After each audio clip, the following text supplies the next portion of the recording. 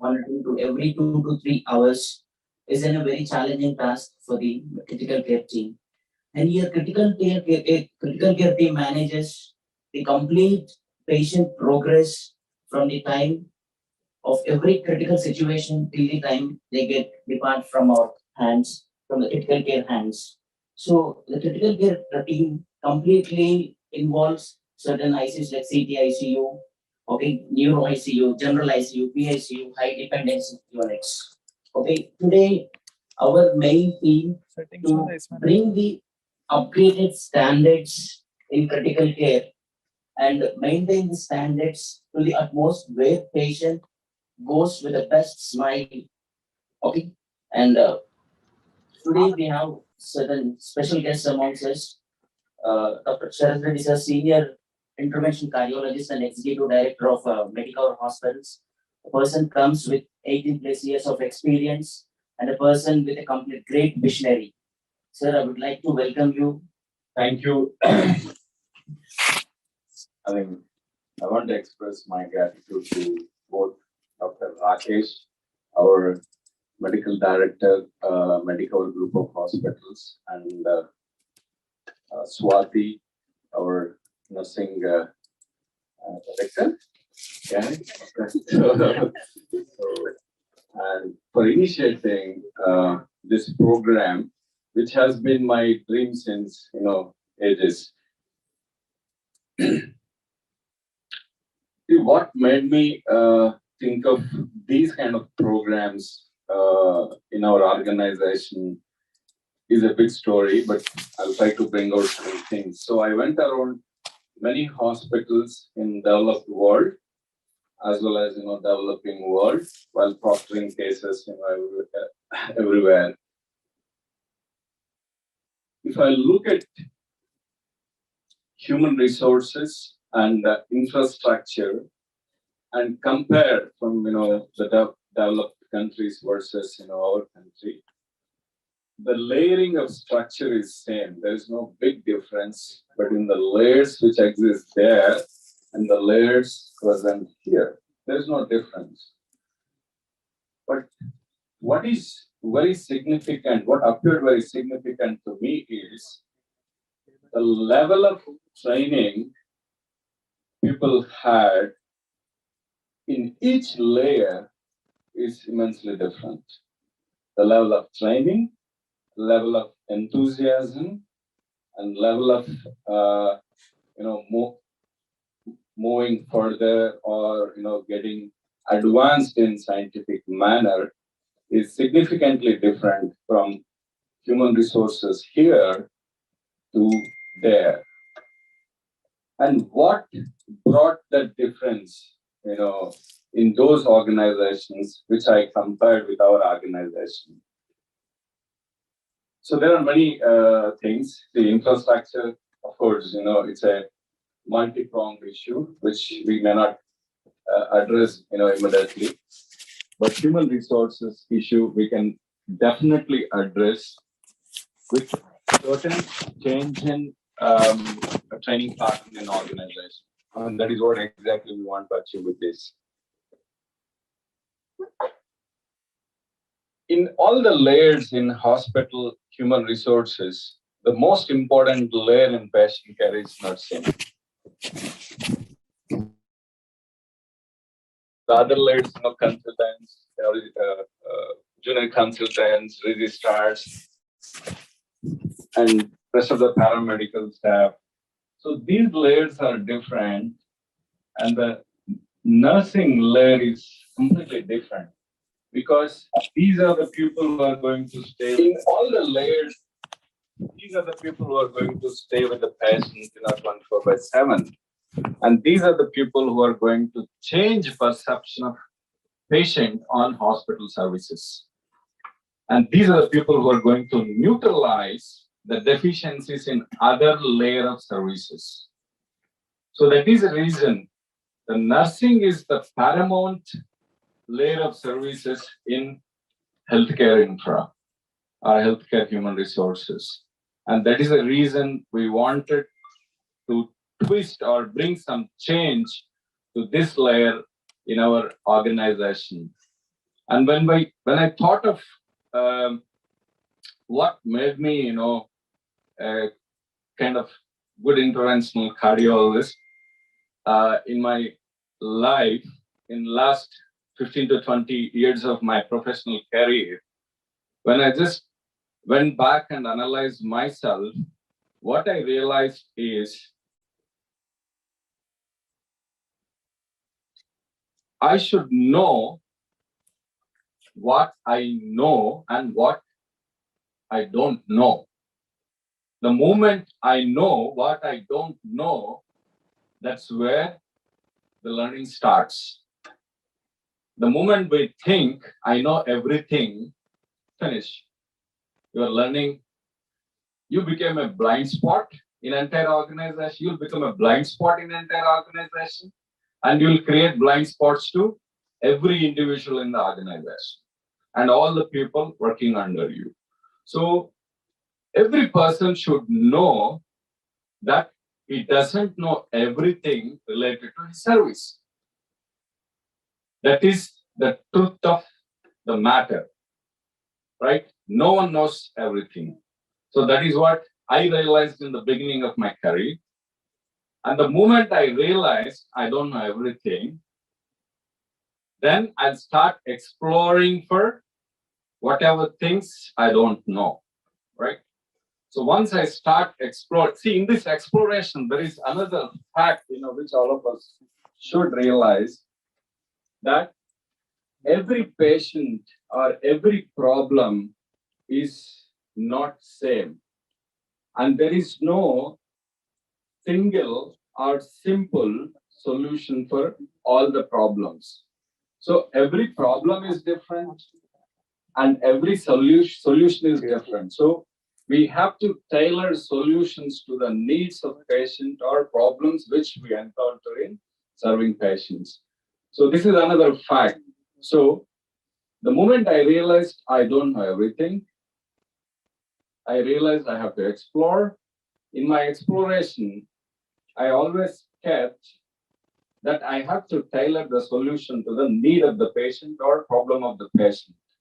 So once these three facts becomes your armamentarium of service, I think then everyone starts. You will see a different kind of service in their organization. So these three facts made me a self-learner over a period of time. So that is what made me what I am today.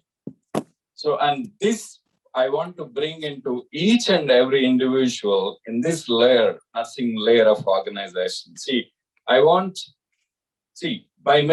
By training 10 people, 20 people, nothing will change. By everyone in the organization has to change, then only change will appear. But by changing 10 people or 20 people or 50 people or that percentage of people, I can at least trigger a change in entire organization, right? So that is the whole idea. So these seminars are going to do these three jobs or three facts which made me a good interventional cardiologist in 15 years. That is, this conference makes you realize that you don't know many things, right? And you have to learn. And then this conference should show that we have to tailor solutions to the patient. Recording in progress. Going to push all of you above a threshold from where you will become a self-learner into your daily routine things. And over a period of time, I want people from nursing to come out and stand here and train more people, who are entering into this organization. And another fact is, see, our nurses, come from diverse training backgrounds. If we see the nursing colleges in India, there are colleges in villages, there are colleges in places where no human beings exist, where the training happens only in classrooms, right? So from people coming from so diverse background, and we are we have to bring out a culture of self learning. Otherwise, so it's very difficult to bring a uniform culture in entire organization. So I'm again express my gratitude to both of you. I mean, Dr. Rakesh and Swati, and another most important person here, who works like me, Dr. Gansham and Dr. Satish, uh, who are behind me for all these kind of activities in organization. So which over a period of time will define organization services. I mean, that is what is going to happen. I mean, take it seriously and put a consistent effort in doing these things, and the program should always evolve. So if the program which we have started today remains the same after 2 months, that means that's not the purpose, right? The purpose is people should evolve and programs also should evolve over a period of time. So I wish all of you that these programs will evolve over a period of time, and these programs will cause evolution in all our nursing services, and over a period of time I think we should become uh, epitome of nursing excellence in healthcare world. Thank you all.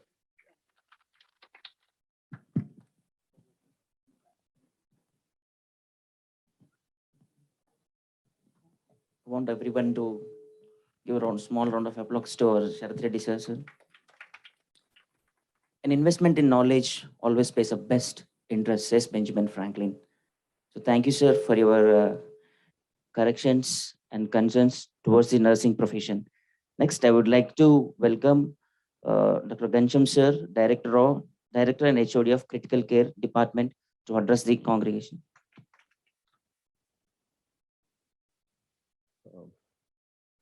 Good morning, everybody, and welcome to the first Critical Care Symposium for the critical care nurses. I won't take much time. I completely echo whatever Dr. Sharath has said. So the only way we can get better is by acquiring knowledge, and there is no other way that you can better yourself, right? And we need to we need to keep moving in our lives, and the only way we move forward in our lives is when we learn something. And this effort, uh, where we are trying to rope in some of the senior consultants in intensive care uh, to get you the basics and the latest nuances in the management of a critical care patient. uh, I must again congratulate Rakesh and Swati for the tremendous effort. There are close to 1,300 nurses who have registered. I hope everybody logs in and have a wonderful learning experience today. I would also like to thank the faculty from all the branches of Medicover who have taken their time out to teach you something. So thank you, congratulations once again, and I hope all of you have a great learning today. Thank you, sir. The function of education is to teach one to think intensively and think critically. Intelligence and character, that is a true goal of true education. Next, I would like to welcome Satish sir, the Director of Medicover Institute of Emergency Medicine, to address us. I'll not take much time. Good morning, all. This is a fantastic effort to create a symposium on critical care nursing. One we have done in March for the emergency medicine nursing, because I feel the nursing layer is most important, as Dr. Sharad sir said. Because whenever we talk about ratios, we will never talk about the doctor versus patient ratio. We talk about nurse versus patient ratio. That much importance was given to the nursing team in the healthcare, and standing at one place, not learning anything, that will not solve a little problem. You need to learn, you need to motivate yourself, innovate yourself, then only you can move forward in healthcare industry. These symposiums definitely will help you to innovate yourself, motivate, encourage yourself, get acquired more knowledge. Definitely, please utilize these symposiums to upgrade you and update you every time. Thank you very much. And Rakesh and Swati, well done. Thank you, sir. Today, before we could start further, so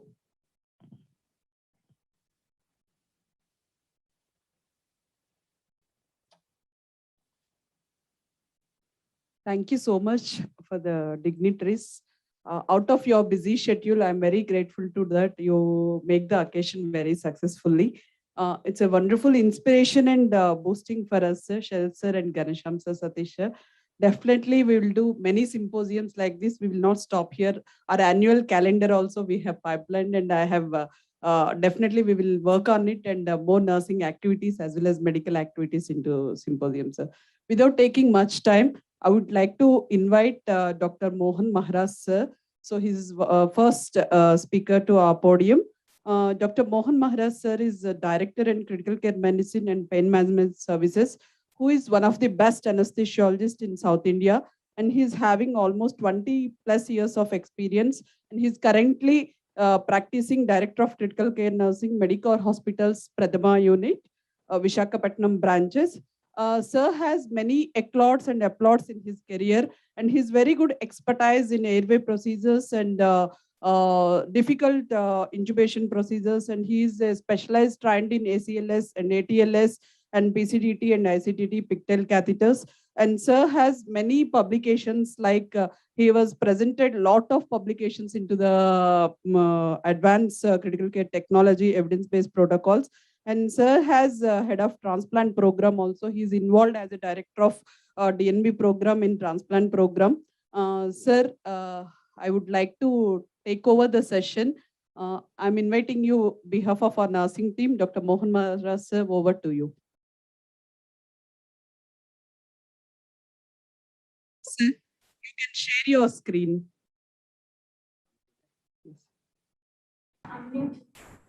Hello. Can you see the screen? Yes, sir. Yes, sir. We are able to see you. Yeah.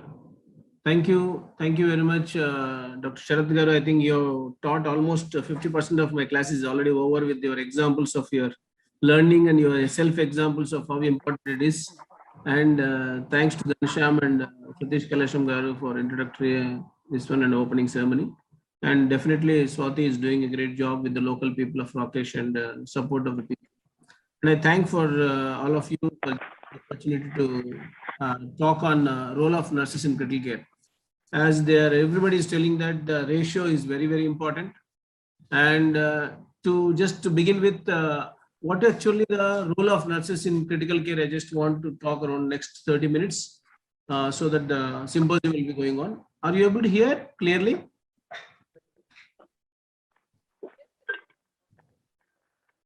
Okay. Sure. So the issue here is that just brief myths, if at all there for some people, just want to clear. As Dr. Satish Kailam has already done emergency nursing once, so that means we already know the difference between the emergency nursing and the critical care nursing. So the multi-organs are involved, different insight and more involved, more labor intensive is required. So that's for critical care nursing. And before that, as he is telling about travel throughout the world and see the hospitals and the nursing excellence and what is required as per NABH, even some of our hospitals are having an excellence. And the issue here is that we know, we have been telling for many times, there is three types of hospitals is there: primary care hospital, or secondary care hospital, and tertiary care hospital.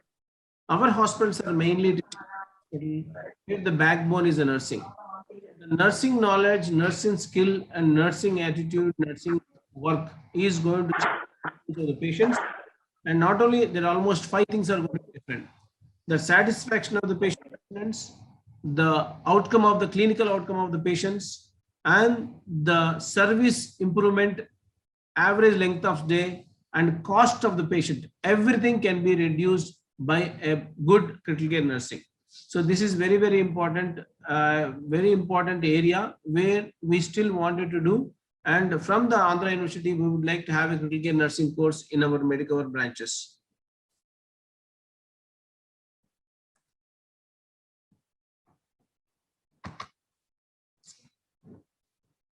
So I just reiterate and say that when the patient is in ICU, most of the patients are not able to talk, because just like an infant, a motherly care of the patient is very, very important, not sympathetic, it should be empathetic.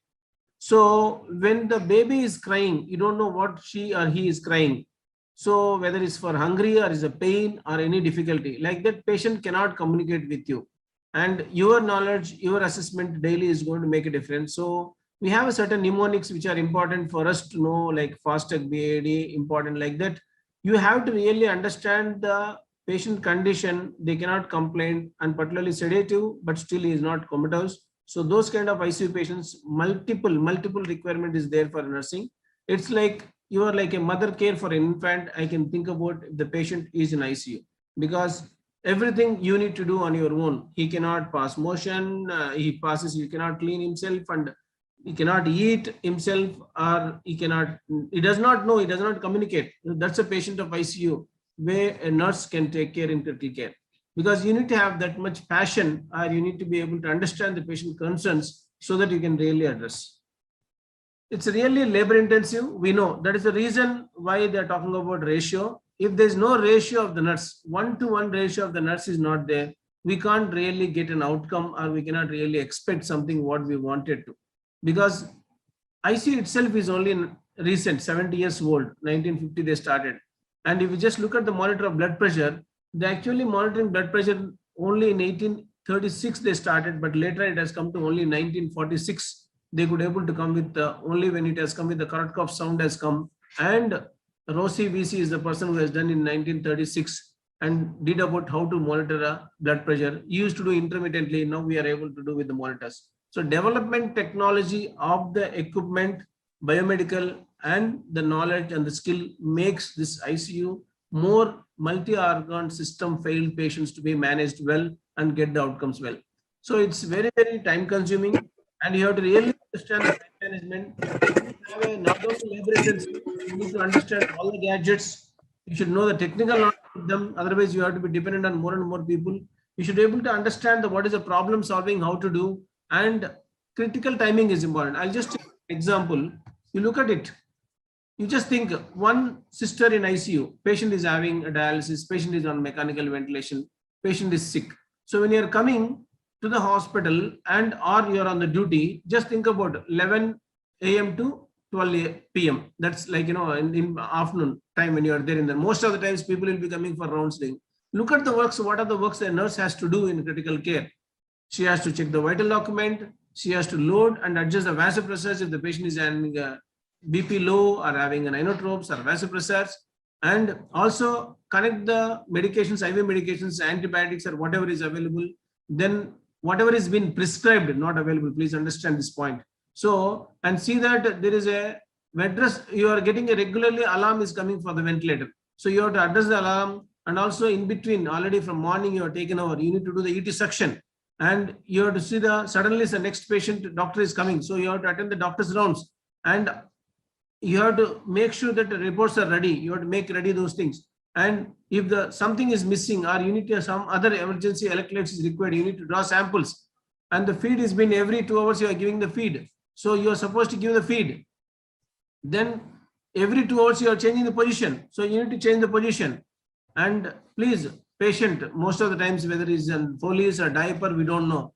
And at the same time, morning they get ready and come to the hospital and say that, okay, we want to visit the patient. There is no visiting hours. Nobody is going to stop, because they have a recommendation. They say a lot of the things. So they still come. And if there is a little bit of change in potassium itself, we'll get ECG changes. So that's another worry. You have to look for the ECG. Then anything, arterial blood sample is there and you want to take, or suddenly the BP is coming down. You have to look whether the damping is there or not. And if there's a requirement of any investigations, ultrasound, 2D echo, look at the works what she or he has to do in intensive care. These are all the things, even if you look at in 1 hour basis, there's a lot of work. The patient depends on the ECMO is there, is on RRT, or you would look for all the bundles. Most important, we all know about infection control, how important it is that to prevent or to get a good outcomes, how we are going to see. So patient is already intubated on ventilation. So that means you have to look at the size of the plasters. So there are a lot of works are there if you really see and chart it out properly in hourly basis.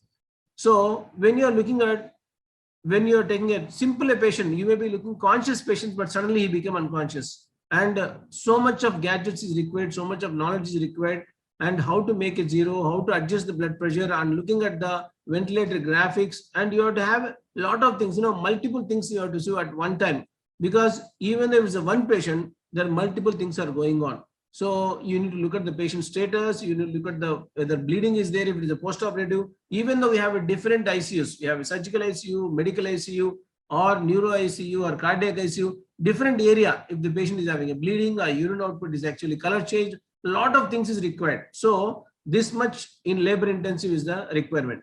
So when you know all these things, how do you make this is a nurse? What are things required? Because as we already know that is a backbone of the ICU is the nurse, and because they are the people who are going to spend the time with the patients 24 hours.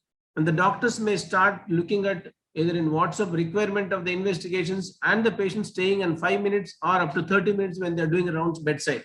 So looking at all the structured way of assessment of the patient. But here the nurse is there all the time, 24 hours, and taking handing over and giving handing over is very, very important for you. And these are the principles any critical care nurse required. So they are like anticipation. There are two ways of it. Don't anticipate and don't worry, because if you are knowledgeable, you know about the subject, you will not get tensed.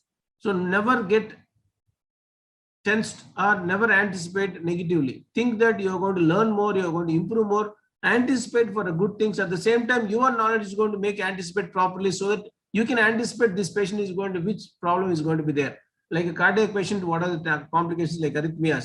The surgical patient's bleeding, the neuro patient GCS. So like that, you're able to anticipate, depends on your knowledge of the patient. So your anticipation should be better and never problematic, and always think positive and collaborative. See, it's like a teamwork.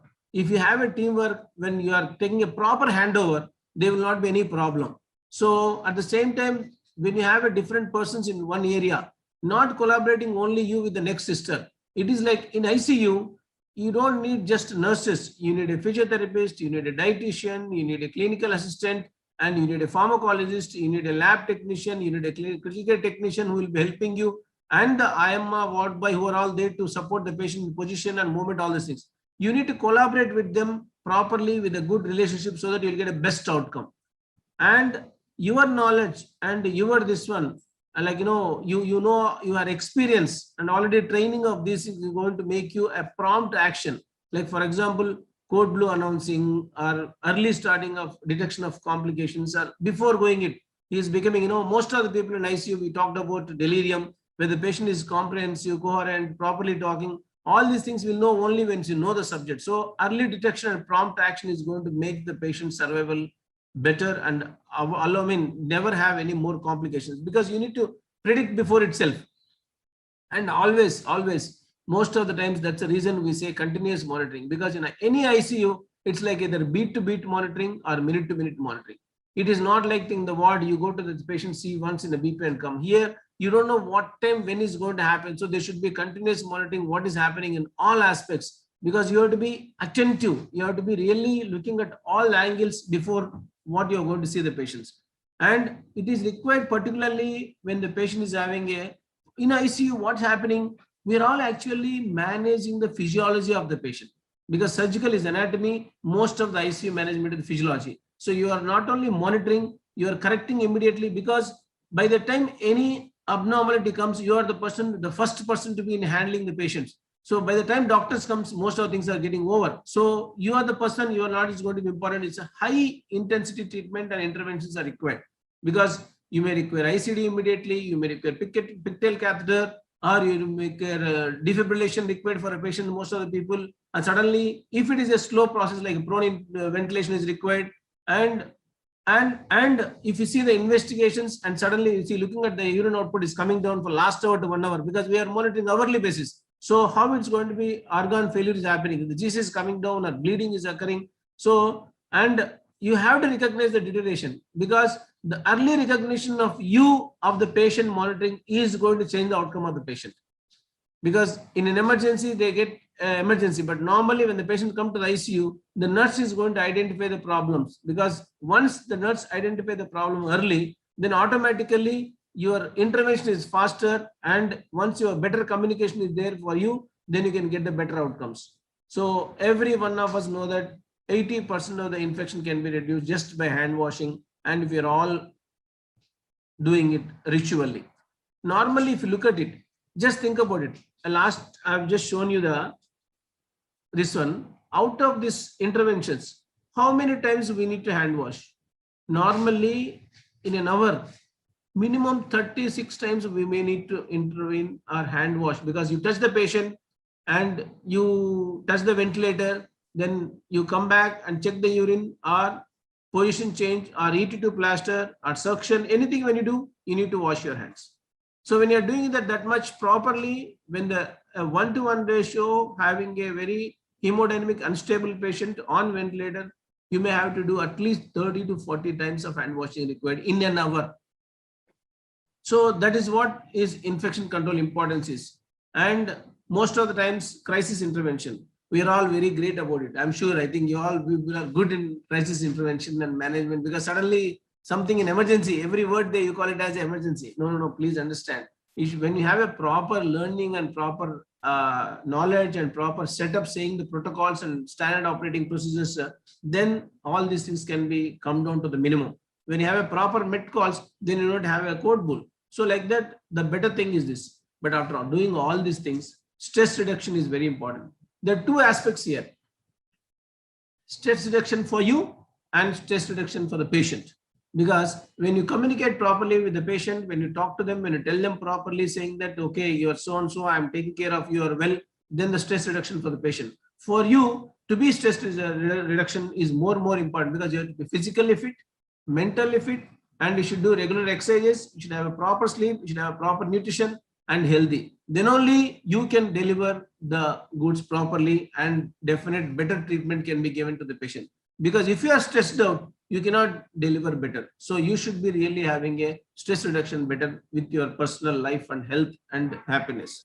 So expert surveillance, this is very important, because unless we have a continuous feedback, how it's going to be there, you don't know what is going to be do next time, because every time again and again you will be doing the same mistakes. So you should not be doing that. So there should be expert surveillance continuously. These are the principles of the critical care nursing. Any nurse who wants to work in critical care, they should have all these things, so that at least if they know everything, it becomes a better knowledge and outcomes of the patients, and with best name to all of us, because your work is going to bring name to all of us. What is the role of a nurse? Just normally I used to tell in the class, 3 things to be given by the nurse. You give medication, you do nursing, and you do documentation. These are only 3 works. Normally I tell the nurse that what you require is only 3 things, but in ICU, not just the 3. You need to do all these things. And you are not only the critical care provider, you are an educator, because as now Dr. Sharath was telling to you, saying that you people should learn and make others to learn, and continuously, most importantly, what we don't know, if we know, that's great. So then at least we know that these are things we should learn, and you be a good educator, and you should have a better coordination with all your colleagues, with the good communication. Then only you can get the things done, work done, and you are a good manager for that entire area of the patient. And patient rights are very important. You should respect them, and you are an advocate for that. Because we all know, we have been learned in NABH what are the patient rights and employee rights. But in more than you're an employee, you know your employee rights, but the patient rights also you should know, you should respect that and follow it. So what are the responsibilities a nurses normally should do at the bedside? What are the things required? And these are things normally any nurse, a critical care nurse, can really do a better work. A minimum things is required. So assess and implement treatment. So normally in assessment, it's like, immediate assessment and immediate treatment is required. You don't have to wait for it, because most of the times it's written, and a doctor may come within 15 minutes or 1 hour. But at the time, routine things, what is there already, you should be able to do. You should be able to assess the patient, and you have a nursing care plan is very important, because you have been learned and taught about it by your superiors and in charges by the nurses. And everyone should be able to know the resuscitation. Resuscitation in different method. Resuscitation like, hemodynamic resuscitation, or ventilator resuscitation, or CPR, or ATLS. These are the resuscitation, NALS, PALS. These are the things you should be able to know, because once you know that, once you have been learned already by hand, then it becomes easy for you to implement, because You cannot do at immediately when you come. You cannot learn on the patients all the things. So, and your responsibility is restore the stability, because stability is very, very important for the patient, so that the physiological stability is more clear and important. And for that, your responsibility to restore the stability of the patient in all aspects. So when the doctors comes, does the rounds, and your people are there, along with your collaboration with the team, you should be able to do that. And your job is to prevent complications. Complications of different types, because you have a complications of equipment, you have a complications of position, you have a complications of medicine, you have a complications of procedures, and there are a lot of complications are there for the patients. So you should be able to immediately, you should be able to understand the complications for the blood transfusion, complications for the patients when you are already having a prone position of the eyeballs. So a lot of complications, procedure complications, position complications, and the medical related complications, equipment related complications. All complications are different. So your responsibility to prevent all these complications. How is depends on how you have been trained, how you have been following. And look at the optimal patient status. So because your thing is that if the patient is hypertensive, your optimal blood pressure is different. So your patient is normal, hypertensive, sepsis, your perfusion is different. So your fluid status and blood pressure, mean arterial pressure maintenance is different. So how to really maintain the optimal patient status is important. You cannot bring the patient out normally, because patient is already on inotropes and IABP or having the support on ventilator. You cannot bring back to the normal stage. The optimal patient status means that there is no fluctuation, should not be there much. So that should be the way where you should be able to do. And it's a continuous education, is a continuous. Health education is very, very important. And in health education, two aspects. One, not only your education, the patient education, because you cannot say all the things to the patient. There is certain limitations. You have to tell this is the disease, you got it, and not like, you are getting end stage cancer, not like that. You have a little problem in the heart, we are going to take care. This is what you have been given. Your IABP is going to help you to the heart contraction, and this medication is going to improve your blood pressure. So like minimal, small things, education is very important for you to tell the patient, so that when you are engaged with the patient, he gets more confident and he'll be communicative. And there are a lot of things in problem in that, but still, that is where you have to educate what you are supposed to educate, what you are not supposed to educate. And the second aspect is that educating the patient attenders, because little bit of education to the patient attendants will give the confidence and they'll really trust the organization better. But you should not educate them wrong things with your own personal ideas. No, he's like, for example, a patient is alcoholic. Okay, better not to take. Don't say that hey, he's taking alcoholic is not good, not like that. So the how you educate them is important. Up to what level education is also very important. And supervise patient care and ancillary personnel, because as I told you that the requirement in ICU is that nurse is a key holder of the patient. He owns the patient. So she has to talk to the dietitian. She has to talk to the physiotherapist. She has to talk to the clinical assistant. She has to talk to the critical care technician to do what job they are supposed to do. She has to talk to the laboratory people, how to draw, what to do. So she has to get the indent from the pharmacy. There are a lot of things what she has to do in ICU. So she is a owner of the patient who will be looking at, with the help of ancillary personnel, and ask the IMR to come fast for bedpan and cleaning and other things, bed sore prevention and wet cloths removing. So all these things are there. So the support patient adaptation, because patient may not be patient previous day in acute conditions, or may not be maybe sick patient which is not used to the new things. So you have really adaptation of the patient, because your adaptation and patient adaptation both are different, because you are adapting to the circumstances, that patient, that equipment, that arena is different, and the patient adaptation to the treatment is also different. So these two things are the support patient adaptation to the system is also very, very crucial for you to make them to understand. And again, as I told you, preserve the rights of the patient. So what are the skills a nurse required, particularly ICU nurse required? And she has to know the admission criteria and the transfer of the patient, because the critically ill patient transferring is very difficult.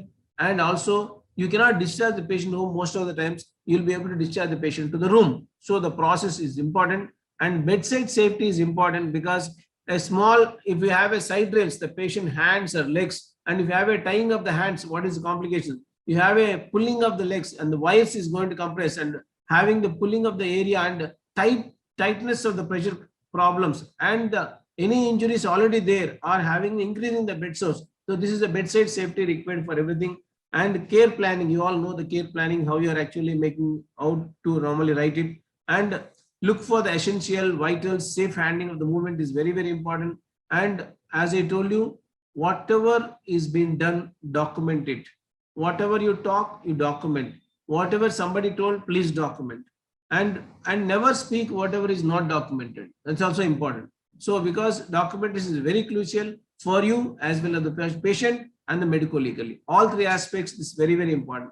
And you never miss the documentation of most of the things, particularly whether it's a fluid or any observation, somebody is advised, any plan is changed, everything is just pen it down. Pen it down is very important because that saves you from many angles and many areas. So documentation is most and crucial and important.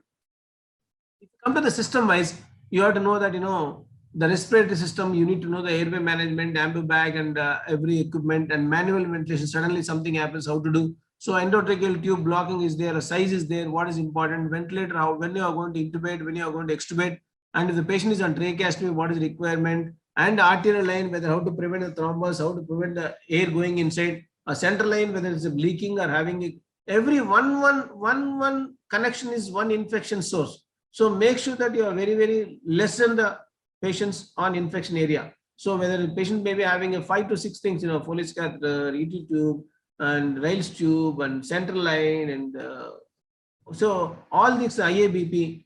So when so many things are there, you should be more careful. You should be more preventable complications, and patient may go into. Particularly, you should be trained and learned about these skills are important. Like how to manage the tracheostomy patient, how to manage the fluid patient is the fluid resuscitation, how to manage the patient when the patient is arrested, and particularly when you're in neuro ICU, because you have a different ICUs, your training maybe domain knowledge is same in ICU for maximum things, but only except a few things, and neuro and cardiac, and these are a little different because you're going to be more towards the level of consciousness and what is sedation you're going to do, what is the score you're going to look into that, how much you're going to increase and reduce, and your knowledge and skill about the particularly biomedical equipment is very, very, very important. You have almost 10 to 15 equipment with the one patient ICU.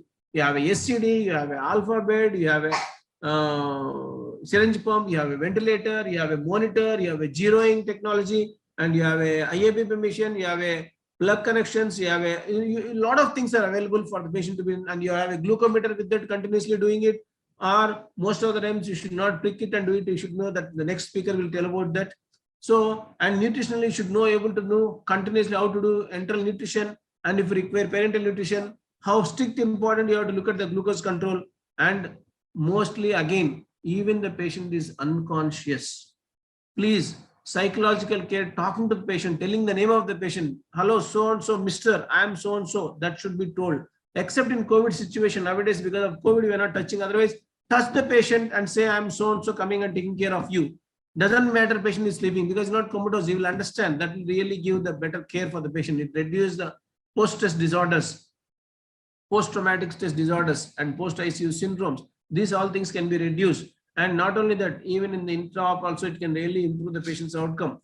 And as I told you again and again, you have to know the infection control policies of that organization, that ICU, that cultures, what is going on, and regularly look at the investigations. If normally yesterday I asked you for the potassium, or I asked you for some investigation, today it's come around maybe after 2 hours, it comes around 8.5. You are waiting for the doctor's rounds to come and see. Never any abnormal investigations, immediately inform. And look at the range of the normal in the printing. That may be also sometimes wrong. So you should know what is normal range by yourself. But the problem comes here is that, just for an example, in our Medicover hospital itself, we have 19 branches. And in that different states, Marathi, Oriya, Tamil, Telugu, Kannada, so many people are there. And it's a language barriers. And the communication is actually, it is listening. It is not talking. Communication is mainly, it's listening. You have a very important, and that too, active listening is very important. So coming to that communication, these are the problems, barriers, because one thing, you may not know the knowledge, that's why you cannot communicate well. And maybe gender specific nowadays, because male, female, and physical, because physical communication is also very, very important. And actually how you have a body language, how you really communicate matters a lot. And I think all of you know, they teach you, they train you, because I've seen it once or twice, people talking about it. And they have a structural organizational communication there, because somebody says this is the way to only communicate, and the personal communication, and there should not be any ambiguity, because how you speak, what words you speak, because you don't need a lot of respect to the others, you need a lot of good communication to others is very important, and that should not be kept in mind. You should not be fearful, you should be able to be really bold enough, because if you don't know, but never say that not communicating is really dangerous. So but with the normal communication, these are all the barriers which is really difficult, because there's a fear of being criticized because you don't know. Doesn't matter, because the patient is most important for us, because if you communicate early, you can save the patient life.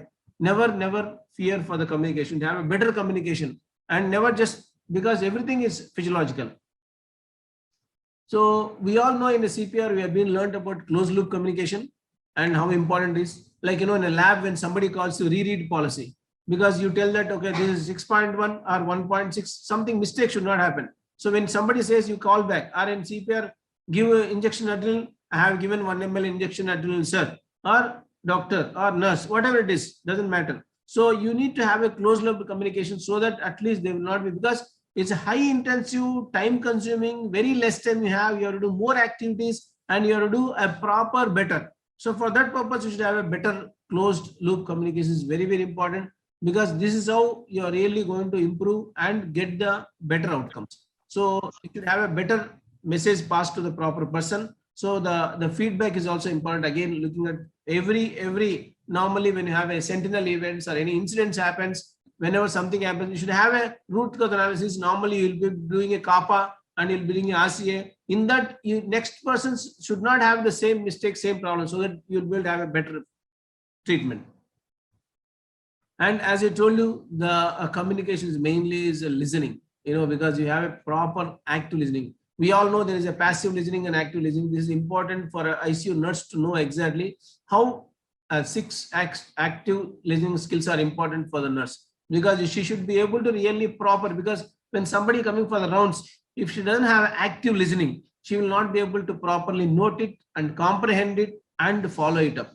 So because these things are important for further patient's real outcomes, and small things it may be, like for example, okay, get a potassium done before going for a dialysis, or just you don't do anything, or you say that, okay, get a ECG done, then call for help. You don't listen one thing or you listen something else, is dangerous, because the hearing is dangerous, but active listening is important. So this is one of the important thing which a nurse should be able to really know about, what actually is the techniques and skills of active listening, how really she will be able to do within that given time, how much better we can do the patients, not only the treatment wise and outcome wise, is very important, which every nurse should know. As we know, as a nurse, NU or SC, everyone have been learnt in GNM. Every one of you know in E is empathy, I think. Is that right? Am I right? The last. But remember one thing here, everything is important. You are doing a nursing, you are doing a medication, everything. There should be empathetic, not sympathetic. Never show sympathy. You should not have any emotional connection to the patient. You should have an empathy, and you should really able to know. We may feel, yes, I understand. We should analyze it properly. Never sympathize with the patient attenders, and you should be empathetic. At the same time, to the patient, you should be very close as per the requirement. You should be really on toes to do the things. Then only we'll get the better. You get your satisfaction. You'll be more satisfied. So, empathy is nothing but eye contact, having how you normally do a communication with the patient attendants, the facial expression, whether you're, I'm sure most of the nurses are females, they know how to really make a facial expressions better than many other people, and the body language and posture, and you should be affectionate at the same time. And the voice of the tone is very important, because the way how you speak, because how you speak with your husband, how you speak with your mother-in-law, how you speak with your colleague, these are different aspects. You already know these traits. But at the same time, in the work area, how really you should be able to do the proper, the voice of the tone is important, and also looking at the whole patient, not just looking at only just one side of it. You should be understanding the holistically the total condition of the patient. Then only you can take the proper care of the patient. And your response is important at the end, because when you answer back, when you tell them, and the same thing, you should have a proper, better combined, or you have to have a proper response. So I just want to stress for the today's class on these things, and I'm not going to talk anything about this. because we all know these are things which is required, and the further next speakers are going to tell. My thing is, what are the roles of nurses to talk this class only, because we all know the bundles of care in ICU. All of you put together really can achieve a great thing. So like that, in ICU, any patient who's in ICU or critical care area, you should follow. These are the minimum things. These are all the end of it. It's only minimum things. You know, if you have any, most of the infections can come from because of us. How do we prevent is by following this. Because if you have COTI, that is the catheter associated urinary tract infections, how to bundle. Because you look at the what is going to happen. You see this here. So there is a bundles of each one separately. Each one is important, and that will have a lot of strength, because even with strength can even pull the elephant, because whatever is happening, this much strength, if you do properly, each one is having a supported by small steps of five things, you know, because we'll talk about it in a later further, and at the same time further what they're going to talk about in ICU. And ventilator associated pneumonia prevention, VAP bundles when the patient is on ventilator. And in delirium patient or ICU delirium, or we have been told previously that ABCDEF, how to really prevent it. And also central line associated bloodstream infections, how to prevent, how to manage, how to really, when to remove, what to do, all these things. And skin infections and taking care of the skin. So these are the things which are important. So this is a minimum standard of care in ICU. This is not the nursing care. Please understand, this is not the ICU care, and this is not the full care of the patient. This is just a minimum standard, you know, just coming as soon as you come to the hospital or before going to the duty. These are the minimum standard where you should be able to maintain an AM, PM, how to really take care of the patient in ICU. Easy way looking at a, you know, as I told you in the first photograph, a mother taking care of infant and hugging the patient, hugging the baby. The same way, just to remember for you, fast hug BAD. 2 times you are supposed to hug your patient, and you understand this by a minimum care of the patient. So this is the only minimum standard to maintain. It's not a maximum standard. Please keep it. So in this, you just look at easy way to remember so that you will not miss it. So what is the feeding? What we are given? How much we are given? What fluids we are giving? Whether the bowel is open or not, and the analgesia patient is taking or not taking. And there's a different method also. Somebody says ABCD. So that is how we say that. And sedation is there. Thromboprophylaxis. And head-up position is very, very important, except for the posterior circulatory stroke in the patients normally, where normally they don't put in a head-up patients. And otherwise, a spine injury or spine surgery when is required.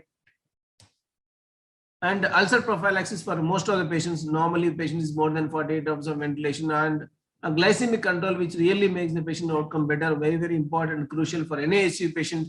And normally when the patient is on ventilator every day, sedation stopping as well as a spontaneous breathing trial should be given. And looking at the bowel care, not only bowel care, eye care, back care, okay, perineal care and mouth care are very, very important. There's a steps for you how to really take care.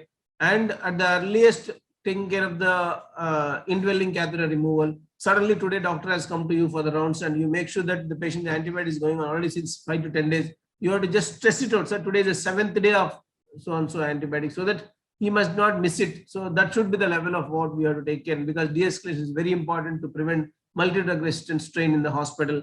We really should take care of that crucially. So this is a minimum care what is required.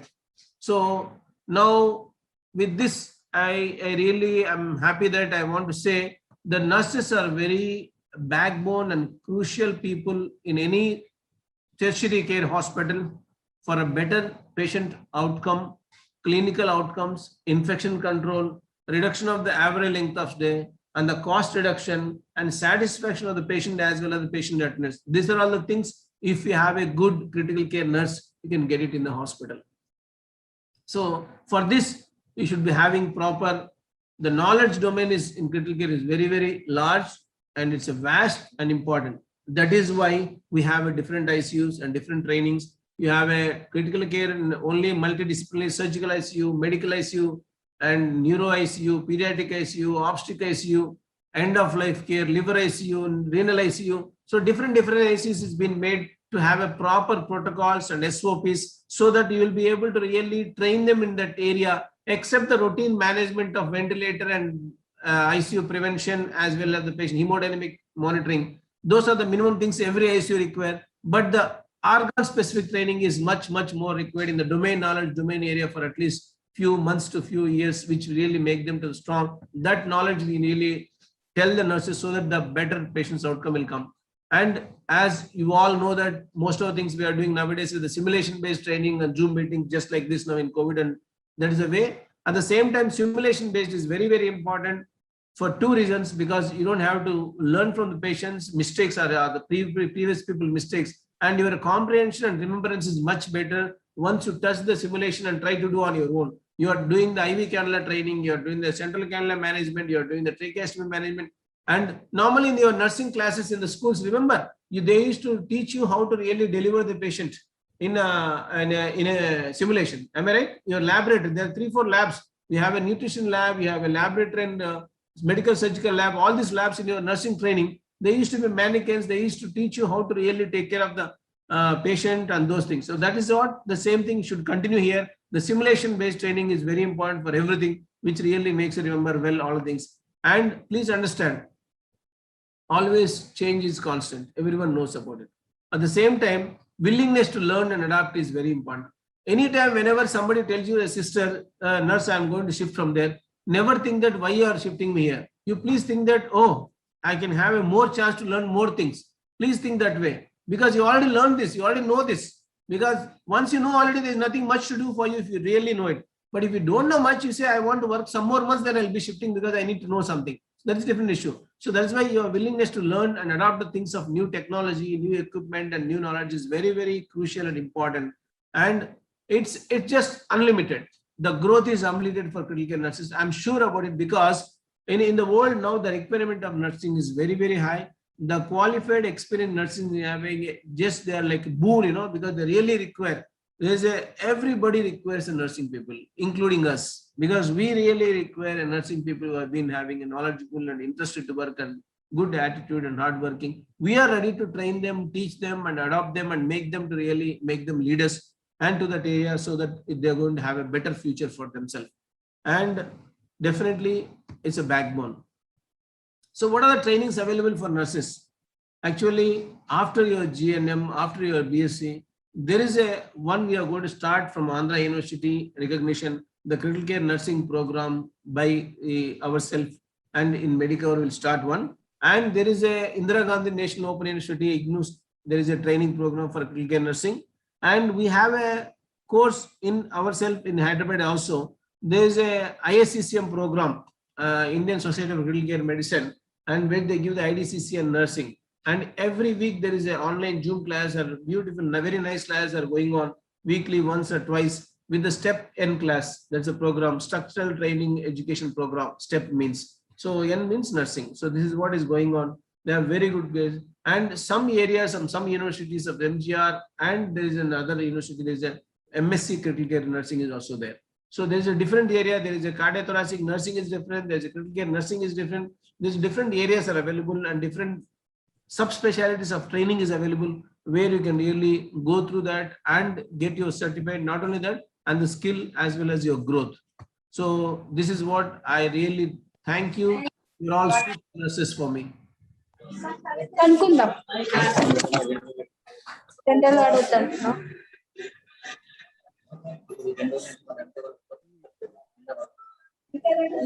Over to Swati. So thank you so much. Nurses are the backbone of the hospital. I completely agree with you.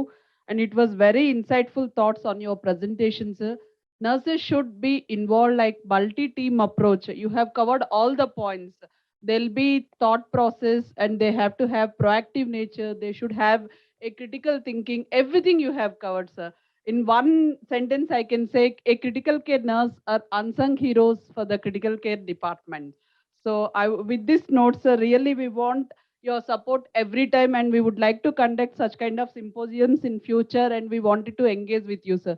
Such an enlightened presentation we haven't seen, and it was very thoughtful presentation, sir. We definitely prove it, and we need to upgrade ourselves, and we need to update our protocols.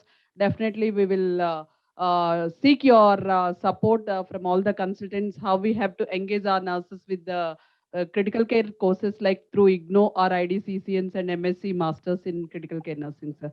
Once again, a big ton of thanks to you, sir. Out of your time in busy schedule you have spent with us. It's really boost us and motivate us. Sir. Thank you so much. Thank you very much, Swati. Any questions, please post in chat box. Sir is ready to answer, or I don't want to take next speaker is waiting. Any questions, even till last day, you can post your question answers, questions in chat box. We are ready to answer your questionnaires. So without taking much time, thank you so much, sir. You can end your meeting. I'll invite a second speaker. Today we have another eminent speaker with us, Dr. Chandresh Kumar Sudani. Sir is working as a senior critical care consultant with having 9 years plus experience in Medicover Hospitals, High-Tech City branch. Sir has completed his IDCCM Medica Hospitals and DNB Anesthesiology, and he did in PG DHM in IGNO, New Delhi University. So I would like to invite Dr. Chandesh sir, to take up his session about airway management. So this is more on simulation session as due to COVID, we are not able to do simulation lab, but next year, hopefully we will conduct on simulation lab along with this presentation. So over to you. Thank you so much.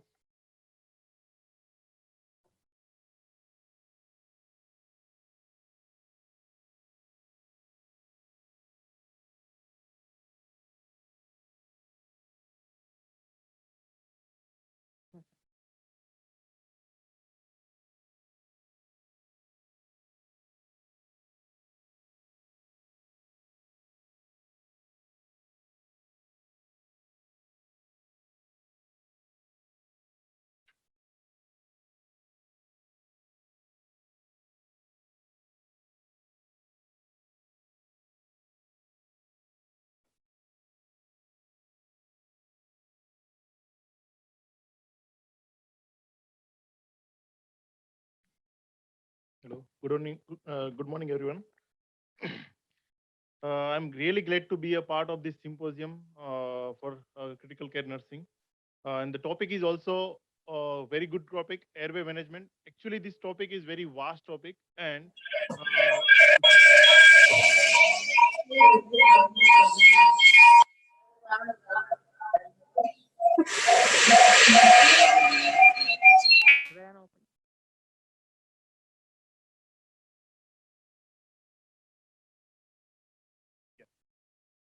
so if you divide this airway management, it can be divided into either basic airway management or advanced airway management.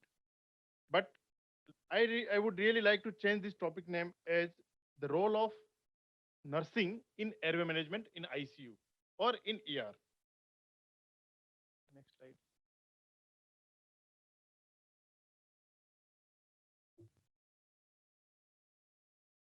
Yeah.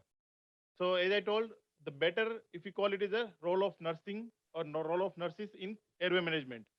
Why this airway management is very important and how to define the airway. Airway is nothing but a passage through which air will go to the lungs. And this airway patency is very important because you might have seen many patients in ICU, those who are neurologically very ill, and the reason behind their cardiac arrest or the respiratory arrest can be late identification of airway patency. So if you really want to prevent all these complications in the patient, the best thing is to identify the problem as soon as possible and earlier. So let me start this presentation with one case scenario, and you also can have a one thought process that what can be done in particular situation. Suppose a patient who is a 60-year-old male patient with a weight of almost 98 kg, a patient who is chronic alcoholic. Now this patient is there in ICU since last 2 or 3 days, but he's all the time little bit irritable.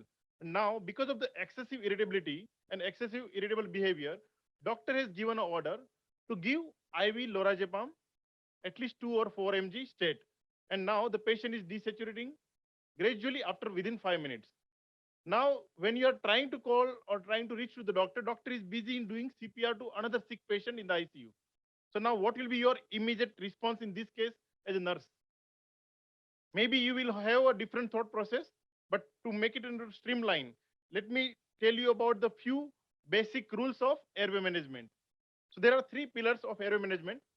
First is a patency, identification of the patency, whether the airway is integrated or not, the protection against the aspiration, whether it is there or not, or whether patient is really getting oxygenated and ventilated or not. These are the major three problems everybody should identify. Let's see what are the signs or clinical symptoms when patient is having any of these things. Next, clinical signs of airway compromise, particular to patency. Any patient who is having a different abnormal breathing sound like inspiratory stridor, you can think about something stuck on the upper airway. Snoring, excessive snoring, again, it will be indirectly, it will be telling you about tongue fall. Gurgling sound, any pulling of the secretion can make gurgling sound. Drooling of saliva or something like this when inflammation is happening in the epiglottis area. That time also patient will have a lot of amount of saliva production. Hoarseness of the voice, particularly if vocal cord injury is there, if there is a laryngeal edema. A paradoxical chest movement, a patient might show the different abnormal kind of breathing pattern, particularly they will use more of abdominal muscles. And tracheal tug, the retraction of the muscles near the tracheal area.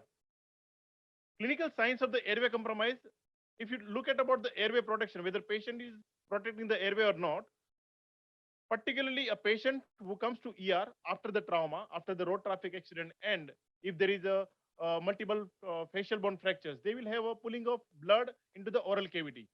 That time, it is very important to identify that problem and going away with the suctioning of this particular part. First, in the upper airway, a patient, particularly in a surgery, who is posted for some ENT surgery, there you should see whether the airway is protected or not. Persistent vomiting because of some intoxication, and because of that, if is there any neurological deficit, loss of protective airway reflex is there or not, that you have to identify. How to check for the clinical signs of airway compromise if it is related with the oxygenation or ventilation? Particularly if patient is desaturating very fast, the central cyanosis you will definitely see. Diaphoresis in a patient who is into distress. Rapid shallow respiration will start. Patient will use accessory muscles and there will be a retraction of the muscles. At the same time, as I told, abdominal kind of breathing pattern you will observe. So if you are able to find this kind of clinical signs, you always think about the airway compromise. And next step will start how to protect the airway. So basic airway techniques everybody should know because it is very important in a ER or at the same time it is very important in the critical care also. This should be executed before even advanced airway management. Learning about the how to intubate and how to go ahead with the mechanical ventilation, it is not that much important. If you are really very good at basic airway management, that is more important. So these are the basic methods how you can deal the airway. Head tilt and chin lift. I'll talk about all these things in detail. Jaw thrust, nasopharyngeal airway use, oropharyngeal airway use, and bag and mask ventilation with the ambu bag or with the Bain circuit, which is called as a positive pressure ventilation. So this is very important. You always see, whenever you see either in a ward, in ER or in a ICU, when patient is having a low level of oxygenation, you will always think about desaturation. At that time, whether patient is responding or not, whether patient's chest movement is there or not. Look, listen and feel. Look means look for chest movement, whether chest is moving or not. Listen means a patient's breathing sound, whether are you hearing any abnormal breathing sound or not. At the same time, if suppose patient's breathing is patent, you will always feel some amount of hot air coming out from the patient's mouth or nose. So these three things are very important. Look, listen and feel. Once this is done, you will always think about whether tongue fall is there or not. In a normal conscious patient, because of the patient's consciousness, the tongue will not be completely attached to the posterior pharyngeal wall. But if by any chance, if patient is unconscious, the tongue will fall and it will touch to the posterior pharyngeal wall, which will again obstruct the complete airway. So this is the area where mechanical obstruction happens. And that's why patient might not be able to breathe properly. So what is the solution for that? So whenever you are at the bedside and you are identifying that patient is snoring a lot, patient is not breathing properly, and patient is desaturating, it is your duty, before even calling to the doctor, you go to the patient and remove this obstruction if it is possible for you. So first simple technique is head tilt and chin lift. Always you make one extension at the neck side and మొత్తం room లో ఎవరైనా Zoom open చేస్తాను. just 1 minute. So always you put your one hand on forehead, second hand you can touch the bony part of the mandible and avoid any kind of pressure on the soft tissues. By doing this, you are actually tilting the head, and after the tilting head you have to lift the chin. By doing this, you will definitely remove the airway obstruction because of the tongue fall. Jaw thrust. This can be done in a patient whom you are suspecting any kind of cervical spine injury, because in a cervical spine injury patient, you are not supposed to do any kind of flexion or major extension at the neck side. That's why this is the safest maneuver. And by doing this method, generally you are avoiding any kind of extension at the neck side. So what you need to do is stand behind the patient, and the heels of the hand should touch to the patient's temporal area and locate the angle of the mandible. At this area, you have to displace the jaw forward. In the forward direction, if you just displace the jaw, definitely the some part of tongue will definitely go away from the posterior pharyngeal wall, and it will again make the airway patent. Now, this two maneuver, jaw thrust and chin lift, you can give for some time, but not for longer period. So what you should do? You should definitely take some help of some devices. The major device which you use is nasopharyngeal airway. You all might have seen, but I have observed that many times, if we are not taking a appropriate size of nasopharyngeal airway, it will not serve the purpose. So it is always very important to find out the proper size of the nasopharyngeal airway for particular patient. And how to decide that? So we should start from the nostril, till the angle of the mandible. Whatever length is there, the similar size of nasopharyngeal airway we should introduce. So one more thing you have to remember: before selecting the nasopharyngeal airway or oropharyngeal airway, you should see about the patient's conscious level, whether patient is semi-conscious or completely unconscious. In ICU, most of the patients, they will be on some kind of sedation, either fentanyl sedation or dexmedetomidine. These patients are called like semi-conscious patient.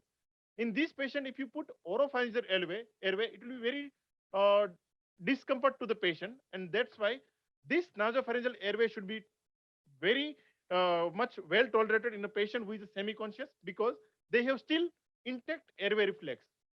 If you have observed in the OT, when patient is getting anesthetized, at that point of time, if tongue fall is there, they will not use nasopharyngeal airway. They will use oropharyngeal airway, which is also called as a Goodell's airway, plastic airway. So that airway should be used in a patient who are unconscious. So again, properly sized nasopharyngeal airway is very important. And always remember one thing: if a patient comes to the ER with some injury, exclude always facial trauma. If you find any bleeding coming from the nose, any major fracture on the mandible or something like that, please try to avoid nasopharyngeal airway, because there is a high possibility that patient can have epistaxis or other bleeding manifestation.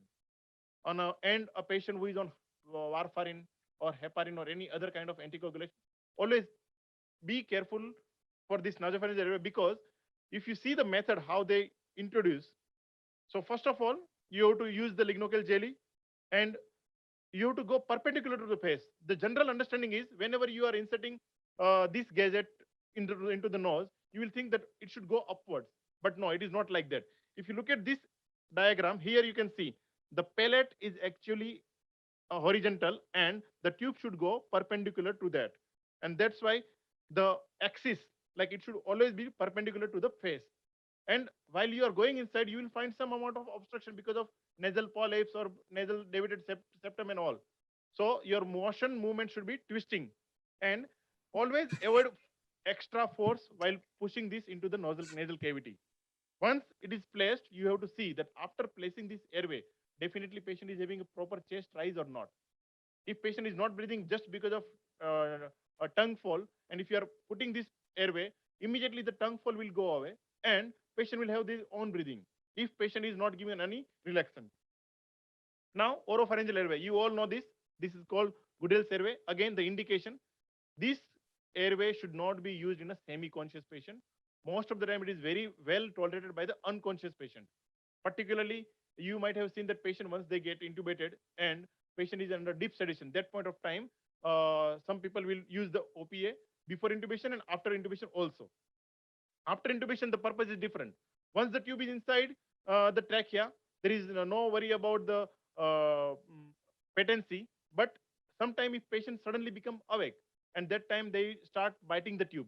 Again, because of that thing, patient might get obstruction, which is a self-induced. And if you want to prevent this, if you put this nasopharyngeal airway, because of the block, patient cannot chew the tube. But always remember, in a conscious patient, this is contraindicated. So OPA insertion technique is also a little bit unique. Though the shape is different, but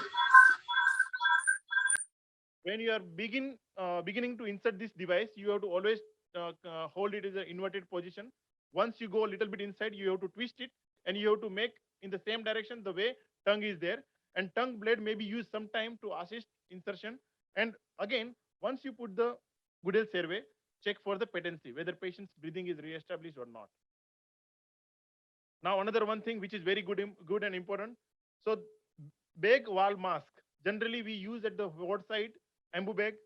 We use bench circuit in the ICUs, right? Whenever patient is desaturating very fast, before even making a plan of intubation, immediately first thing is to provide the proper ventilation with the help of this bag wall mask. So, generally, it should be considered as always first response. And once if patient is getting intubated and by chance if this intubation is failed intubation, again, you can resume your ventilation with the help of bag and mask. So this is very important technique. All nursing staff should learn, because when event happens at the ward side, many of the nursing staff who are not well versed with the technique, they might not be able to provide immediate oxygen support to the patient. They will just provide oxygen mask. But if you are really you are having the knowledge about how to hold it, maybe you will be the first person at the bedside rather than anesthesiologist. So golden rules of bagging: almost anybody can be oxygenated and ventilated with the bag and mask. Manual ventilation skill with proper equipment is a fundamental premise of basic advanced airway management. And the art of bagging should be mastered before even you learn intubation and advanced techniques. So let's see how to hold. You can see here how the person is holding the mask. Three last fingers should be on the mandible and another two should be on the mask. So one hand will give the proper sealing to the face, and at the same time, the same hand will give the proper position also. So with this, you are actually maintaining a sniffing position, and by doing this, your mandible, you are actually pulling it little bit on the forward side, and patient will be able to ventilate with the single technique. Now, if a patient is having any cervical spine injury, how to do this bag and mask ventilation? You will need a support from the other person. You will be focusing only on giving ventilation through the bag and mask, but the other person will assist you providing the jaw thrust. Again, I told, whenever there is a cervical spine injury, avoid any kind of excessive neck extension. In this position also, if you are finding difficulty, you can definitely use nasopharyngeal airway or oropharyngeal airway before putting the mask. So what if this also fails? If patient is not getting ventilated with normal mask, with nasopharyngeal airway, with Goodell's airway, or with bag and mask ventilation, what should be done? Patient is desaturating gradually, and the doctor is on the way. So at least if your crash cart is containing these two devices, LMA or combi tube, you can blindly introduce, because these both things directly it will go into the esophagus in most of the time. So once it is in esophagus and if you inflate the bulb, entire air is going to divert into the trachea. So these are the emergency equipment which is there in the emergency airway cart. But in a scenario when you cannot ventilate the patient with a conventional technique, with a bag and mask or with ambu bag. But if you are able to ventilate, no need to take any of help from this product. Now, airway adjunct devices, it comes in a various sizes. Goodell's airway comes almost 5 to 6 size, and nasopharyngeal airway depending on the patient's physical parameters. Advanced airway, ET tube, curved, and sometime even subglottic suction will be there. LMA devices, which can be used in an emergency situation when you cannot ventilate the patient with a bag and mask. Before intubating the patient, if patient is desaturating very fast, you can always use LMA. Now, role of a nurse in such emergency situation, first is a identification.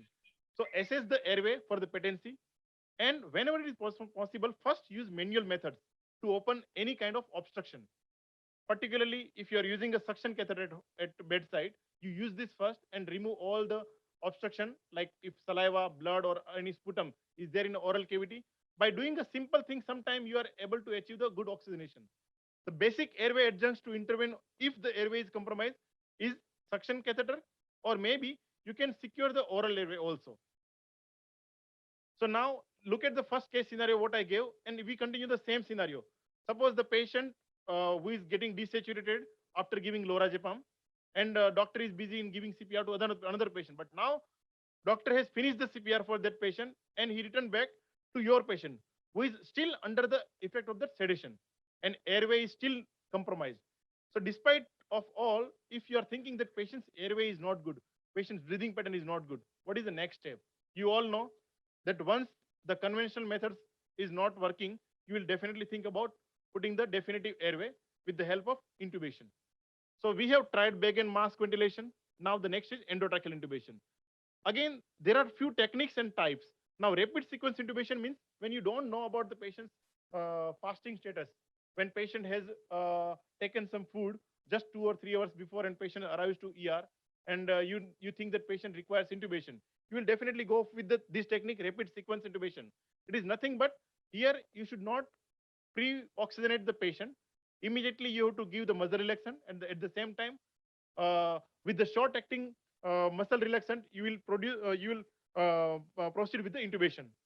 Now, alternate technique for difficult airway, it is advanced topic, and here sometimes we can use awake intubation with the help of the bronchoscope and all. So what you need to focus more in bag mask ventilation. Now, always in the ICU, we see there will be always 2 sisters or 3 sisters who is helping to the physician who is taking care of airway. So you should divide your role. If a patient who requires intubation or airway management, the team leader, either it is a emergency physician or either a critical care specialist, we will be always standing at the head side. Where will be your location? If you are very well with a airway trolley and you have an idea about which thing is kept where, you should be taking that role, and that nurse will be called as airway nurse. She should handle entire airway trolley. Whatever commands comes from the doctor that he needs some particular device, you should be able to give immediately. And the same person at the same time can monitor the multipara also. So if patient is desaturating, the airway nurse should tell that sir, patient is desaturating very fast. So if at all, suppose if first attempt is not successful, we can again come back to the bag and mask ventilation till the oxygen level increases, and then we can go ahead with the ventilation with the intubation. One nursing staff will be at the IV line. So checking IV cannula site, whether IV cannula is working or not, whether any evident swelling is there or not, that is very important before planning of intubation. If there is a doubt, if patient is having a cannula which is there for last 3-4 days, before taking a chance, even you are more confident, no, patient's IV cannula is intact, we are using the same cannula since last 3 days, it is always better to have a separate IV access. In case if your drug doesn't work, then you have to need to repeat another dose of muscle relaxant. That point of time, spending more time in securing IV cannula will not be a good choice. So IV nurse should take care that IV access is good, and entire drugs, whatever medications are advised by the physician, it should be given by IV nurse only. If extra nursing staff is there, she can always document the events. At what time patient was given relaxant, at what time intubation was done. All these events should be documented. So this, I think you all know, there is a huge list of equipments which should be there in managing the airway. Many of the times, small things we will forget, like buji. Buji is again a very important role, plays very important role when there is a difficulty in visualizing the vocal cords. the person who is intubating the patient, and different size of tube and different size of laryngoscope blades. So when you check the airway trolley, make sure that all these things are in place. If one of the things are not there, you should arrange that first and then plan for intubation, because you never know which thing will be required at what time. Now coming to the intubation, while proceeding for the intubation, the position is very important. A patient who is completely lying down on the plate, it will be sometime a difficult scenario when you cannot visualize the vocal cord properly. That time, the positioning is very important. Sniffing position means you should put some amount of support under the occipital lobe. So patient will have minimal extension. At the same time, neck will have a extension. If patient is very obese, like in our scenario, I told that patient is 98 kg, means obese patient. Obese patient will have a difficult intubation, particularly because of the bulky neck tissue. At the same time, the axis of all the airway will be in different. So to make it in a line, you need to have little support. Two pillow under the head and one pillow under the shoulder. If you put like this position called as a ramp position.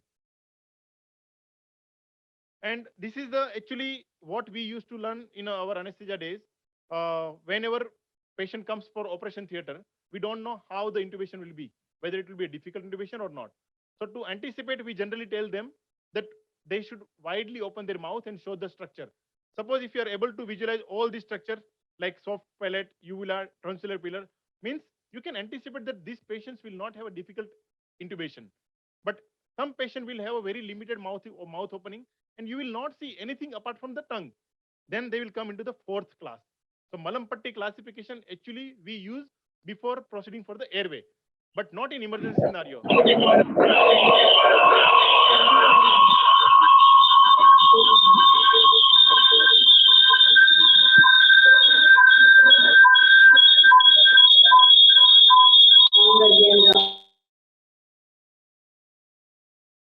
Yeah. So anytime if patient is having an emergency situation, you might not be able to perform this examination. But if you think that patient is obese and you want to have an idea whether this patient will have a difficult intubation or not, that time you can always assess the Malampatti classification and divide them into 4 groups. Now, which drug you will use to intubate the patient? Generally, major three class of the drugs what we use in ICU: analgesic, anxiolytic, and muscle relaxant. I think you all will be aware about these common drugs, so I'm not going into much detail about this. So what is the role after the intubation for the nursing staff? So always once the intubation is done, make sure that position should not get displaced. So to secure the tube position, you will always use the plasters and all. Patient positioning after the intubation is very important. Patient should be in upright position. Regular closed suction after the intubation of if ET secretions are more. Review of ABG and chest X-ray with the intensivist after 1 or 2 hours.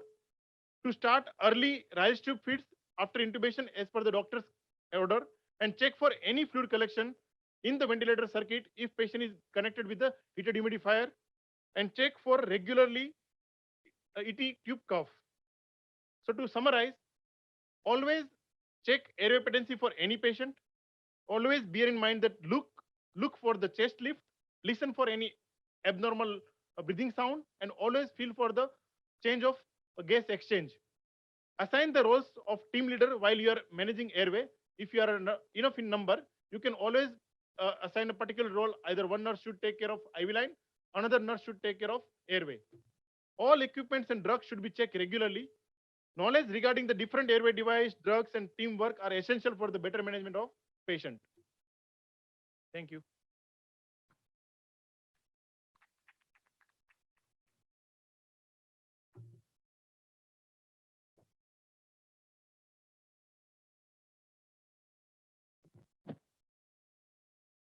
Thank you so much, Dr. Chandresh.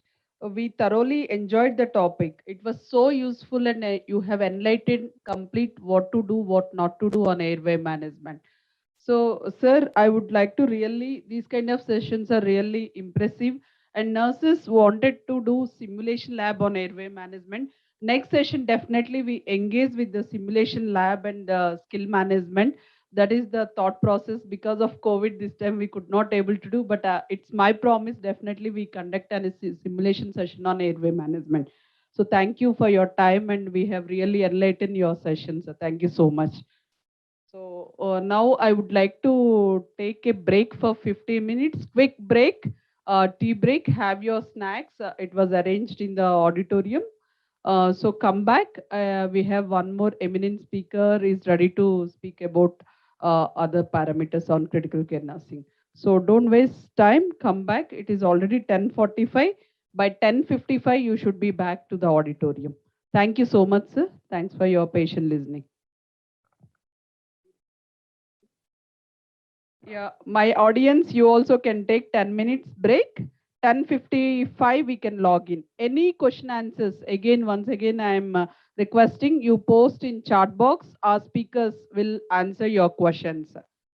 Or if you have any queries now, Dr. Chandresh is here. It is open forum. You can even ask anybody on this auditorium, open to the floor.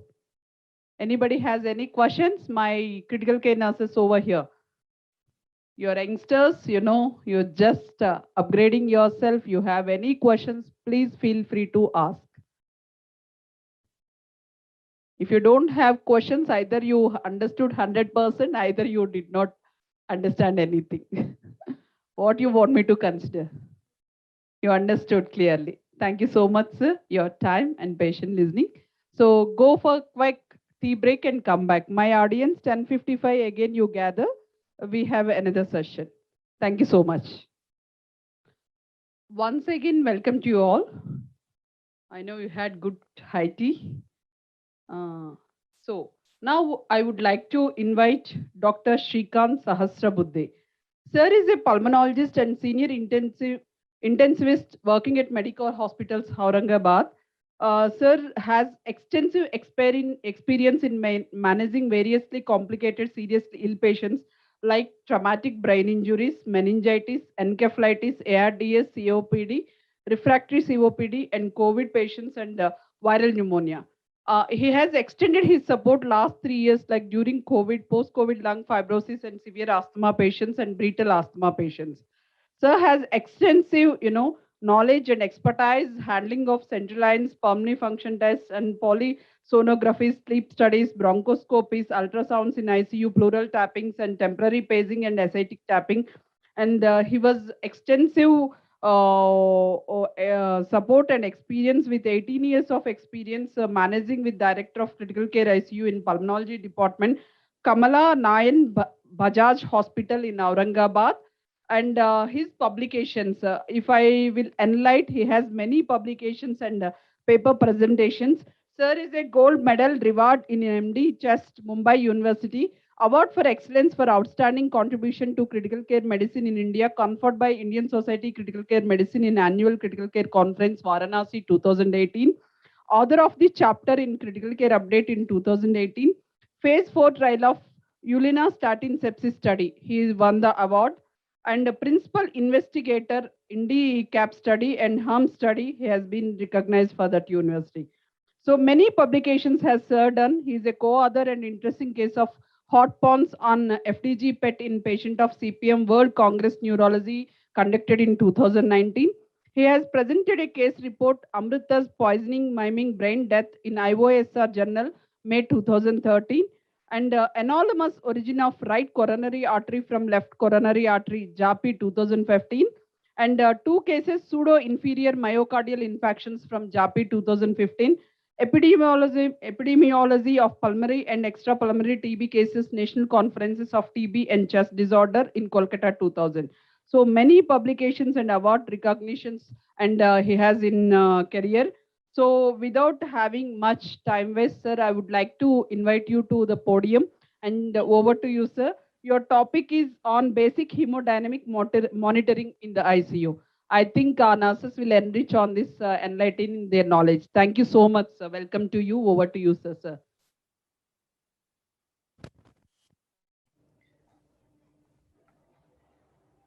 Am I audible? Yes, sir. You are audible. Yeah. So at the outset, I would like to thank you for the kind words, and I would like to thank the organizers to organize this symposium today, being my birthday as well. And it's so nice. So nice, you sir. Then we will wish you many more happy returns of the day.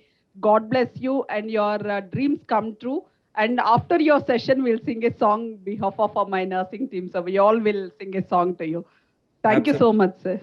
Absolutely fantastic. So it's very nice to teach and learn on this day, because we are doing the same since we are born. Can I share my screen? Yes, sir, you can.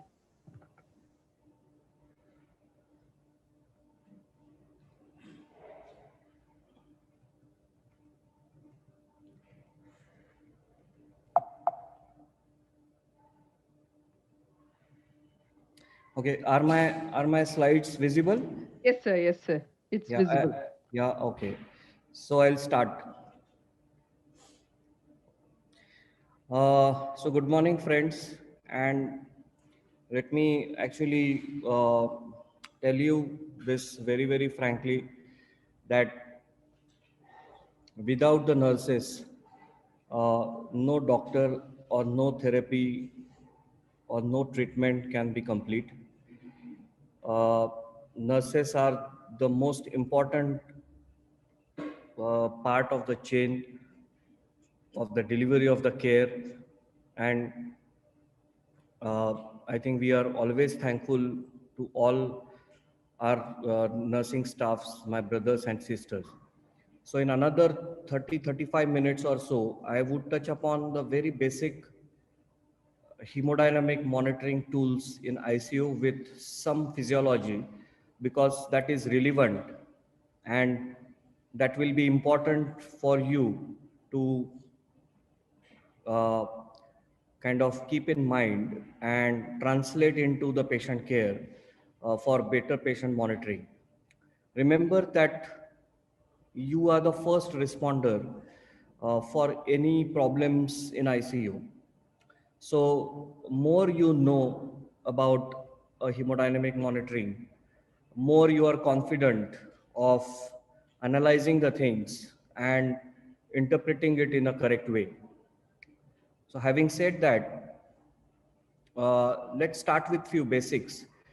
What does hemo stands for in hemodynamic? Is hemo is a Greek word, and hyma meaning blood. So anything which is related with the blood is related to hemodynamics. And the dynamics is the one which deals with changes in the cardiovascular function, that is arterial blood pressure or cardiac output, etc. And we will see it in detail. So these are the basic things, and this is basic of hemodynamic. What does really the word hemodynamic means to us? And it's actually the physical study of the flowing blood and of all the solid structures which are in the body, including the arteries through which it flows. So it's a definition of hemodynamics if someone wants to really know a bit of a theory of hemodynamics. And as I said, who will do that for us or for any patient is, of course, my staff nurse who is in the ICU. And they have to be vigilant. They have to be really very, very on their toes to make sure that you monitor the changes as early as possible. Now, what are the indications for hemodynamic monitoring? And in a very simple way, I would like to tell you that any patient who is dehydrated or who is bleeding from different sources, including the post-surgical patients who developed hypotension inside the ICU, or a patient with acute myocardial infarction, and the types of shock we will just see upon. So these are the very basic indicators of monitoring of hemodynamics in any ICU. And this is how a typical monitor looks like in ICU, where this patient is actually pretty much okay with a very good blood pressure. The goals of hemodynamic monitoring are to confirm the diagnosis. So we want to know what is the problem in this particular patient, why this patient has low blood pressure, whether it is because of bleeding, whether it is due to myocardial infarction, whether it is due to pulmonary embolism, and so on. Of course, after you do the diagnosis, you want to initiate a treatment and of course monitor for improving and worsening in the patient's condition. So these are the goals of hemodynamic monitoring, and we will just touch upon shock in a little detail. So you should remember what are the goals of hemodynamic monitoring and what are the indications of hemodynamic monitoring. So these are the types of shock which we encounter in our day-to-day practice. So it could be, as I said, related to hypovolemia, either related to hemorrhagic shock, related to a polytrauma patient who is bleeding from a femur, or who is bleeding inside the abdomen, or who is bleeding inside the chest, and so on. So, or even for that matter, a diarrhea patient is a very vital, is a very important category of a patient, which you should actually pay your attention to. So these are the few of the examples of hypovolemic shock. The second one is cardiogenic shock, and as we all know, it can be seen very commonly in the patients of myocardial infarctions.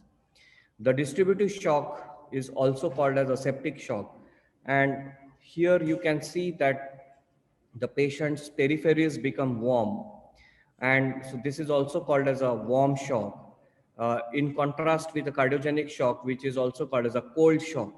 So the peripheries which are cold, you may think of a cardiogenic shock or a hypovolemic shock, and the peripheries, if they are warm, you should think in terms of distributive shock, or the most common distributive shock is septic shock, or even the spinal shock for that matter. And the last one is obstructive shock, where there is obstruction of to the flow of the blood, uh, say from the right ventricle, which is commonly seen with pulmonary embolism. So these are the very, very common 4 types of shocks which every staff nurse working in ICU should know. Now, these are the hemodynamic monitoring parameters. Like very commonly start with heart rate, the blood pressure, the circulating volume, the preload, and we will come to that in a moment from now. The cardiac output, oxygen delivery, oxygen consumption, and tissue perfusion. These are the components of advanced hemodynamic monitoring, and we are not going to go in detail today since my talk is on the basic hemodynamic monitoring. So remember the first 5, and these are the most important parameters which you should know. So in every slide, you will see that there are things which I am telling you to remember, and these are probably mandatory for you to really remember for your life. As I said, there would be few types of hemodynamic monitoring. Either it could be a non-invasive, where we don't put anything inside a patient's body. So it can be in the form of a clinical assessment, and non-invasive blood pressure, which everyone is well versed with. The direct measurement of the arterial pressure, which is obviously a invasive parameter, or a invasive hemodynamic monitoring. Am I audible? Yes, sir. There was a little disturbance, I think. Anyways. So it could also be in the form of either a continuous monitoring versus an intermittent monitoring. So the best example of intermittent monitoring would be the NIBP, that you keep the record every hour or every half hour. Whereas the example of continuous monitoring would be pulse rate or the heart rate, or pulse oximeter, or invasive arterial line. So it can either be invasive or non-invasive, and the neurotherapeutic measures which can be used for diagnosis. Now coming to the non-invasive hemodynamic monitoring, which I already have said about non-invasive blood pressure monitoring, the heart rate, the mental status, all these things are extremely important, and all these things don't need any extra brain. You don't need to be a doctor or anything. No other qualification is required for all this. These are the very basic things which will tell us about the most important changes in the hemodynamics in that particular patient. So skin mottling, skin temperature, capillary refill, urine output, and pulse oximeter. And we will just touch upon few important in a bit detail. So talking about heart rate, so any patient who has tachycardia, which is defined as heart rate of more than 100, is a problem. So just remember today that if you see any patient in, okay, I was having some disturbance in the sound. So if you see any patient who is with a heart rate of more than 100 in your ICU, be careful and take help of the doctor.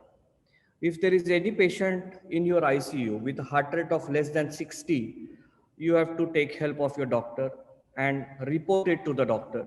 See, as I said, you are the first responder, and please be little more proactive in detecting or trying to detect any problem in one particular patient.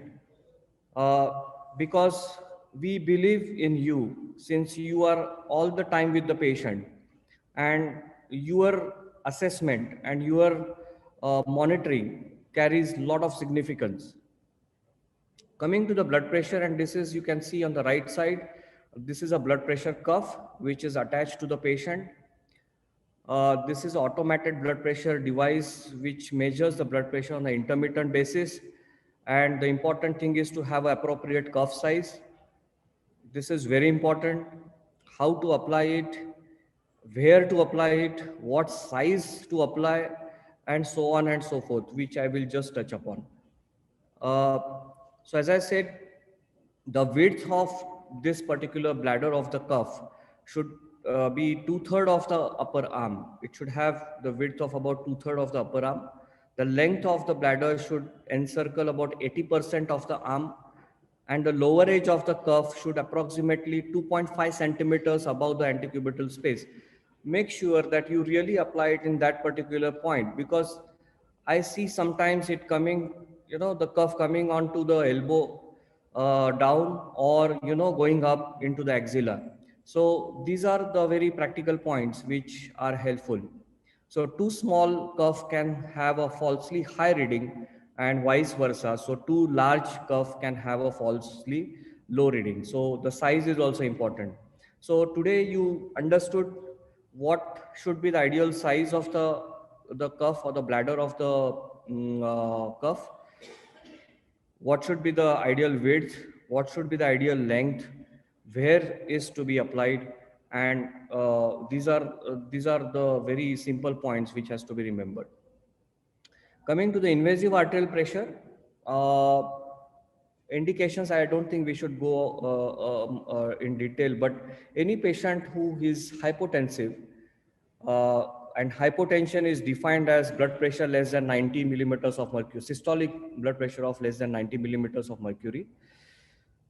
Any patient who is mechanically ventilated with multi-organ failures, on inotropes, a traumatic brain injury patient, a patient with hepatic NCAF getting ventilated, patients with hypertensive emergencies, and so on.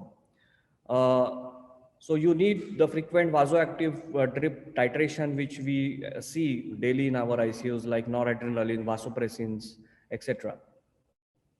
So the sites which we prefer for invasive arterial line, as we know, is the commonest is radial, and that is preferred. Second one is brachial artery, which is not very preferred. The femoral is done only when we cannot find a radial artery, and dorsalis pedis is generally not preferred. These are the complications, and you should know, and just you can read it for yourself. But the point which you should remember is the tubings and the transducer ideally is to be replaced every 96 hours, which probably we are not doing. Maybe one reason is because of the cost, and second, whether really practically whether it is really required. But this is what is mentioned in the literature. Now remember that we get mean arterial pressure when you put a invasive arterial line, and the figure or the value of the blood pressure which is given in the bracket is mean arterial pressure. Okay, so you have a systolic arterial pressure, you have a diastolic arterial pressure, and you have a mean arterial pressure. So the figure which is given in the bracket is, and you could see that in the monitor, I'll just show you that. And this is a very important formula which no clinical healthcare worker should forget in their whole lifetime. Is mean arterial pressure is given by cardiac output multiplied by stroke, the systemic vascular resistance, and the cardiac output is given by the preload, the afterload, and we'll discuss it a bit in a later part. And the systemic vascular resistance depends on the vascular tone, the catecholamine release, and the viscosity of the blood. So this is, in this slide, you should remember what does the mean arterial pressure means. So mean arterial pressure is given by the formula cardiac output multiplied by the systemic vascular resistance.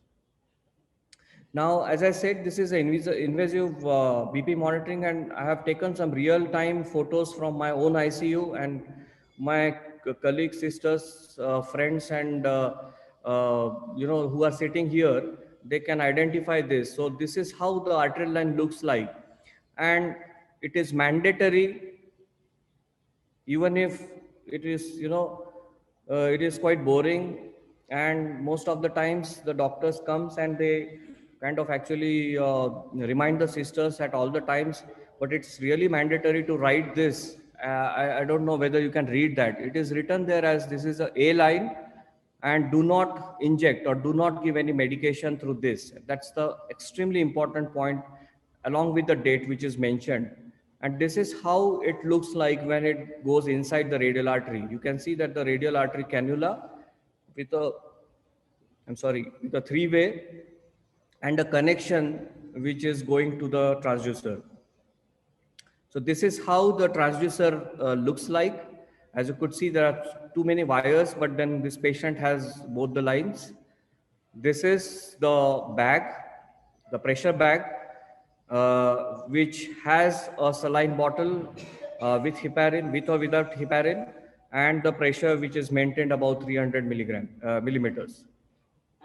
And this is how the assembly looks like. So this is an important slide where you actually remember how does the assembly really looks like. Now, very often I ask my staff sisters on rounds as to how you zero the transducer and where does the transducer is located. So it is located somewhere at the point which is called as a phlebostatic axis, and it is the point which corresponds to the right atrium entry of the superior vena cava to the right atrium. So this is a point by and large in the mid-axillary line in the fifth intercostal space. And this is the point where a transducer has to be placed when you zero the line. So that will give you the correct figure of the blood pressure or a CVP. Now, if that level is on a, if it is if the transducer level is above the phlebostatic axis, then you will have a falsely low reading of the blood pressure. So if you have a transducer above the phlebostatic axis, then the blood pressure, the real blood pressure is higher than the blood pressure which is given on the monitor. So it is a falsely low blood pressure which you are seeing. And if the transducer level is below the phlebostatic axis, then the blood pressure which is shown in the monitor is falsely high. So you have to measure, you have to really make sure that your transducer level is placed at a phlebostatic axis. Don't forget phlebostatic axis. It is extremely important. And this is what I wanted to show all of you, that you can see that the first wave is a green wave, that is a heart rate. The second one is in red, and it is the invasive arterial pressure. And as I was telling you, it gives three figures.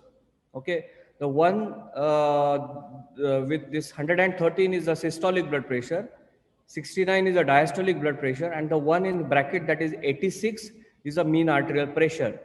So if I can ask you, what is the formula for mean arterial pressure? Is equal to multiplied by, people at my end are probably sleeping. What about your status in Hyderabad? Okay, so they answered, couple of them answered cardiac output multiplied by systemic vascular resistance. Don't forget this. Okay, so this is how I don't know, it is that the red line now is seen as a flat line. And as you could see that the message there is ABP 0 in progress. So this is how the line looks like when you are zeroing the transducer. So when you should zero the transducer? When should you do the zeroing the transducer? It should be ideally every shift. So at least 3 times in a day, ideally. Every time when you come for the shift, please zero the transducer. However, how many other transducer for that patient? So usually there can be 2 transducers. Okay. I'm sure, uh, uh, is it, is it okay there at your end? Is everyone with me?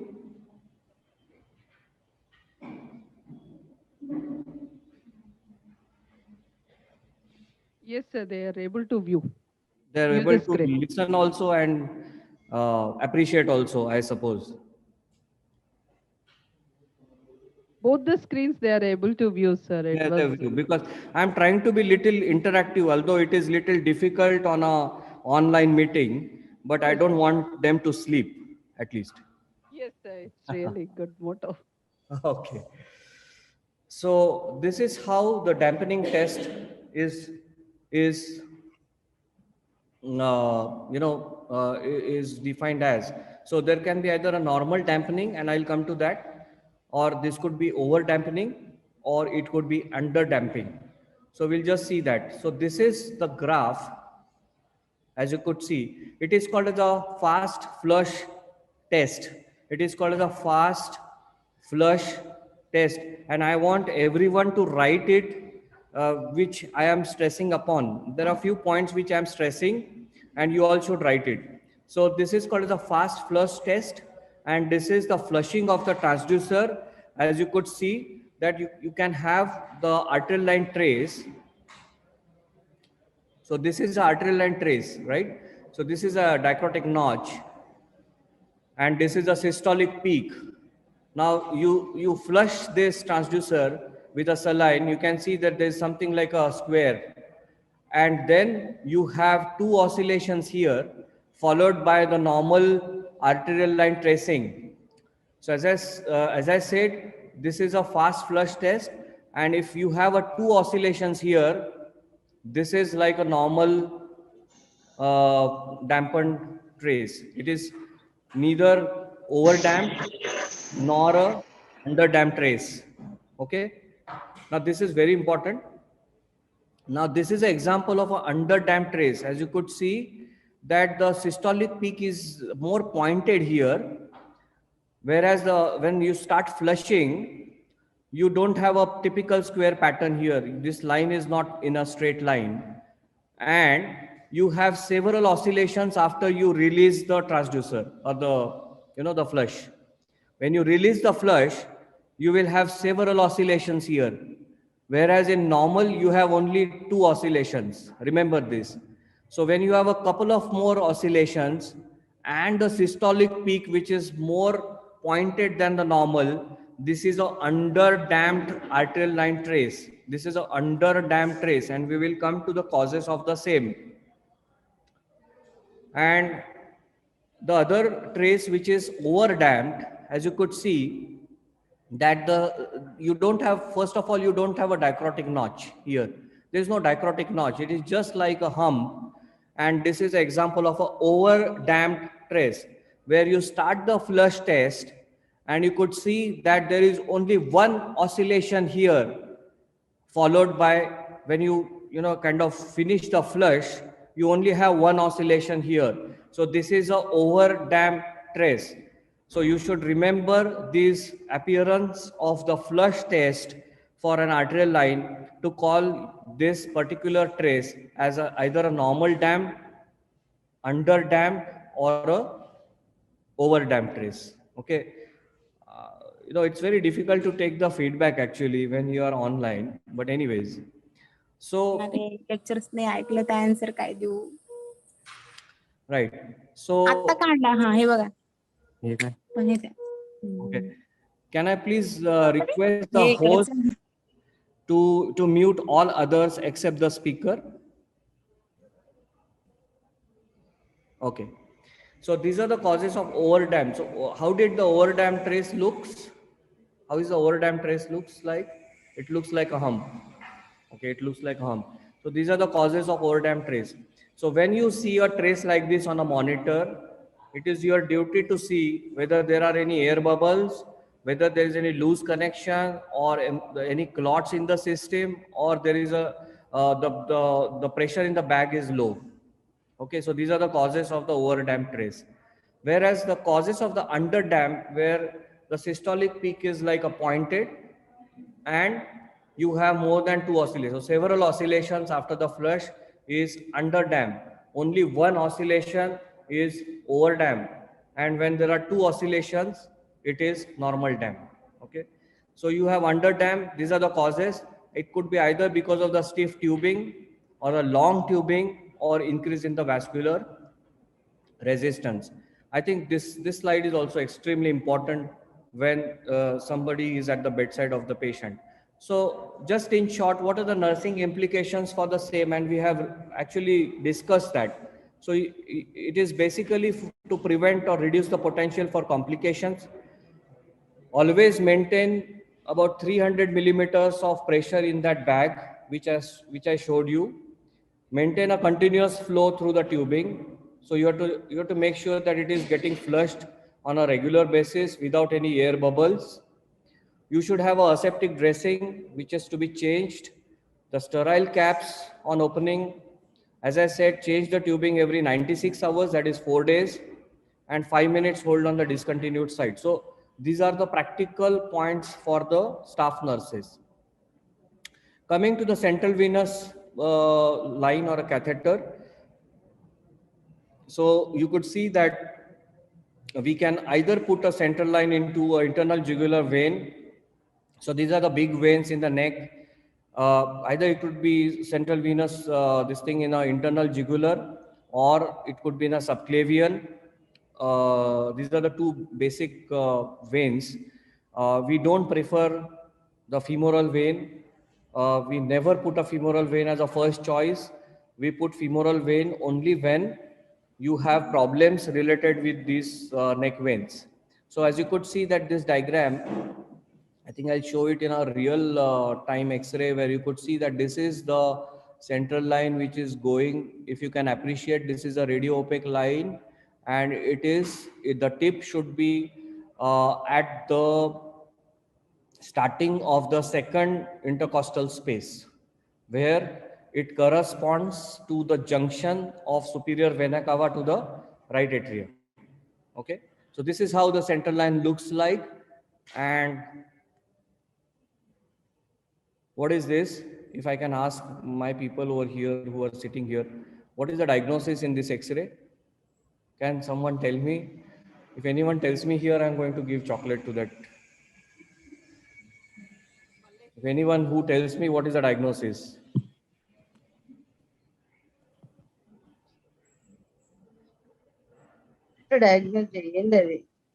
Test X-ray. Anyone from your end who can answer my question? Test X-ray ఏం ఉంది అని అడుగుతున్నాడు ఆయన Okay, I'll send the chocolate by the courier maybe. Hello, sir, Nemo. Exactly. Who answered this? May I know your name, please? Sir, Malesh. Yeah, very Malesh good. from Hyderabad unit. Very good, Malesh. So you need to have a keen observation. As you could see that there's a gross pneumothorax. It is not exactly the X-ray of a patient who has developed pneumothorax after the central line. But I want to stress here that pneumothorax is one of the most common complication after a central line, and that is why this is one of the reason why we take an X-ray after the central line is inserted. Very good, Malesh, and I'm very happy for that. So these are few physiological things which the CVP tells us about. It measures the intraluminal pressure, and under the normal circumstances, the CVP closely reflects the circulating volume. It means that the patient does not have any shock, neither the patient has any other pathology which increases or decreases the intrathoracic pressures.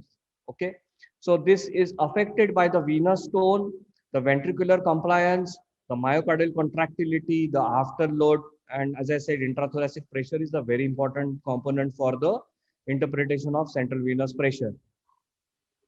Now, we always talk of left side and the right side. I'm not talking the left and right on the road, where people drive, always invariably drive on the wrong side of the road. But anyways, so we are talking about the left side of the heart and the right side of the heart.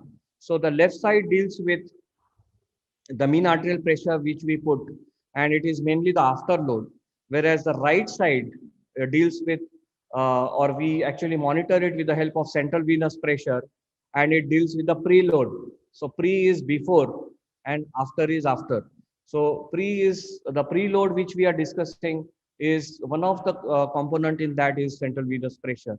I just want you to remember this as of now, and we are going to discuss a bit in detail. This is how the classical CVP looks like, and as you could see that the CVP obviously tallies or correlates with the ECG and the cardiac cycle. So they have the three positive waves, the CVP which has three positive waves, that is A, C, and B, and the two negative waves, that is X and Y. Just remember this much. And I'm going to tell you the practical thing as to at which point you see the CVP. So when the patient is spontaneously breathing. So how much time do I have? Am I exceeding my time? I think I will finish in another 10 minutes or so. Is that okay? Yes.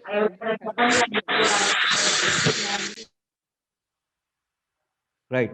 So in spontaneously breathing patient, that means the patient is not ventilated. You check the CVP at the end of expiration. At the end of expiration, and you could see that it is at the peak of the wave. So you have a CVP like this. You measure the CVP at the end of expiration in spontaneously breathing patient, and the patient who are on mechanically ventilated patients, you see it at the end of expiration. But here the end of expiration is at the trough, is at the base of that wave, whereas spontaneously breathing it is at the apex of that wave. Okay, this is the very important practical point. So where do you exactly see the CVP? This is the question uh, which is a very common question which can be asked. So as I said, this correlates with the cardiac cycle, and I'm not going to go into the details of that. You have so many other pressures, right atrial pressure, left atrial pressures, uh, the wedge pressures, and so on. But the nursing assessment and the relevant points for the nurses is make sure that there is no air in the line. It should not precipitate. There should not be any leakages, and considering any reasons for increasing the resistance, and make sure that the condition at the entry sites are clean. This is what I always stress upon my staff nurses, to handle the connections very carefully, because it will translate into the chances of infection. So complications, one of the complications which we discussed is pneumothorax. The second one is carotid puncture, because the carotid artery is very close to the internal jugular vein. Important thing which I want you all to remember today is make sure that there is no disconnection of the central venous port, because it can cause air embolism. If the air goes inside that particular port, if you disconnect it, you will not disconnect, but somehow accidentally if it gets disconnected, you have to be very careful that the air can pass through that. Why air can pass? Because the pressure inside the vein is more than the atmospheric pressure.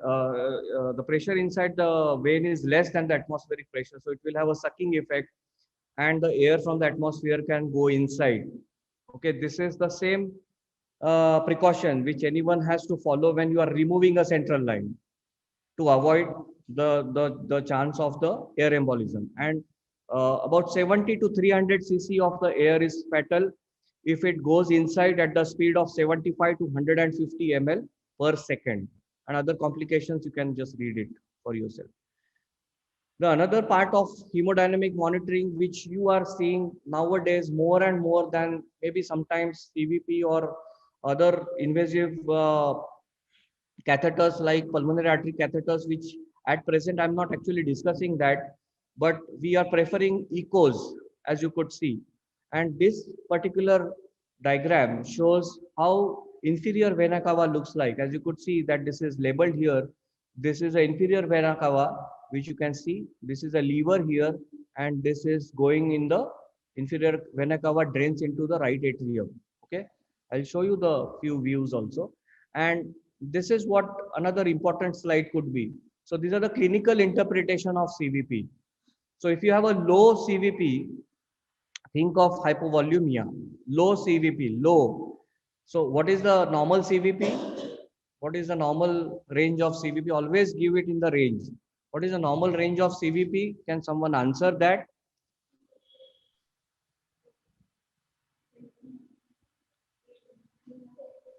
Yeah, so there are a couple of answers from my end. So it could be anywhere from 6 to 8 to maybe even 12. So this is the normal range. So if it is low, if it is less than 6 or 8, it could be hypovolemia.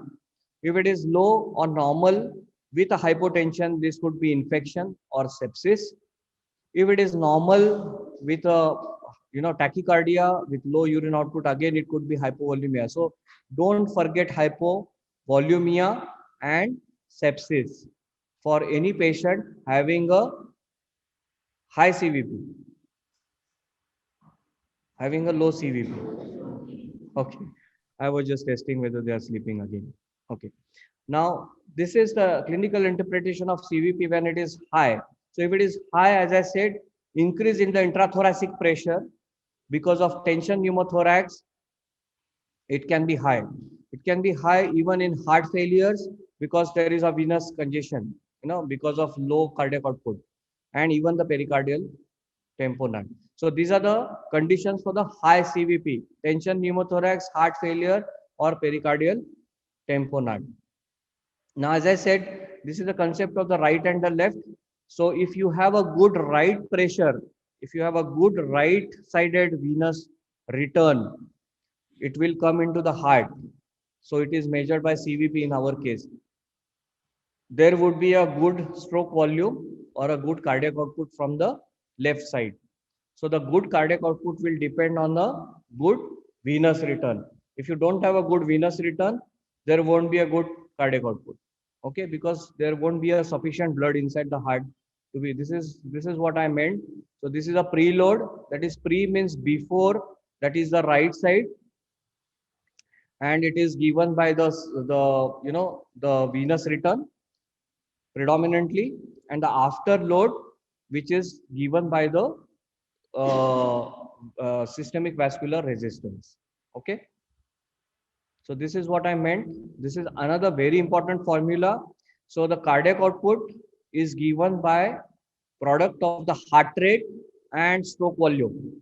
Heart rate and stroke volume. So if you want to increase the cardiac output, or if the automatically cardiac output has gone up because of the tachycardia, and you can increase the stroke volume by increasing the blood volume and the resistance. So noradrenaline, the noradrenaline which you give will increase the resistance. That's why the blood pressure will go up.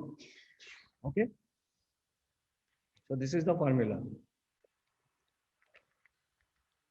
So if you have increase in heart rate and the stroke volume, the cardiac output will go up. Talking a bit on urine output, it's the simple way of monitoring cardiac output. It's a simple way of monitoring cardiac output. It is also called as poor man's cardiac output. It tells you whether there is good renal perfusion. It is cheap, it is simple, it is non-invasive. That's why I always tell my staff nurses, please monitor hourly urine output for any patient. You don't even need an arterial line for this. Okay. If the normal perfusion is there in the patient will produce normal urine output, that is 1 ml per kg per hour. Okay, remember 1 ml per kg per hour, and inadequate is less than 0.5 ml per kg per hour. Okay, so this can be seen in hypovolemias, low cardiac output, and so on. So anywhere the urine output drops, and this is how the hourly urine output this thing looks like.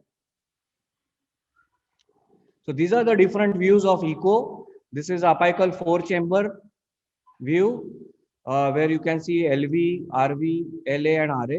This is a parasternal long axis. This is a parasternal short axis. This is a subcostal, and I showed you the IVC here. And this is a apical 2-chamber view. So these are the different views of echo which you should be aware of. We are not talking about advanced cardiac monitoring today, and these are Schwann-Ganz catheter, PPV, PLR, and so on and so forth. And we tried one of the cardiac output, advanced cardiac output monitor in our own ICU, and these are a few of the diagrams of the same. I get energy from this gentleman, respected Mr. Hari Krishna ji, who always inspires me with his energy. And I hope that, we keep up to his expectation. And of course, my team, whom I cannot forget, who is always with me in our success stories all the time. So without team, we can't have success. So greetings from my Medicover Hospital, Aurangabad, and thank you very much for the patient listening.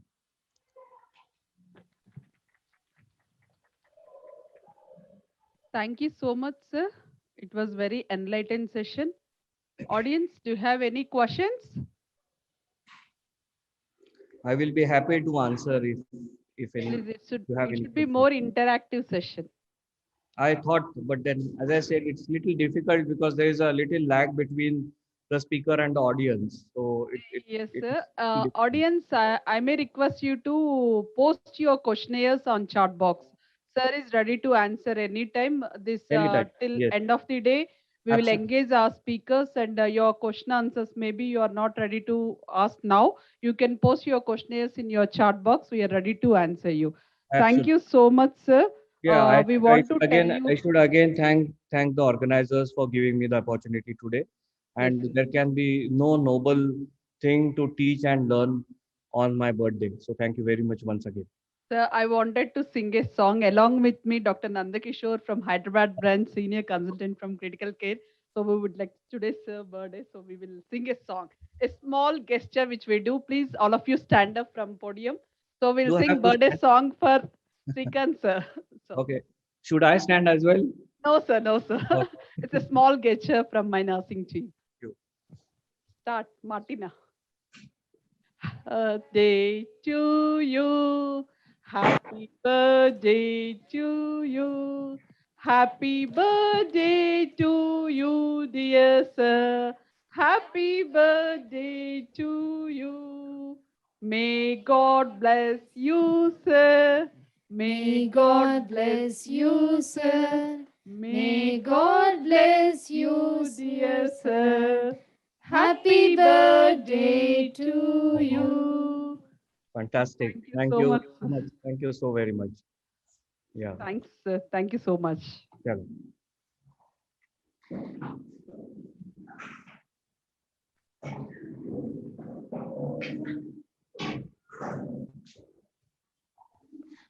already we are running out of time. So now I would like to invite a most eminent speaker with us, Dr. Nanda Kishore. Sir has completed his IDCCM EDIC Consultant Critical Care, 10 years of vast experience in critical care. Sir working with medical hospitals in High Tech City branch. Sir was a faculty member at simulation-based neurocritical care workshop conducted in Critical Care National Conference held in February 2020. And he was a faculty member and is a hemodynamic monitoring conducted at South Zone Critical Care Conference held in Mysore in 2019. He was a faculty member in Hyderabad Intensive Care Symposium HACS in both 2018 and 19. Was a part of the organization committee for HACS from 2017 till date. He has conducted many academics and teaching sessions, including simulation-based workshop. Sir was a part of teaching programs, especially for many exam-based programs for IDCCM and EDIC. So he has many publications in his career. Sir was presented consensus position statement and guidelines for the insertion maintenance of CVC endorsed by the National Committee ISCCM. He has contributed and co-authored for few topics in the recently released ISCCM textbooks, and he has ICU acquired immunosuppress in the textbook of Critical Care Update 2020. He has presented, and chapter 20 hemoperfusion for the treatment of poisoning in the textbook PRT with ECMO in the ICU, and management of pain, agitation, and delirium in the post-operative period, the textbook of pre-operative critical care. So, sir has many accomplishment and rewards and recognition. So now I would like to invite Dr. Nanda Kishore to have his session on approach to patient with shock and hypotension. So over to you. Welcoming you once again from behalf of my nursing team.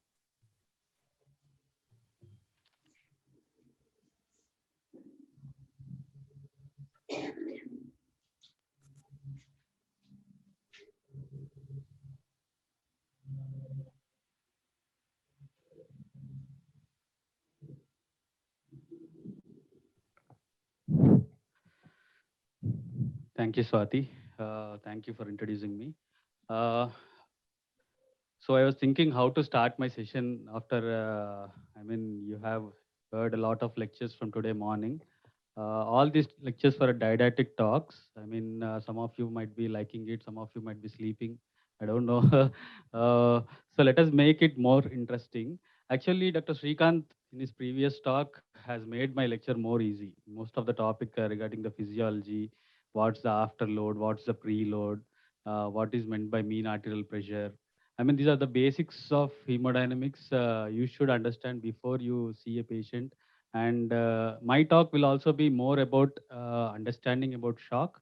What is shock? How do you understand shock? And how do you approach a patient with shock?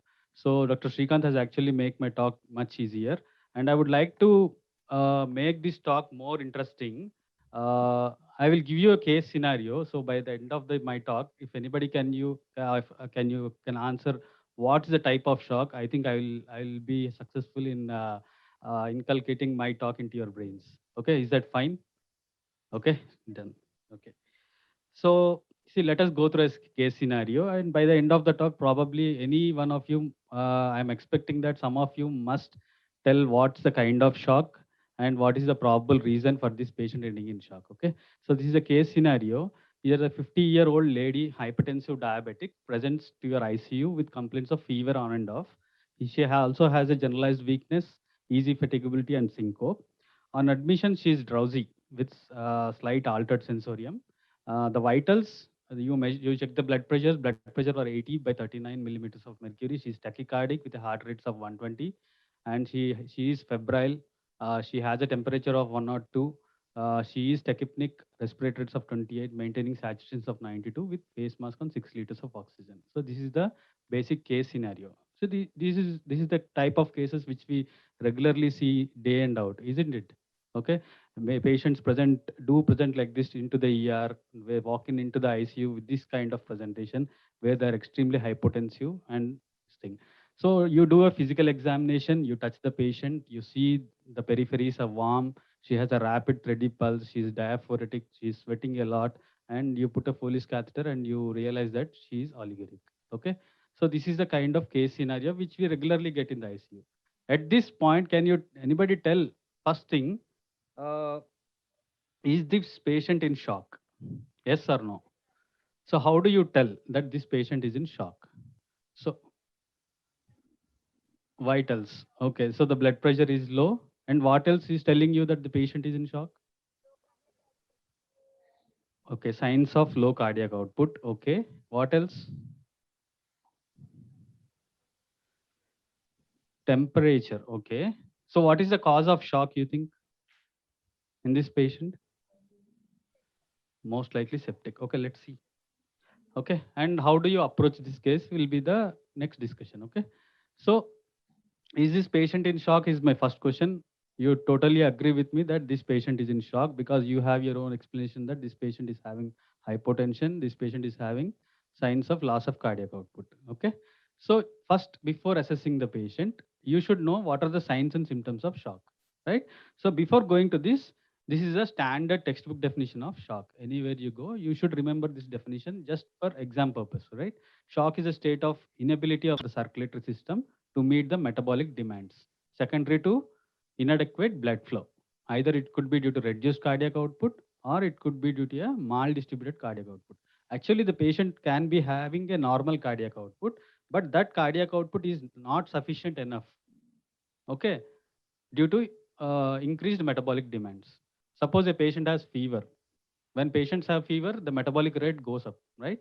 So the body is not able to meet these metabolic demands. Then your shock comes into picture. So what happens exactly at the molecular level? At the molecular level, due to this inadequate blood flow, there is an inadequate oxygen delivery to the tissues. Ultimately, what should be a normal thing?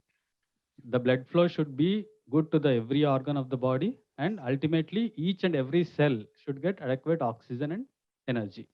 Then your body will be appropriate, right? So this at molecular level, this inadequate oxygen delivery and global tissue hypoperfusion leads to switching of aerobic metabolism to anaerobic metabolism. For all normal human beings, the body undergoes aerobic metabolism. So in shock, anaerobic metabolism switches on. This is the final common pathway. When this anaerobic metabolism switches on, your body will generate a lot of lactates. Okay. So then you see generation of lactates. Then this is the sign probably that this patient is going into shock.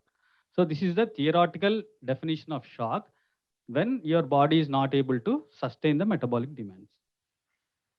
So what are the signs and symptoms of a compensated shock? So I have put all the signs of shock. Can anyone tell which is the first and foremost sign you see in a patient with probable shock? Among all these signs, can anybody tell which is the initial and first and foremost thing to happen in a body as a reflex response?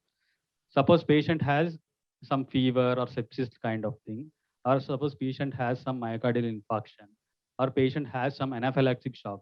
He consumes some seafood, he developed rashes, and suddenly he goes into shock. Okay, patient has a trauma, has a severe blood loss, and goes into shock. So in any kind of shock, whether it's a cardiogenic shock or a septic shock or a trauma hemorrhagic shock, what is the first and foremost sign you develop? See, in this, there is no hypotension list. So I'm getting varied answers. Some are telling SOB, some are telling weak pulse. So the first and foremost sign is tachycardia. That is why I put it as a first sign. So tachycardia is the reflex response from the body. When something is happening in your body, the first trigger that can happen is increase in your heart rate. You get panic, your heart rate gets increased. Similarly, before actually going into hypotension, there is tachycardia. And before actually developing a weak pulse, there is tachycardia. Tachycardia is a protective phenomenon that the body generates against any kind of response. Somebody comes and pinches you, obviously you will find an increase in heart rate at least by 3 to 5 beats per minute. When you see a beautiful girl, your heart jumps up and it's obviously the heart rate goes up to a little bit, right? So body's natural response is increase in the heart rates, right? So tachycardia is also the first and foremost sign the moment the patient goes into a compensated shock. So what is compensated shock? That means the initial stages of shock where the body tries to compensate.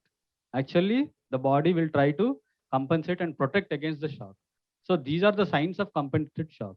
So the tachycardia, delayed capillary refill, pallor, anxiety, agitation, restlessness, slight altered sensorium, rapid shallow breathing, shortness of breath, nausea and vomiting, weak thready pulse, cold clammy skin, marked increased thirst or polydipsia, feeling of impending doom. All these are the signs of compensated shock.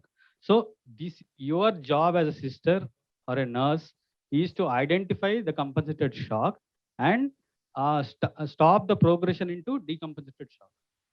That is your main idea. Okay, so the moment you identify a patient anywhere in the wards or in the room or in the ER who comes with a compensated shock, your first job is to identify that this patient is probably in a compensated shock, and it is your job to prevent this patient going into a decompensated shock. That is the most important thing, right? So this is the stage during which the pre-hospital interventions and rapid transport are more effective. If you think that the patient is in the compensated phase of shock, you identify this patient that he is in compensated shock, emergently you transport him to the ICU from a ward. Okay, so the utmost skill of a bedside nurse lies in identifying who is in this compensated shock. So next is a decompensated shock. Probably decompensated shock, you cannot do much anything because the body fails to compensate. Here you will find the more obvious signs of shock, like the falling blood pressure. Here the hypotension sets in. The moment the hypotension sets in, probably the patient is in decompensated shock. Here you will find there is a labored irregular breathing, probably needing intubation and mechanical ventilation. The skin appears mottled. You can see cyanosis, peripheral and central cyanosis can be easily visible. You can see thready or sometimes absent pulse. You can see deep sunken eyes, dull sight, and dilated pupils. So this is a decompensated shock which has more obvious signs and symptoms. The moment you see this patient, you will realize that this patient is in decompensated shock. The moment you see this patient, you will get a gut feeling that, okay, this patient is very sick and this patient may not survive probably. So this is the stage of decompensated shock. And here the patient rapidly moves towards the death if not intervened.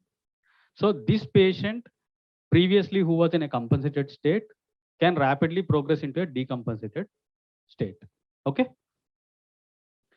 So coming to our patient, as I asked the first question again, is this patient is in shock? So in this case scenario, what are the different signs and symptoms to tell that this patient is in shock? So first thing, there is slight altered sensorium, which is again an obvious sign of shock, which is a compensated form. The blood pressure is 80/39. Hypotension is again a shock sign. Tachycardic is tachypneic. The peripheries are warm with a rapid pulse. And of course, she is oliguric. So is the patient is in compensated or decompensated shock? Again, I am getting a varied answers. Some are telling it as decompensated, some are telling as a compensated. Compensated, how do you tell it is a compensated? The patient has extreme hypotension. The patient is oliguric. Do you think the patient needs intubation at this stage? No. Saturations are fine. Okay. What about the blood pressure? Fall in blood pressure, is it seen in compensated shock or decompensated shock? Okay. So now what is the kind of shock? So there is extreme hypotension, right? Probably requiring fluids or vasopressor support. And she is oliguric. That means the kidney perfusion is lost. So that means the critical organs are hypoperfused. See, one of the critical organ that is hypoperfused is kidney because there is no urine outputs. The other critical organ which is hypoperfused is probably brain. She is altered sensorium. She is diaphoretic. Okay. And the other organ is heart. The blood pressures are down. So this is a decompensated form of shock. So how do you classify shock? We all know the age-old classification of shock. Yes, you have learned in your early nursing probably. Cardiogenic shock, hypovolemic shock, septic shock, all these things. So the terminology has been same, but there is a slight change in the classification of shock.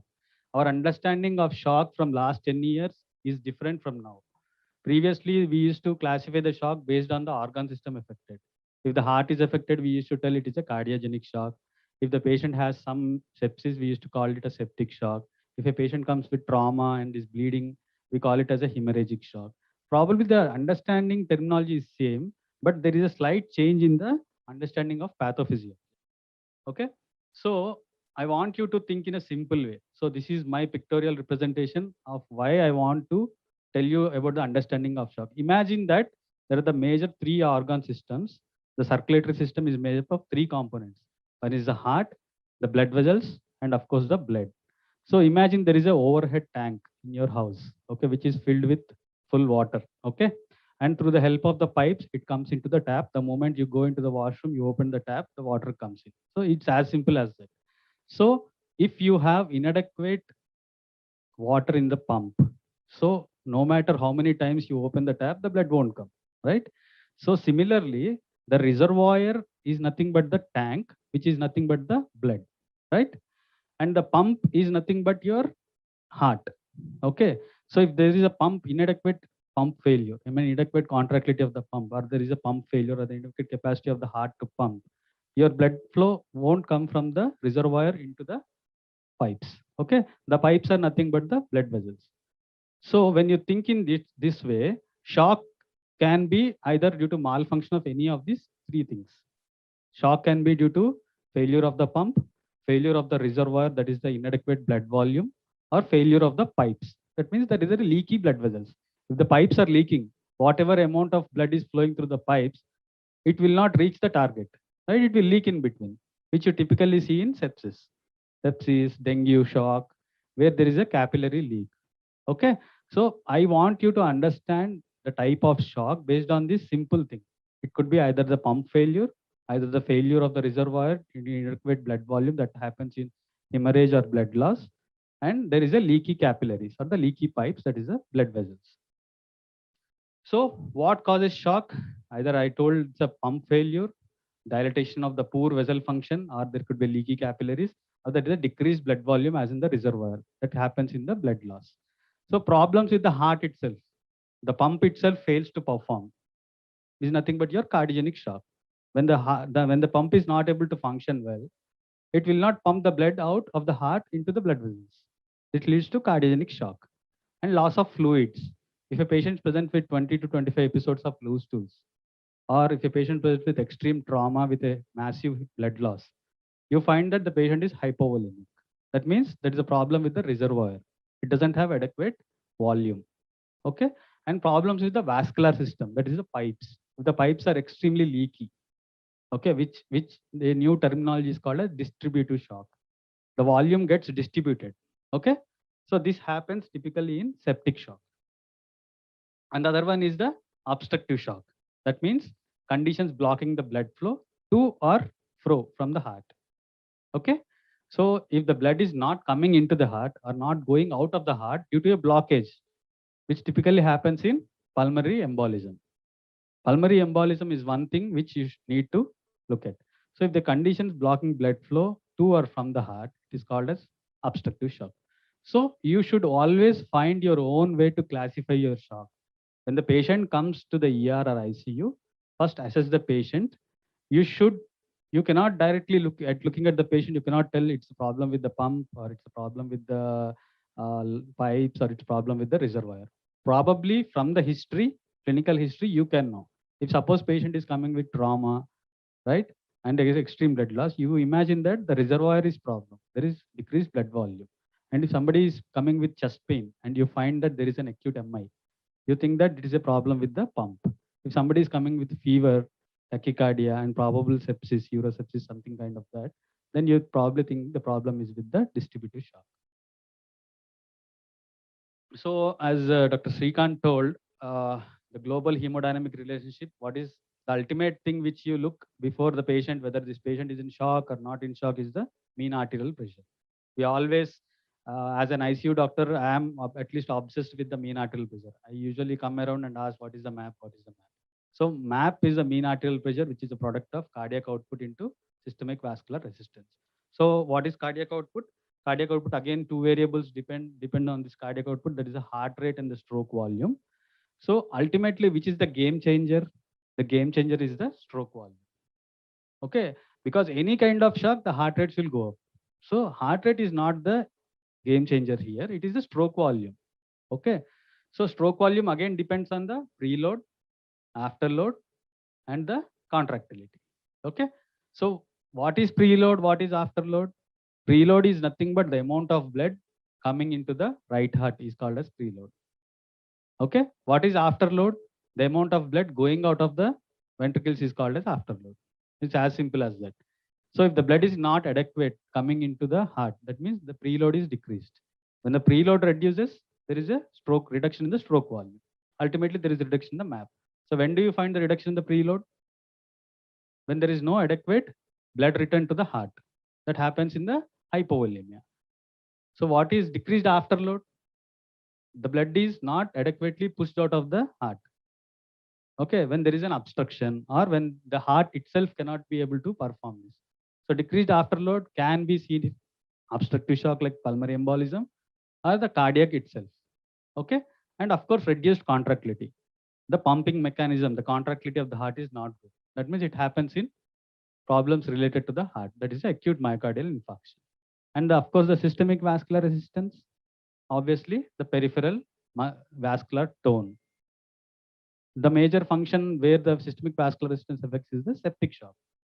Okay, so I want you to understand the basic thing. See, this is the basic thing. The mean arterial pressure depends on cardiac output and systemic vascular resistance. If either of these two variables, either the cardiac output reduces or the stroke volume should reduce to reduce your MAP. So how does this happen? Either there should be decreased in the stroke volume or there should be reduction of the systemic vascular resistance. This is one way of understanding the shock. Okay. So understanding the type of shock, in a cardiogenic shock, the heart fails to pump the blood out. That means it is a failure of the contractility. So physiological effects ultimate is a decreased cardiac output. So how the body compensates? The body compensates by increasing the systemic vascular resistance. 1 minute. Okay, see the cardiac output. If the cardiac output reduces, ultimately the systemic vascular resistance has to increase, right? To maintain the cardiac output. If the systemic vascular resistance decreases, the cardiac output has to increase as a compensation to maintain the mean arterial pressure. Okay, so in cardiogenic shock, the same thing happens. There is a decreased cardiac output and compensation is increased systemic vascular resistance. Similarly, in obstructive shock like pulmonary embolism and hemorrhagic shock, you also find a decrease in cardiac output and there is a compensatory rise in the systemic vascular resistance. Only in distributive shock like septic shock, you find there is a decreased systemic vascular resistance. For this, the compensatory cardiac output increases. So you might have seen in the ICU when we place the flow track monitor, that's the advanced hemodynamic monitoring. There you find the cardiac output, right? The cardiac output will be very, very high in patients with septic shock. In patients with cardiogenic shock, the cardiac output will be extremely low. So wherever, in which competitive nursing exams you go, this is the common thing you get. The paper won't be without these questions. So what happens to the systemic vascular resistance? What happens to the cardiac output? It's very simple.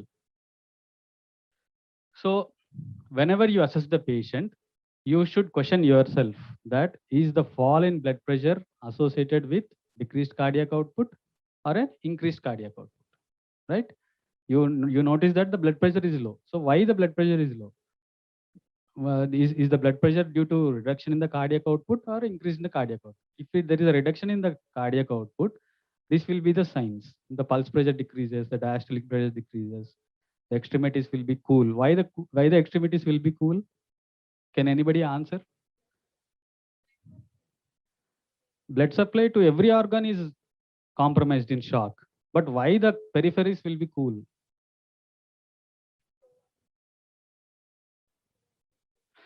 What happens is the more critical organs are the kidneys, the liver, the brain, the heart. These are the more critical organs. So when the critical organs are getting less blood supply, so what the body tries to do, it will try to bring the blood supply which is going to the skin, the peripheries. That blood supply is diverted from the peripheries and it is given to the more critical organs. So that is why the blood supply to the peripheries is reduced. There you find a cold extremities.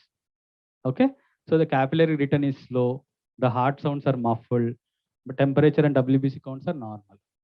So this kind of shock, if these kinds of signs are present, and if you see a decreased cardiac output, it probably is mostly your shock related to we call it as a cold shock. Okay, if there is an increased cardiac output, you find increased pulse pressure. What is increased pulse pressure? What is pulse pressure? Can anybody tell what is pulse pressure? Pulse pressure is the difference between systolic and diastolic. That's it. Okay, if your systolic blood pressure is 120 and if your diastolic blood pressure is 80, so what is the pulse pressure? 40. 120 minus 80. Okay, so this pulse pressure variation is increased in septic shock. Okay, that means your diastolic blood pressure will be 120 and your systolic blood pressure will be 120 and diastolic blood pressure will be somewhere around 40, 50. Okay, so the difference between systolic and diastolic blood pressure goes up in septic shock.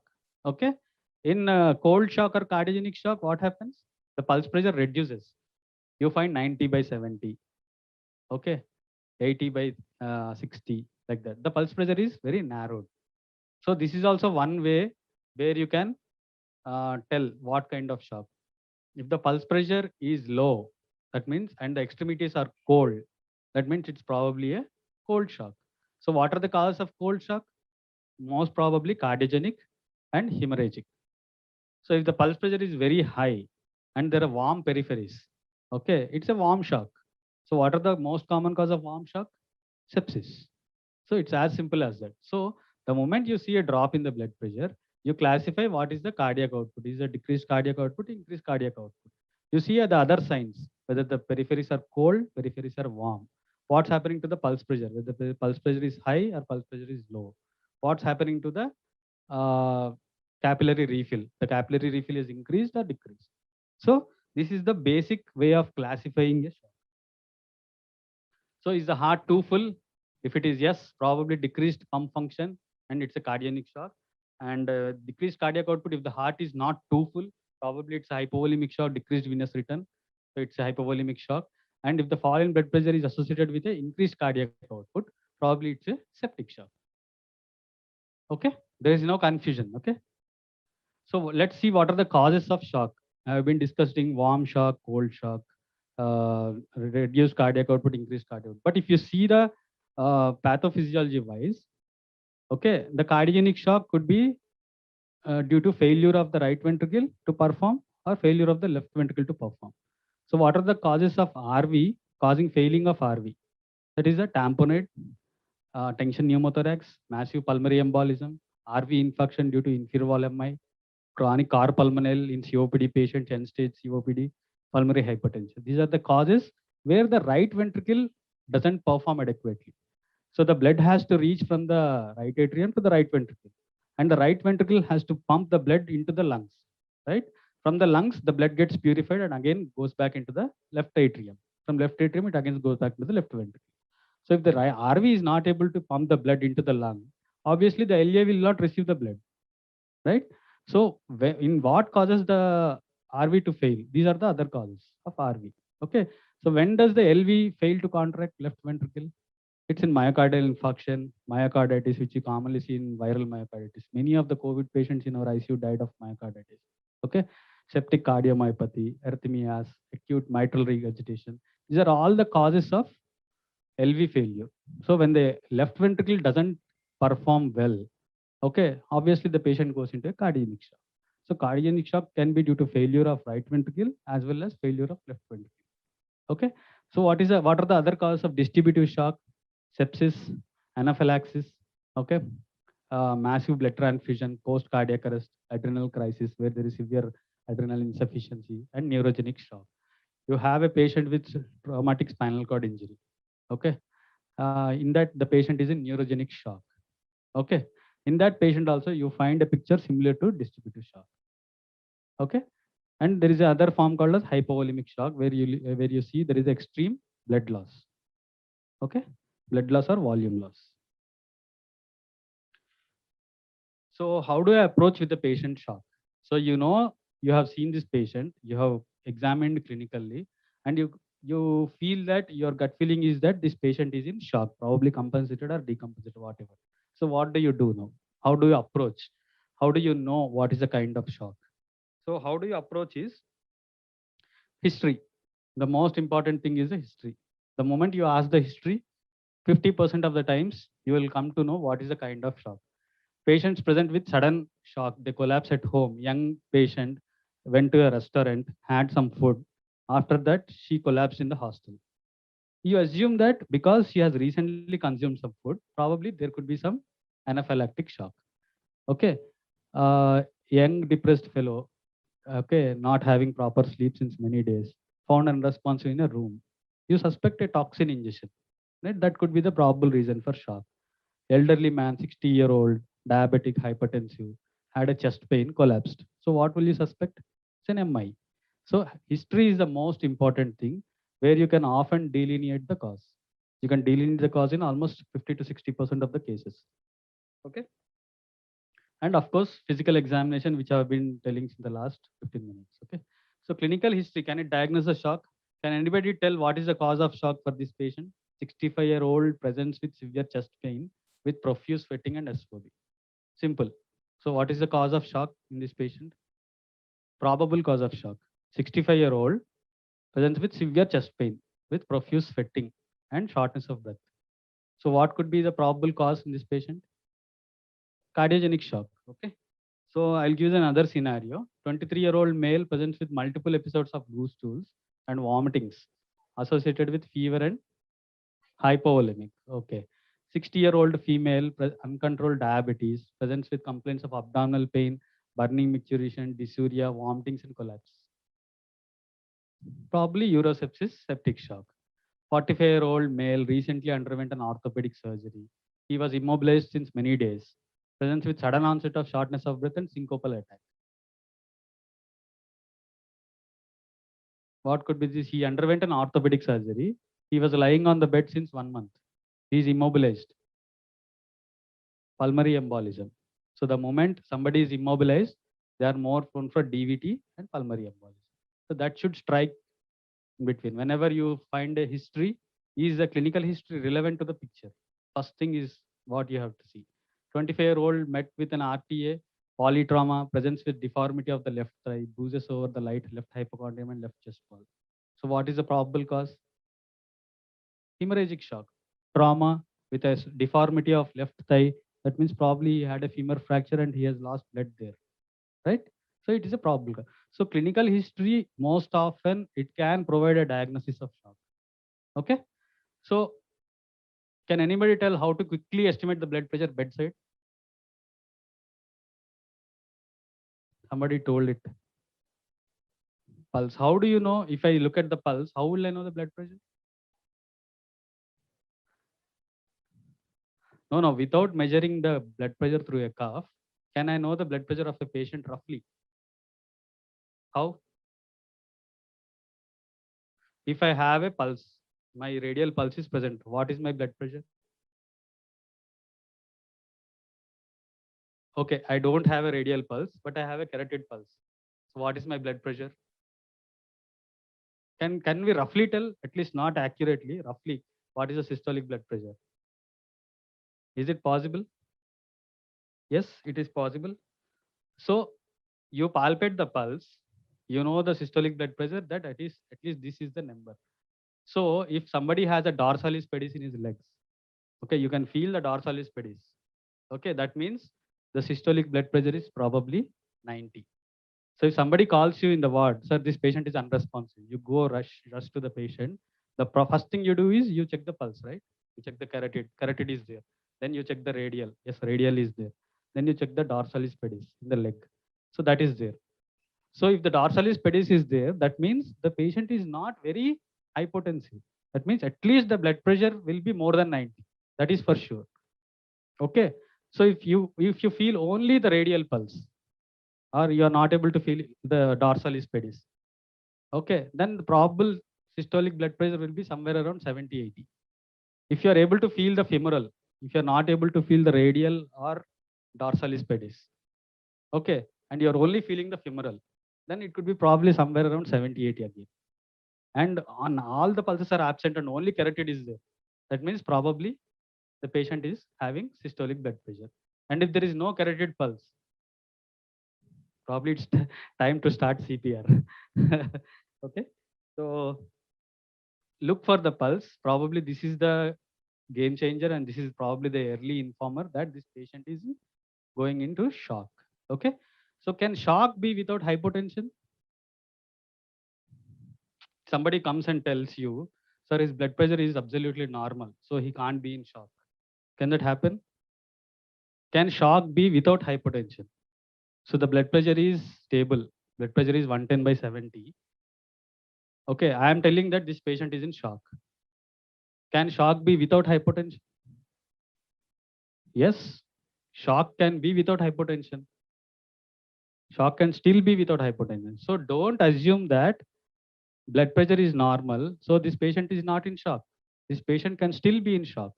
So what are the other signs of shock? Yes, what else? So shock can still be present without hypotension. Then you have to look, are there any other indicators of shock in my patient? Okay, are there any other indicators? Blood pressure is fine, okay, but still the patient can be in shock. So what are the other indicators of shock? What is the best bedside indicator that patient is probably in shock? What is the best bedside indicator? The moment you see bedside, at least as an ICU doctor, I am obsessed with that parameter. Yes, somebody told low urine output, exactly. So urine output tells you the kidney perfusion. So checking pulse is an indirect indicator of blood pressure, of course, and the best clinical indices bedside is the urine output and mental status. If the patient is not completely conscious, if the patient is in altered sensorium, patient is irritable, we don't know what's happening. Just 1 hour back, you see the patient is absolutely normal talking to you. And in the next hour, he becomes altered sensorium. That means the blood supply to the brain is reduced. The brain is hypoperfused. Okay, the blood pressure can still be normal, but the perfusion to the tissues is abnormal, right? The perfusion to the kidneys is low. That is why his urine outputs are low. The perfusion to the brain is hampered, probably. That is the reason for his altered mental status. So shock can still be without hypotension. And that is the time where you should look for the other signs of shock. Okay. So you should know and fix your targets before treating the shock. So you know the blood pressure is 90. So what to do? You need to increase the blood pressure to a certain extent. So what is your target? You know this patient is hypovolemic. Okay. You should know how much blood volume you have to give or how much fluids you have to give. There should be one target, right? See, suppose the blood pressure of patient is 80/40. So till what blood pressure you will keep on increasing the blood pressure? To what target? 120/70 or 120/80 or 130/80, 140/80. So what is the target? So you should fix your target and you should know what is the target. So what are the endpoints of resuscitation? You should resuscitate a patient till the urine output is at least more than 0.5 ml per kg per hour, till the CVP is at least 8 to 12 millimeters of mercury, till the patient has a mean arterial pressure of 65 millimeters of mercury, and till the central venous oxygen saturation is more than 70. These are the 4 targets you should target in a patient whom you approach in shock. Suppose a patient is in shock, okay, and you are trying to resuscitate him. You started IV fluids. Some doctor comes and asks you to start noradrenaline. So before that, will you actually start noradrenaline? So you should see what's happening to the mean arterial pressure. Is it more than 65 or less than 65? Is the outputs coming or not? Is the urine output at least more than 0.5 ml per kg? And what's happening to the central venous oxygen saturation?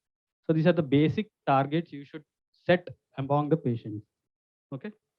So always look for some occult underlying causes of persistent hypotension. So you have resuscitated the patient, you don't know what is the probable cause of shock. You should always think that patient may still be hypovolemic. Still you can give some more fluids. There could be some hidden source of bleeding. There should be some cause of obstructive shock like pneumothorax or tamponade. See, the patient has been intubated, the doctor comes and put a central line. You are waiting for the chest X-ray. But meanwhile, the patient goes into sudden hypotension. So you must be thinking that there could be a probable pneumothorax because of the central line insertion and ventilation. So these are the occult causes where you should always think about. So as a summary, you should always find your own way to approach a patient with shock. Whenever a patient comes with shock, you shouldn't just blindly neglect it thinking that it is normal, and you should find your own way. How do you find your own way? not like a typical textbook description, the cardiogenic, septic, not like that. You should find your own way of classifying a shock. So how do I do that? So moment patient comes with shock, you see whether the extremities are cold or extremities are warm, right? And if the extremities are cold, that means look at the cardiac output. So if it's a low cardiac output with high systemic vascular resistance, that means it is a cardiogenic shock. If the patient is having warm extremities with high cardiac output and low systemic vascular resistance, then you should think of all these causes. If the patient is having a recent fever and there is an evident source of infection, there is a cellulitis of lower limb, there is a urosepsis, there is an evident clinical history, and with a high cardiac output and warm extremities, most likely it will be a septic shock. And if the patient has acute onset, clear history and specific stigmata, like he has consumed some outside food, there is an urticarial rash over the body, okay, there is some wheezing inside his lungs, there could be some anaphylactic shock.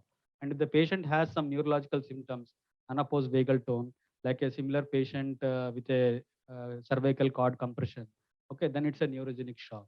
And if the patient has some endocrine abnormality, it could be an endocrine shock, that is in adrenal crisis. So you should always find your own way to classify a shock, whether it's a cold shock or warm shock, whether it's a cardiogenic shock or a distributive shock. If it's a distributive shock, whether it could be a septic shock or a neurogenic shock or an anaphylactic shock. Okay. So this is the last slide. The take home message is shock is an emergency. You shouldn't always be complacent with that patient. Most of the patient will be in a compensated state of shock. And your job is to identify this compensated state and prevent them going into a decompensated state. That is your main job. Okay. And assessment and resuscitation should go hand in hand. If one bedside sister is assessing the patient, she should not waste more and more time in assessing the patient. Assessment as well as resuscitation should go hand in hand. You should not waste time. Time is the most crucial thing in patients with shock. And hypotension is a late feature of shock. Hypotension comes only in a decompensated shock. It will not be in the initial phase. So the moment you see, you may think, okay, this blood pressure is fine. There is no hypotension. So this patient is in not shock. No, hypotension is always a late feature of shock. Do not wait for the hypotension before starting treatment. Early fluids and vasopressors, you should do it. And clinical examination, you should always touch the patient. But don't forget to use a hand wash. But please touch the patient, check for the pulse, feel what is the temperature of the skin, which gives more important clues. Okay. And the goal of resuscitation is obviously to establish adequate tissue perfusion and minimize the end organ injury.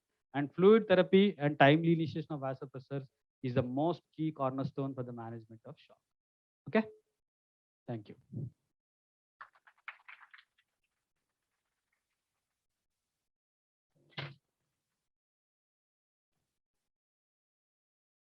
I'm happy if anybody tells me the answer, what is the cause of shock in that patient.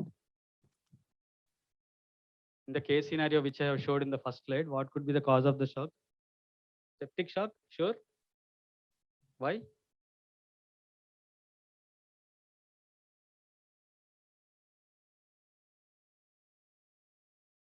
It's okay. At least I expressed the same thing. I expected you told the same thing. Thank you. I think you understood this talk. That's why you're able to answer. I'm very happy. Okay. Thank you so much, sir. The topic was timely and you presented the material on the new innovations and it was understood very easily. All the nurses are really happily enjoyed the way I have seen their expressions. We were all pleased with your topic and it was immense pleasure to understand what kind of shocks and how nurses role plays a major role into that treat the patients with kind of shocks, all kind of shocks you have covered. I'm glad that we wanted to attend such kind of sessions and we want your future symposiums also. We need your energetic support and enthusiastic participation.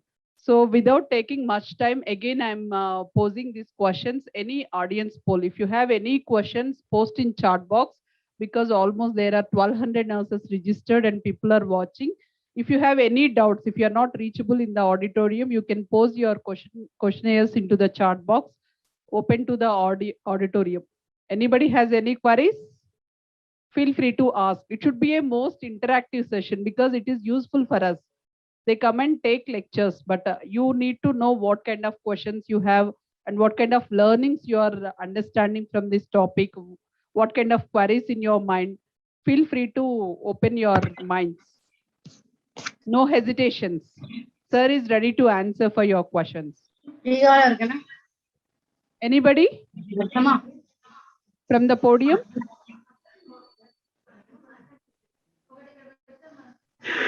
I think Edukuri Ramu. Do you have any questions, Ramu? Ramu.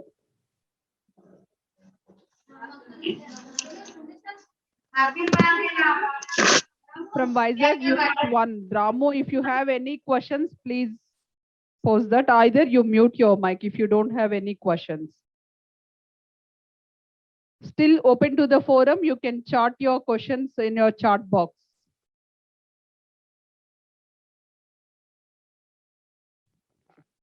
If there are no doubts, one is sure, either you didn't understood anything or you would have understood everything.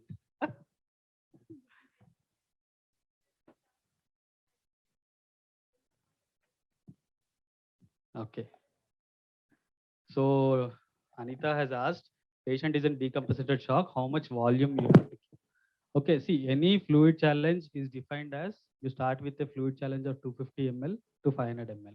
Okay, fluid challenge, the definition of fluid challenge is you give a 250 ml of crystalloid within 5 to 10 minutes and assess what's happening to the cardiac output. It's ultimately the cardiac output, right? So when you give a fluid challenge of 250 ml and see what's happening to the cardiac output. If the cardiac output is increasing, probably the patient is fluid responsive, right? So depending on the fluid responsiveness, you assess whether to give some more fluids or not. If the patient is fluid responsive initially, you try to give some more fluid. You try to give a second fluid challenge. Okay. And as I told, you should not delay in initiating vasopressor support. And that is again the most important thing. For this also, you should know the kind of shock, right? If you know what is the kind of shock, you can start the vasopressors immediately. If it's a cardiogenic shock, it's a pump failure, right? You can't give more fluids. Okay, so in that patients, in that subset of patients, you try to initiate early vasopressor support. Okay, if a patient is in septic shock or probably leaky capillaries, a patient is in hemorrhagic shock with a low blood volume, you try to pump in more fluids because you know what is the cause of shock. So the main essence why I was emphasizing on this kind of shock is you should understand the pathophysiology of shock. Unless you understand, you can't treat it. Okay, if you know what is the kind of shock, that decides you whether you give fluids or whether you give vasopressors. Okay.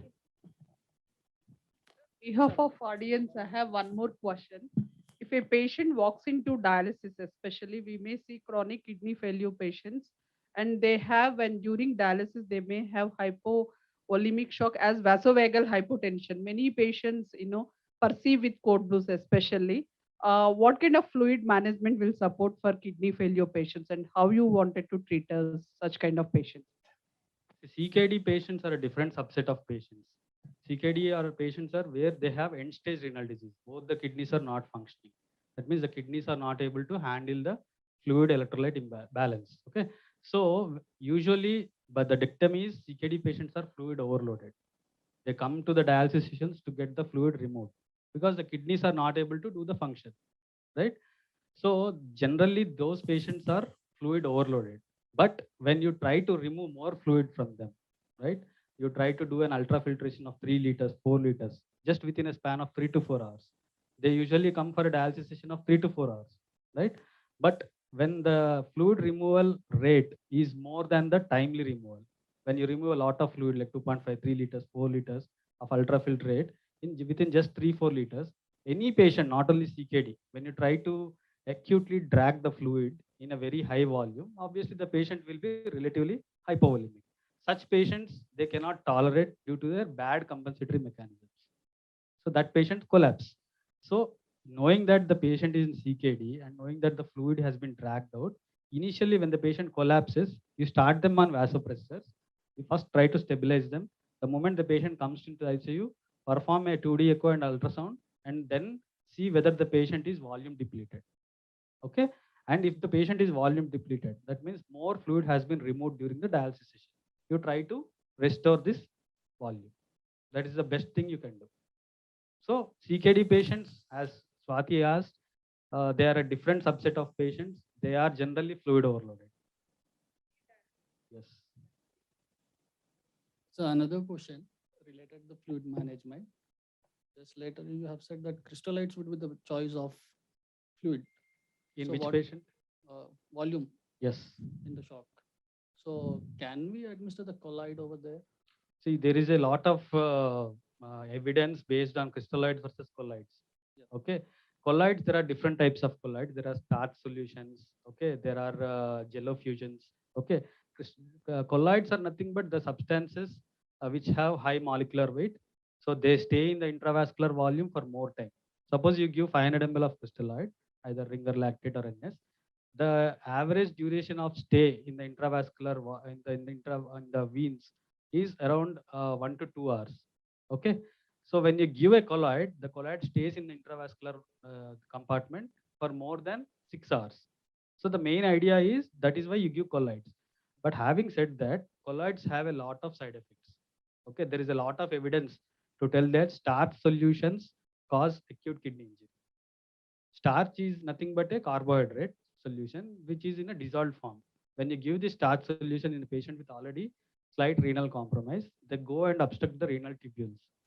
In fact, there are some case reports telling that when you do a kidney biopsy in a patient who have received colloids for after 2 years, they have find starch substances in the renal tubules. That means they can stay in the kidney as long as 2 years. So the initial fluid of choice for any patient in the shock is crystalloid. Only one subset of shock, that is the hemorrhagic shock, you prefer colloids. Other than hemorrhagic shock, any patient, the first choice is crystalloid. And in colloid also, it depends which type of fluid you are giving. Whether you are giving jello fusion, whether you are giving starch solutions, whether you are giving albumin, whether you are giving a blood component, like a plasma or something like that. Okay. So my preference is I will prefer crystalloids in any shock except a hemorrhagic shock. In fact, in hemorrhagic shock also, patients with trauma comes with bleeding. My initial choice will be a crystalloid only. After receiving 1.5 to 2 liters of crystalloid, if I think that there is a risk of hemodilution, the more crystalloids I give, the hemoglobin will come down significantly in a hemorrhagic shock. Then I will think that probably I am doing more harm to the patient, because the more hemodilution I cause, the more bleeding tendency it increases. So then I choose colloids over the crystalloids. So any shock, the initial first choice of fluid as a dictum is crystalloid, not colloid. Okay. Colloids, only albumin and blood products is my choice. Okay. So what about the capillary leak you say in the crystallites? Yes, So how can capillary it be compensated? leak happens even with colloids also. The capillary is nothing but leaky pipes, right? The pipes, the blood vessels are leaky. Whatever amount of fluid you are giving, that leaks into the interstitial space, right? When the crystalloid is leaking, the colloid will also leak. So the counter effect is the colloid will cause more fluid drag. Okay, if I give lots of fluid to a dengue hemorrhagic shock patient or a septic shock patient where there is a leaky capillaries, okay, all my fluid will go into the pleural spaces, into the ascites. I mean, it will form as an ascites in the abdominal compartment. Okay, this is the interstitial space, right? If I give 3 to 4 liters of crystalloid, probably 1.5 to 2 liters will leak out of the intravascular compartment. Okay, that is okay because that will not drag some more amount of fluid, because it is a most of the crystalloids are isotonic. Okay, they won't drag the fluid. Okay, but colloids are very, very hypertonic. They contain more sodium and they are very high molecular weight substances. When they leak into the interstitial compartment, they drag more amount of fluid. Okay, that will in fact worsen your interstitial fluid. That means patients will have worsening ascites, worsening interstitial edema. Their hands look swollen, their legs look swollen. Okay, they'll be having massive ascites, massive pleural effusions. So colloids, in fact, are more dangerous. Okay, so you should choose which one to give. The first choice is always crystalloid, but when do you choose colloid? Colloid, I would choose only in a hemorrhagic shock, not in any kind of shock. Okay.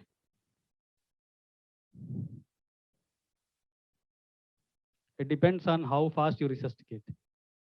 And it depends on how fast you correct the underlying cause. If suppose the patient is having MI and he decompensated shock, immediately you have to take him to the cath lab and revascularize. Okay, unless you correct the underlying problem, his pump failure will not improve, right? So meanwhile, you should start your resuscitation. That doesn't mean patient has having systolic blood pressure of 60, straight away you shift him to cath lab. It's not like that. You have to bring the blood pressures to a normal side. You have to initiate vasopressors, and meanwhile you transfer the patient to a cath lab. Similarly, a patient comes with a urosepsis, severe sepsis, septic shock. Okay, he has bilateral pyelonephritis. So you should drain the pyelonephritis, or you should control the source. The sepsis component improves only when you control the source. You give him high-end antibiotics. If needed, you drain the abscess or you drain the pyelonephritis. Then the patient will improve. Okay. I'm very happy there are slowly doubts increasing. That means they have probably understood well. Thank you. Thank you so much. Once again, thank you so much, sir. Very insightful presentation. Now, I would like to invite our next eminent speaker, Dr. Pragati Erram. Ma'am has completed, she has vast experience. Ma'am is working in Madhapur Medicover Hospital as a lab director and head of the departments microbiology and molecular biology. Ma'am is taking care of infection control officer and as a chairperson. Ma'am has many awards and rewards and recognition in her career. And ma'am has a faculty in Maulana Azad National University from BWOC MLT. Ma'am has completed Six Sigma Green Belt in NHCA Singapore. Ma'am has completed her hospital administration management course in NHCA Singapore. And she is a black belt Lean Sigma Healthcare in NHCA Singapore. And ma'am has many rewards on quality control management, quality audit spokesperson, and she is one of the quality auditor and HIC auditor. And ma'am has completed her MD microbiology in Gandhi Medical College, and her expertise is setting of clinical laboratory and setting of molecular biology department and NABL accreditation. She is one of the keen supportive pillar for medical hospitals to get NABL accreditation, and she's a resource speaker for NABL audits also. She's trained in PCR and immunofluorescence labs, and ma'am has got many awards. Dr. APJ Abdul Kam recently Health and Medical Excellence Award and Iconic Women Award were together foundation. So she's working with us in High Tech City branch. So without taking much time, I would like to invite our eminent speaker, Dr. Pragati Erram. Ma'am, over to you.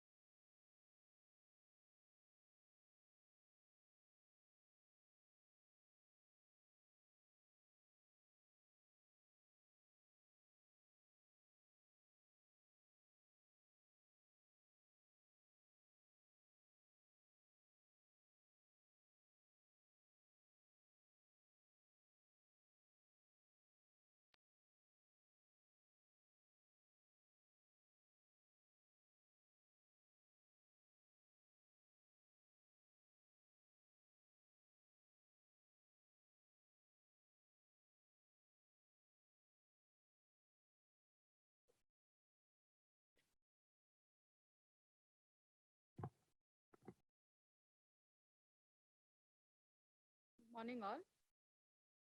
Good morning. So all of you are waiting for your lunch? Okay. We all know our COVID pandemic is not yet over. So I request all of you to wear your mask. Except for the speaker, it is better all of you wear the mask. Because if the speaker wears the mask, you will not be able to hear anything. Okay, fine. So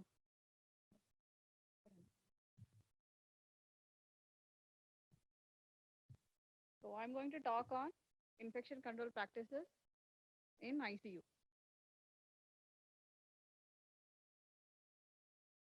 So you all know who is Florence Nightingale, right? So what did she tell? We should not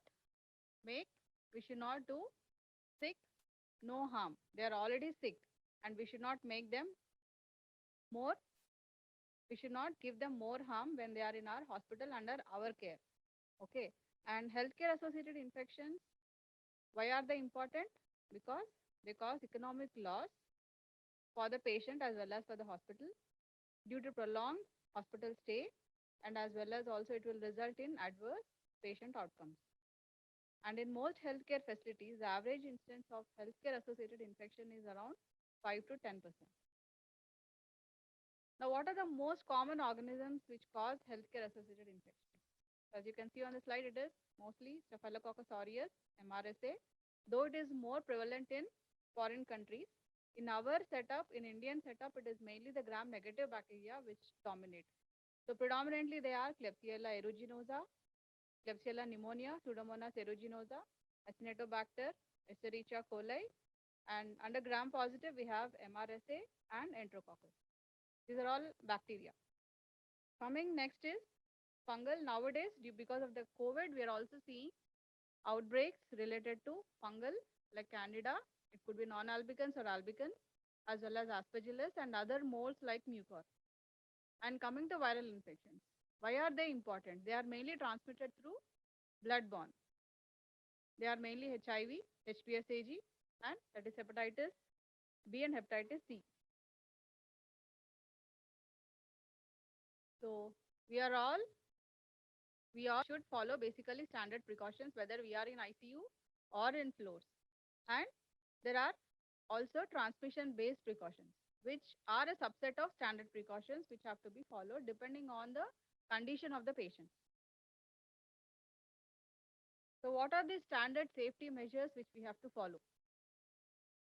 What are the standard precautions? They are a set of infection control practices that are used to prevent transmission of diseases that can be acquired by contact with blood, body fluids, non-intact skin and mucous membrane. So what do these standard precautions consist of? Mainly hand washing, personal protective equipment, decontamination or disinfection of the surfaces or of the instruments which we are using, then appropriate waste disposal, especially biomedical waste disposal. And you all know, hand washing is the single most effective measure in infection control. Do you agree with me or not? Yes. So 80% of these diseases are spread through hands. You all know these are the 5 moments of hand hygiene.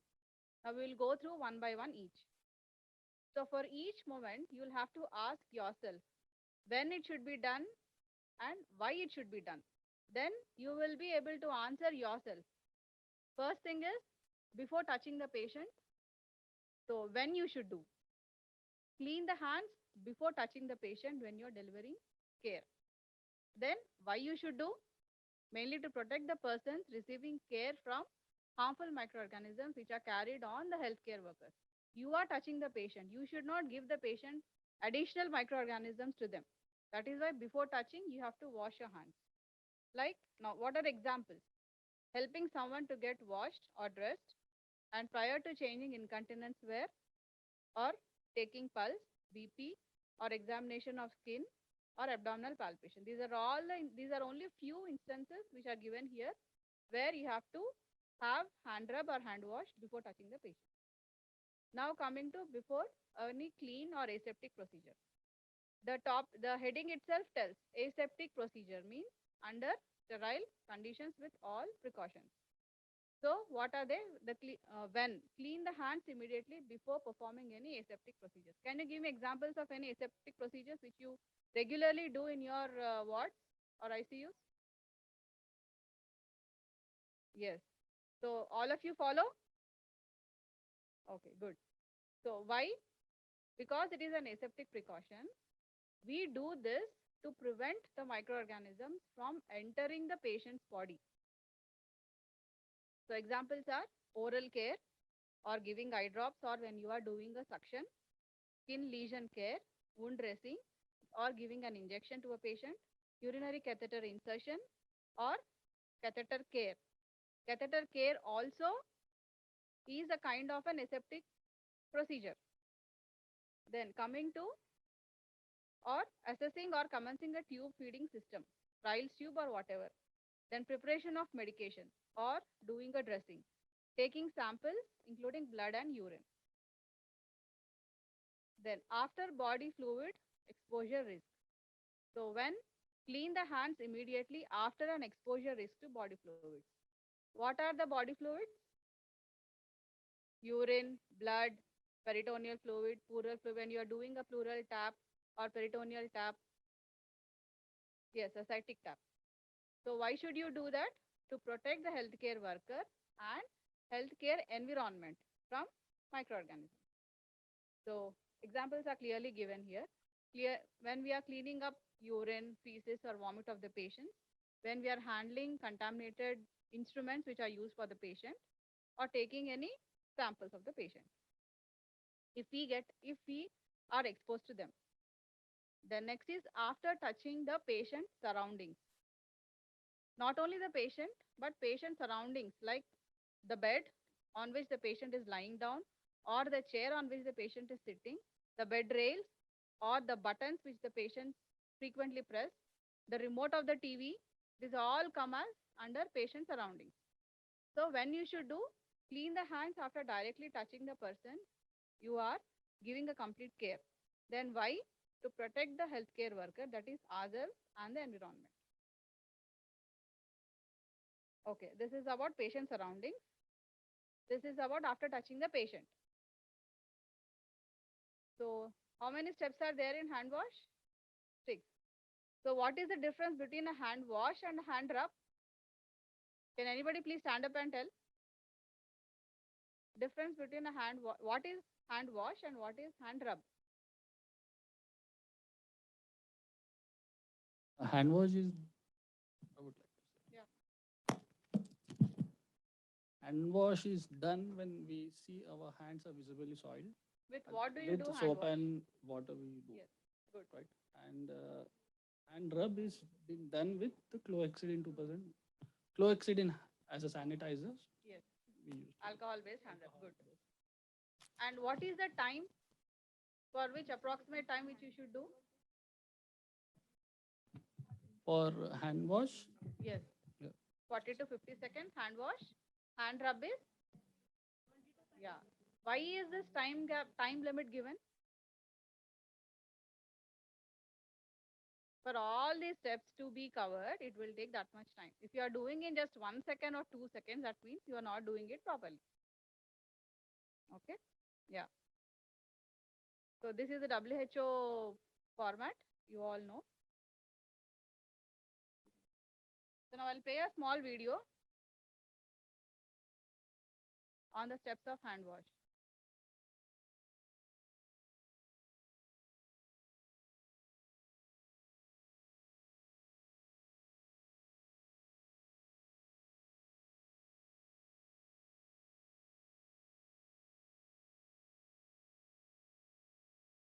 So let this talk be as interactive as possible and as enjoyable as possible.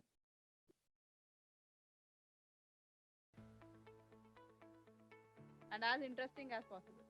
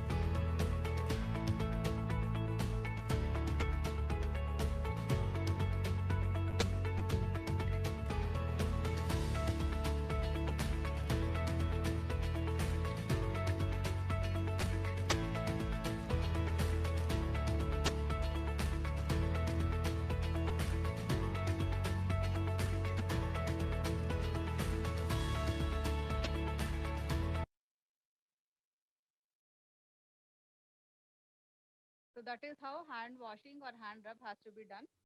Please make a note of it. Then coming to the transmission based precautions. So do you have any idea about this transmission based precautions? How many types are there? It all depends on how the infection spreads from the patient. So mainly they are contact, droplet, and airborne. When do you use contact precautions? When the disease is spread through contact. Droplet, when it is spread by droplets of the person or of the patient. Airborne, when the disease is spread by airborne droplets. So there is a difference between droplet infection and airborne infection, though they both are same. It is mainly on the size of the droplets. Airborne, the droplet size is less than 3 micrometers. For droplet infection, it is 0.5 micrometers. Means if any person is coughing or speaking, the larger droplets, the heavier droplets, which settle down within 3 feet distance of the patient. If I am speaking, my droplets would fall down, heavier droplets, within 3 meters of me. Airborne, the particles which are lesser than that will be spread in the air. They will travel far off. So that is why for diseases which are airborne, especially example, what do you know? Tuberculosis. Pulmonary tuberculosis is airborne. Then what about COVID?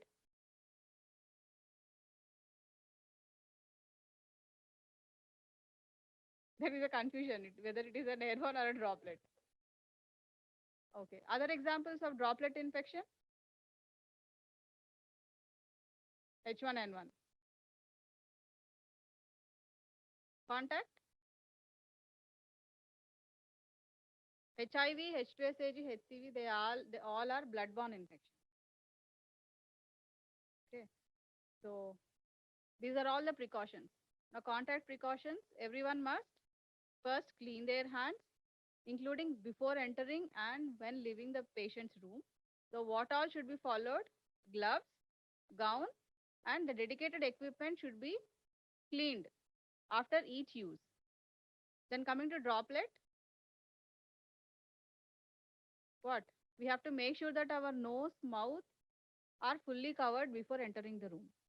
And airborne, also same.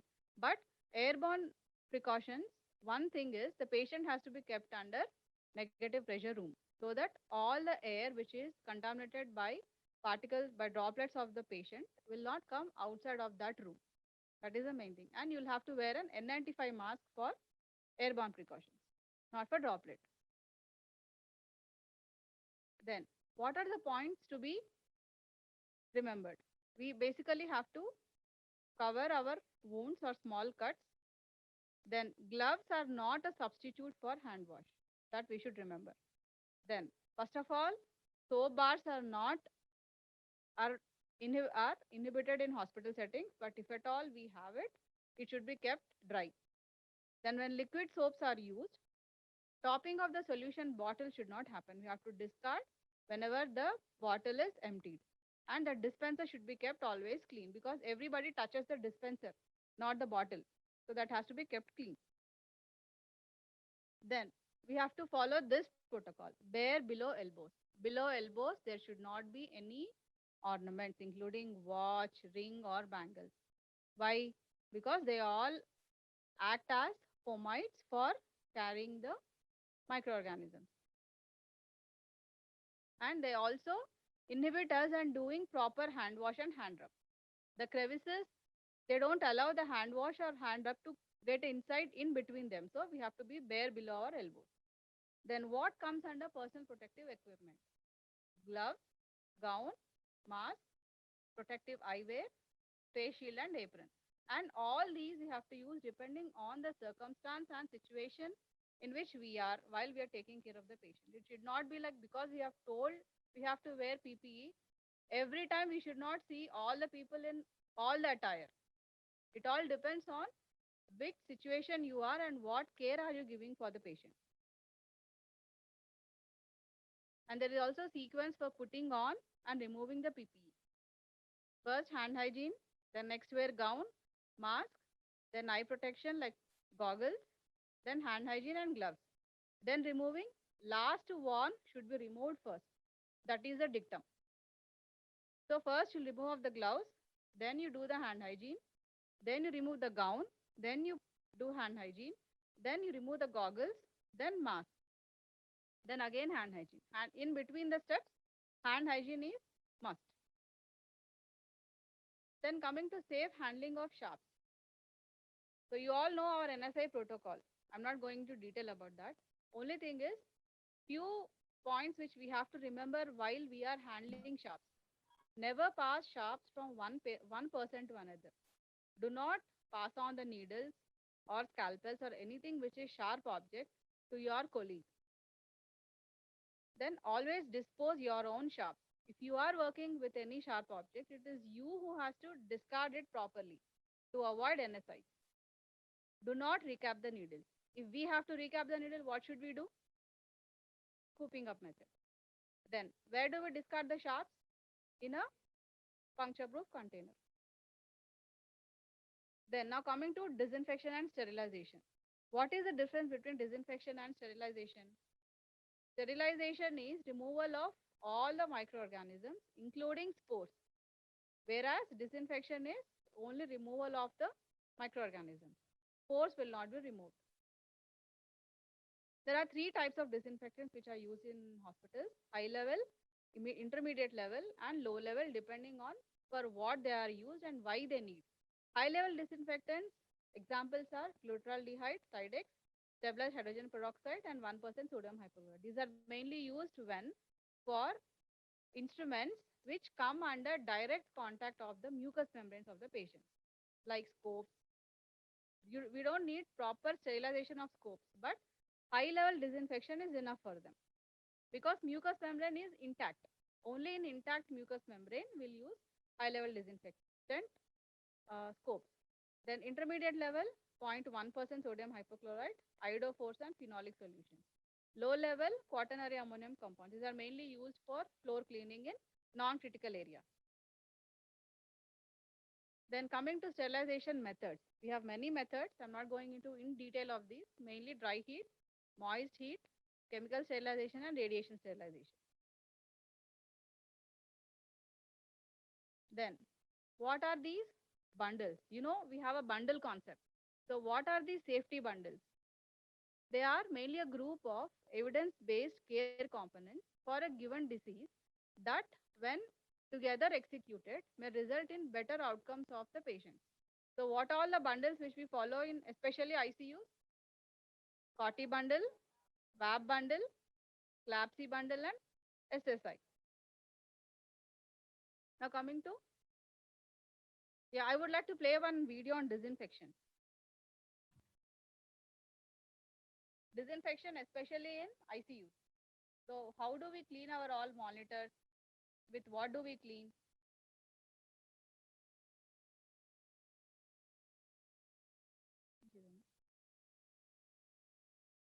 This is alcohol-based hand rub, actually alcohol-based disinfectant, which is used to clean the monitors. What do we use in our ICU? For cleaning the monitors or ventilator surfaces? Bacillol spray. Have you ever seen what is the content of bacillol? Please, next time when you are using a disinfectant solution, whatever it is, try to go through the content of the bottle, of the liquid which you are using. Then you will know whether it has to be used or not.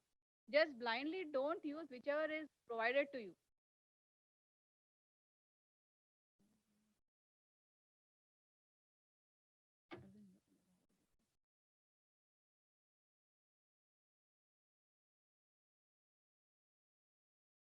Yeah.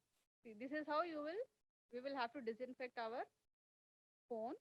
Bacillol is basically an alcohol spray. Telephone. Don't directly spray it on our phone or the telephone. You have to spray it on a cotton cloth or a container and then wipe it off.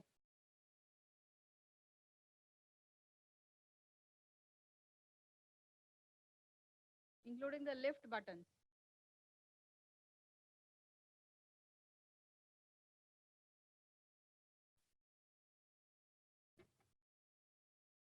This is a wheelchair of the patient.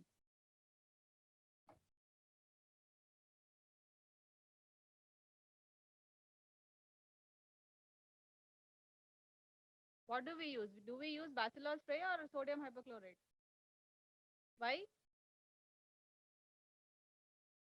Because sodium hypochlorite causes rusting of stainless steel. So on stainless steel, we should not use hypochlorite. We have to use only alcohol spray.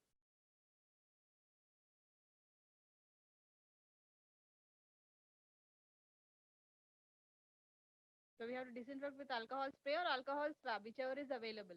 Stethoscope, ventilator or other monitors, cardiac table, echo machine, etc. These are only few examples which we have mentioned here.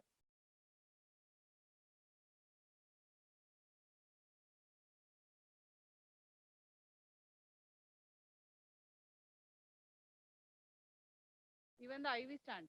Daily at least once we'll have to clean the IV stand.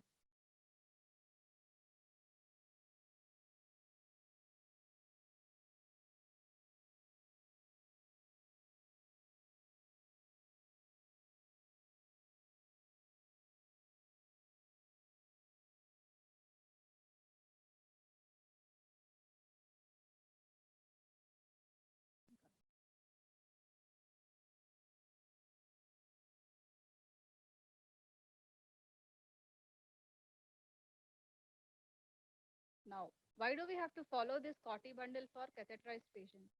Mainly to, now this all comes under prevention of infections in ICUs. From here, we are going in detail with only ICUs.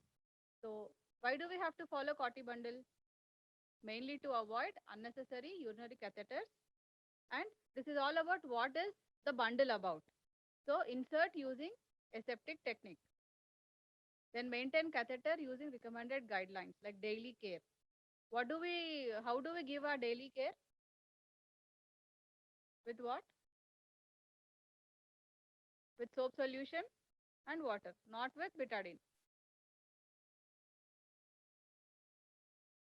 Not with betadine. Okay, and the level of the urobag should always be kept below the bladder level. Why? Because due to gravity, urine has to flow into the urobag. Then you have to always maintain a closed system. You should see that everything is an entire thing closed. Then review the necessity of catheter. If necessary, we have to remove it as early as possible. Then this is CLAPSI bundle. Hand hygiene and insertion of a central line with maximum barrier precautions. And what do we use for skin antisepsis of patients? 2% chlorhexidine, not the hand rub. Hand rub is 0.5% chlorhexidine, whereas skin prep is 2% chlorhexidine. Then optimal catheter site selection, daily review of line necessity with prompt removal of unnecessary lines. Then line has to be secured, clean with a clean and intact dressing. And what should be the dressing? Transparent semi-permeable dressing, isn't it? Semi-permeable, why? Because whatever the sweat comes out of the patient, it should be evaporated. Then coming to SSI bundle, appropriate use of antibiotics, prophylactic antibiotics. So for most of the surgeries, we give antibiotic prophylaxis within 60 minutes of incision. Then appropriate hair removal. For part preparation, how do we do? Do we shave the area where there is skin or do we just clip the hair? We have to clip the hair. Shaving is no longer done because the top layer of the skin gets eroded. And because of which, after surgery, there might be chances of SSI, bacteria going inside through the small minor abrasions caused by shaving. Then post-operative glucose control and peri and post-operative normothermia. That means maintaining normal temperature of the patient. Then coming to VAP bundle, DVT prophylaxis, GI prophylaxis, head and elevation to 30 to 45 degrees, daily sedation vacation, and if required, wean off the patient as early as possible. Then coming to biomedical waste management. Is it important? Yes. Yes. So what is biomedical waste and how is it different from the general waste? So biomedical waste is mainly the waste which is generated during the treatment, diagnosis, testing, research or production of any biological products for humans or animals. Now waste management is mainly collection, transport, processing and disposal, managing and monitoring of waste material. This all comes under waste management. So what are the purposes of waste disposal? Mainly to reduce hazardous nature of the waste, to reduce the volume of the waste, to prevent misuse or abuse of the waste, to ensure occupational safety and health, and to consider aesthetics. So Ministry of Environment and Forest issued guidelines to hospitals to ensure proper and safe disposal of biomedical waste. And the rules came into effect in 2016, which are upgraded in 2018. So when is the waste segregation done? It is done at the point of waste generation. And it is a responsibility of the person who generates this biomedical waste to segregate it properly then and there. And segregation is also according to the rules which we have to follow. It is not like however you want, wherever you want, you can throw the biomedical waste. You cannot put everything into one container and say, I have thrown the waste appropriately in one bin. That is also wrong. Then coming to waste storage. So all hospitals have their own storage facility. That central biomedical waste storage has to be within the hospital premises, and every day it has to be collected by the company who is authorized to treat the biomedical waste from all the hospitals. So from our hospital, we are entitled with Maridi Private Limited. So they are the ones who come every day in the morning and collect all the biomedical waste which is collected and stored in a biomedical waste central point. And untreated biomedical waste should not be kept beyond 24 hours in the hospital premises. So I think this you all know. Green or black is a general waste. Red, infected plastics.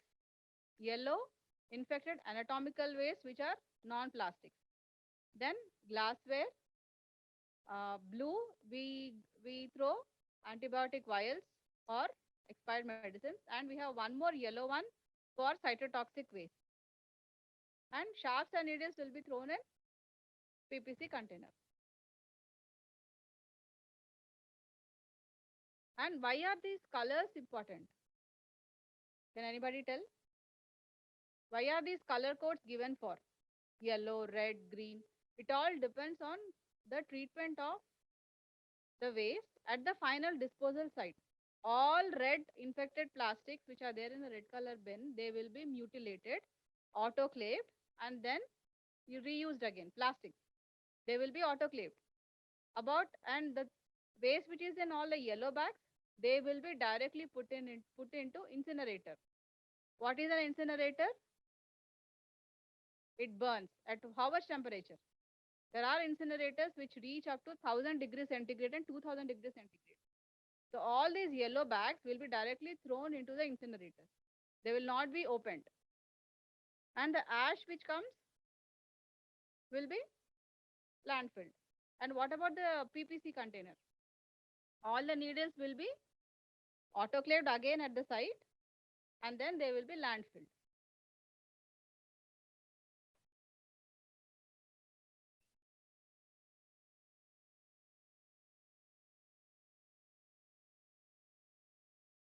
So the points to be remembered when waste is being transported. So before taking the bags, all the bags should be tied and labeled properly.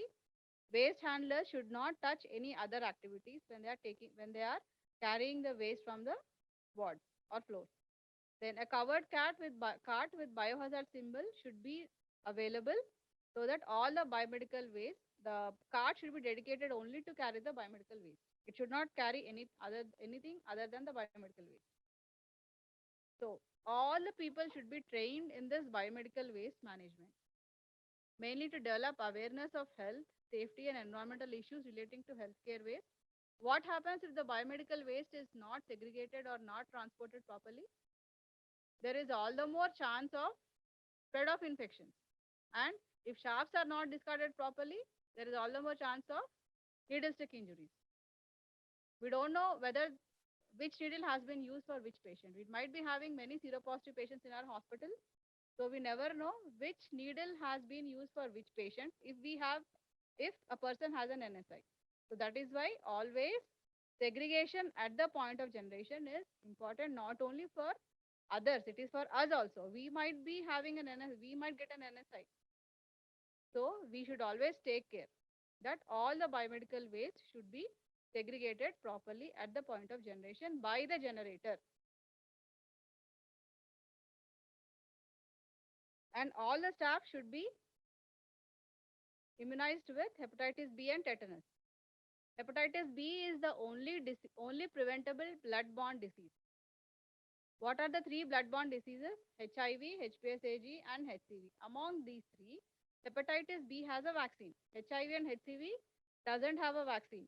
So HPV is the only blood-borne disease which can be preventable. So all of you make sure that you complete your 3-dose schedule, 012 or 016.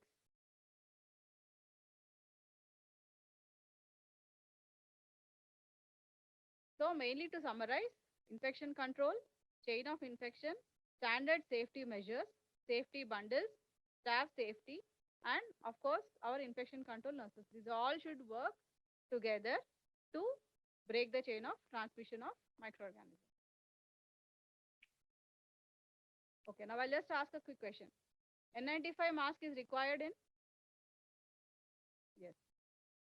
Then hands that are visibly dirty should be washed with? Yes. You should give them a chocolate. So now coming to infection control in ICU. Why should there be specific considerations in ICU rather than wards? Because it is related to the patients. The patients which we have in ICU, they have low resistance to infection, and majority of them would have had invasive procedures or interventions, and already ours is a tertiary care. So they might have already used antibiotics earlier and then they have come to us at a later stage where they might be carrying multi-drug resistant organisms. And also they might have come from contaminated environment, or our ICUs ourselves will have our specific normal flora and fauna. So patients should not get infected by the MDRs which are already present in our ICU. So that is why we have to have a special consideration regarding infection control protocols in ICU. So HAIs are most common in intensive care units and they are associated with mainly increased morbidity and mortality. So the main reason being severity of illness, interruption of normal defense mechanisms, most of them are malnourished, and they are mainly malnourished, and inability to ambulate make it more susceptible to multi-drug resistant organisms. Patients in ICUs, are they ambulatory? No, they always lie on the bed. So it makes them even more prone for cross transmission of infections. The most frequent mode of transmission is contact transmission.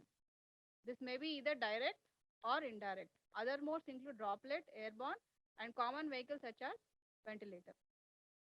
What are the main contributing factors for development of infections in critical care units? Age more than 70 years, shock, major trauma, acute renal failure, coma, and prior antibiotics. And mechanical ventilation, drugs affecting immune system like steroids and chemotherapy, indwelling catheters, most of them have Foley's or central lines, isn't it? Then prolonged stay.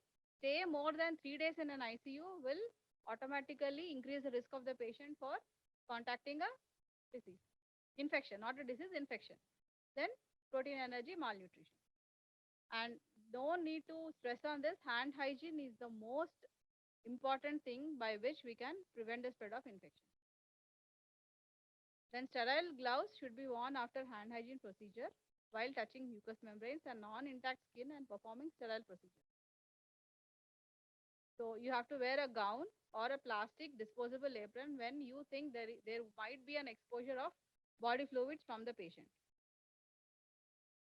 Then used patient care equipment soiled with blood and body fluid secretions or excretions should be handled carefully to prevent skin and mucous membrane exposure. Then I ensure that reusable equipment which is not used for care of another patient until it has been cleaned or sterilized appropriately. Do not reuse any instrument which is only for a single use until and unless there are clear guidelines for you people to ensure that it has been sterilized properly. Ensure that single-use items and shafts are discarded properly. I think this is all I will just skip. Prevention of UTIs. If you follow all the UTI bundles, WAP bundles and all, most of the infections can be like COTI, WAP and CLAPSIS can be avoided. How often do you replace the Eurobag? How often do you replace the Foley's catheter?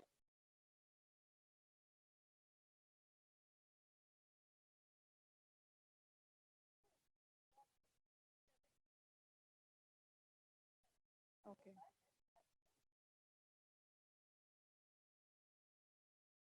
Forty days or 7 days?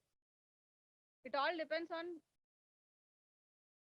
for Foley's, it all depends on the patient's condition.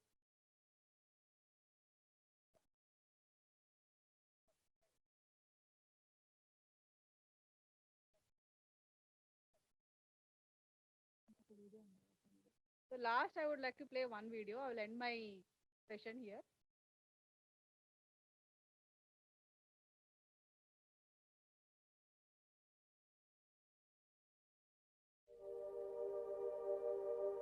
This is the patient. Morning, Barbara. You okay? Change that dressing of yours that you've had on for about 2 or 3 days. Yeah. Is that okay with you? Yeah. Did you sleep well? What are you reading today? Oh, so you like the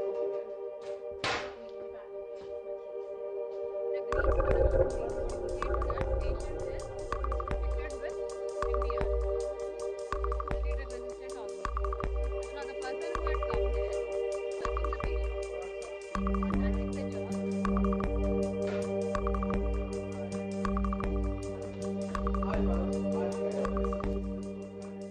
He didn't bother to wash his hands after touching that patient.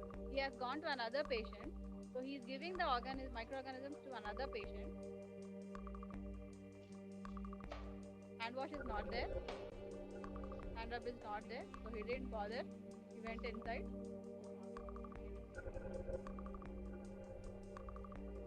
So even the patient's attender, they carry these germs to their home.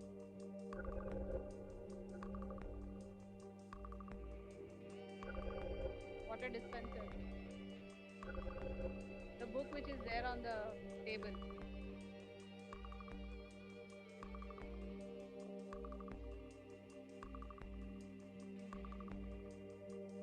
So now she's got all that.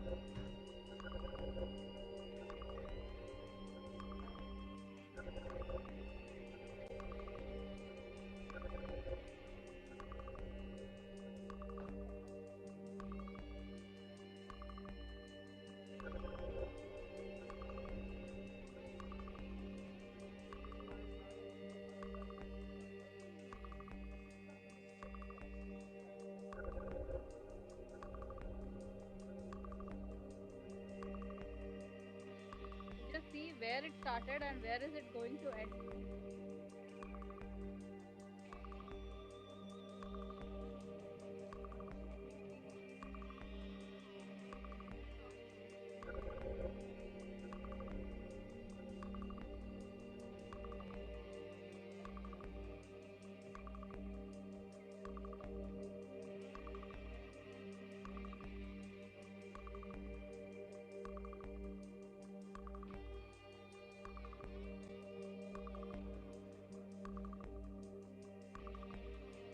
from the doctor, but this person gave it to me.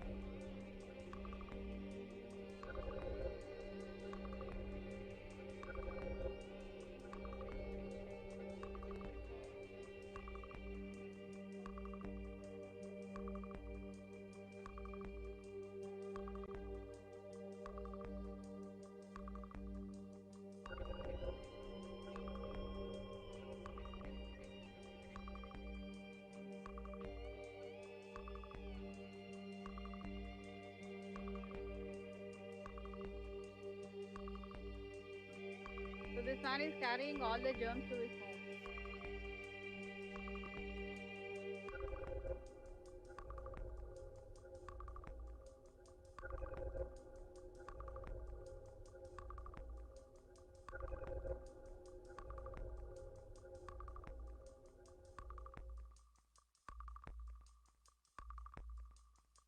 So with this, I will end my session. I hope it was quite interesting.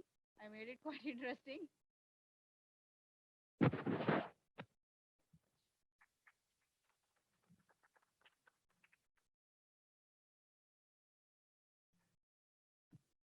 Thank you so much, ma'am. Your presentation was very insightful presentation.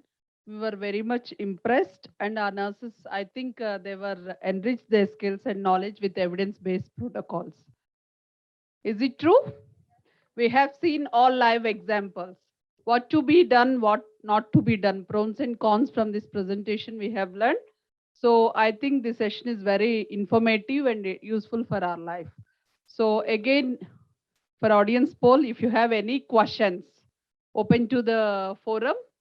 Please ask some questions. It should be an interactive session, especially youngsters, new generation. You may have lot many questions because during induction, during over period of when you presented with your ward, new joinees or mentorship program, you may have lot many doubts in your mind. What kind of infections and what kind of practices we should follow at hospital soon after our joining, what kind of infection control practices, as ma'am was almost she covered all the topic, like what to touch, what not to touch, and what kind of infections where you have to focus on your practices. Everything ma'am was covered. Do you have any other doubts? Please post in chat box. Either you wanted to post the question, ma'am is ready and floor is open for you. The same thing even I should quote it. If you don't have any questions, maybe the presentation is fully covered and you are 100% enrich your knowledge, or you did not understand anything. Please put the lights on. My youngsters, especially backbenchers, all new faces. I know senior nurses by name, only few junior nurses which I don't know their names. Yes, dear, do you have any questions? It's understand fully? Malesh, any questions you wanted to pose? Third wave, pandemic. Okay, preparedness for children, right? You are not triggering any questions? I have one questions behalf of my team, ma'am, because there is WHO, they have received an article from people that children are going to face big, tip of iceberg of third wave. What is your opinion, ma'am? Like what kind of precautions? Because being a mother, and I know most of the people are married over here and they got children. What kind of preparedness and follow little bit infection control practices, and which way we have to take care of our kids as well as our hospital patients? Yeah, this is a very difficult question to answer. I am a mother myself. I have two kids. So with kids, it is definitely difficult for them to make understand why should we follow all the precautions. If they go out, if we tell them to wear a mask, 90% mask will not be on their mouth. It will be somewhere hanging down. So we all put our hands crossed. We'll just have to see. Though we have to educate our kids why we all should maintain all the precautions and all COVID protocols, but we'll just have to wait and see. As far as possible, avoid gatherings. That much. So I make sure that we don't go to any gathering. I expect you also give the same. You also avoid moving around. Maybe by that we can postpone the third wave. Other than that, I don't know what should I tell on this. Uh, I agree with ma'am because the second wave and first wave, we have seen how many deaths and how many families we lost and how many nursing fraternity, how many leaders we lost in the country. So we are the most culprit people where we will spread infection. I think this video will suffice for everything. The same infection we carry to home and we loved ones we lost. So that is the reason I request you, please follow strict infection control practices in a hospital as well as at your home. So we are the caretakers where we spread and easily spread the infection. So try to break the chain and try to prevent and avoid as much as possible and follow strict hand wash techniques and hand rub wherever your hands are soiled, and every patient contact to contact of movement, 5 movements of hand hygiene and 6 steps of hand wash techniques should be followed very seriously and vigorously. So enhance nurses mindset, especially junior nurses, to make them understand what is importance of hand wash and appropriate biomedical waste protocols and what kind of insights whatever madam has given in the presentation, everything covered. So I don't think so nobody has questions, everything is answered. So now I would like to break over here the session. We have lunch. Okay, at now the time is around 1:35.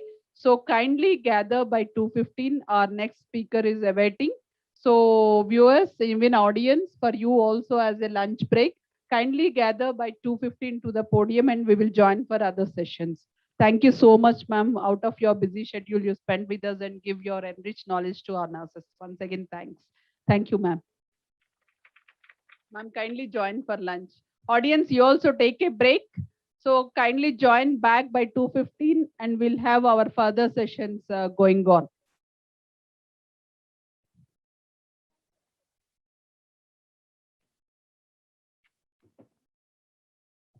(2:15), everybody can join again in the podium. Small activity. Okay. All of you stand up.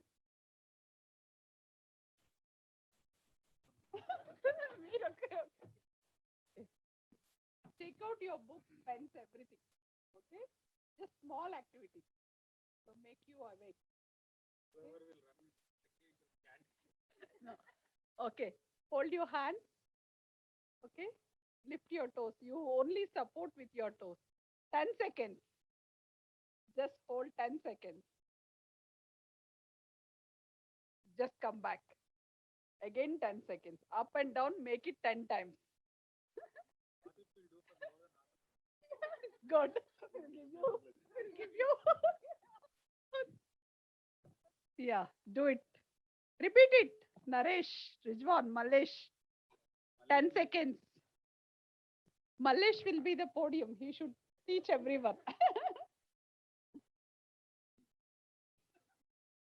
Do it. No. No active participation. They also will join.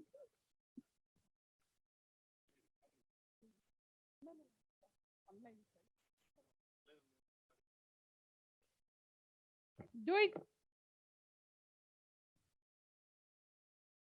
You're getting bored with this exercise. Second exercise will go. Okay. Okay. Then we'll do frog jump. That's a very interest. Next exercise, Naresh will teach us. Come, Naresh. Naresh.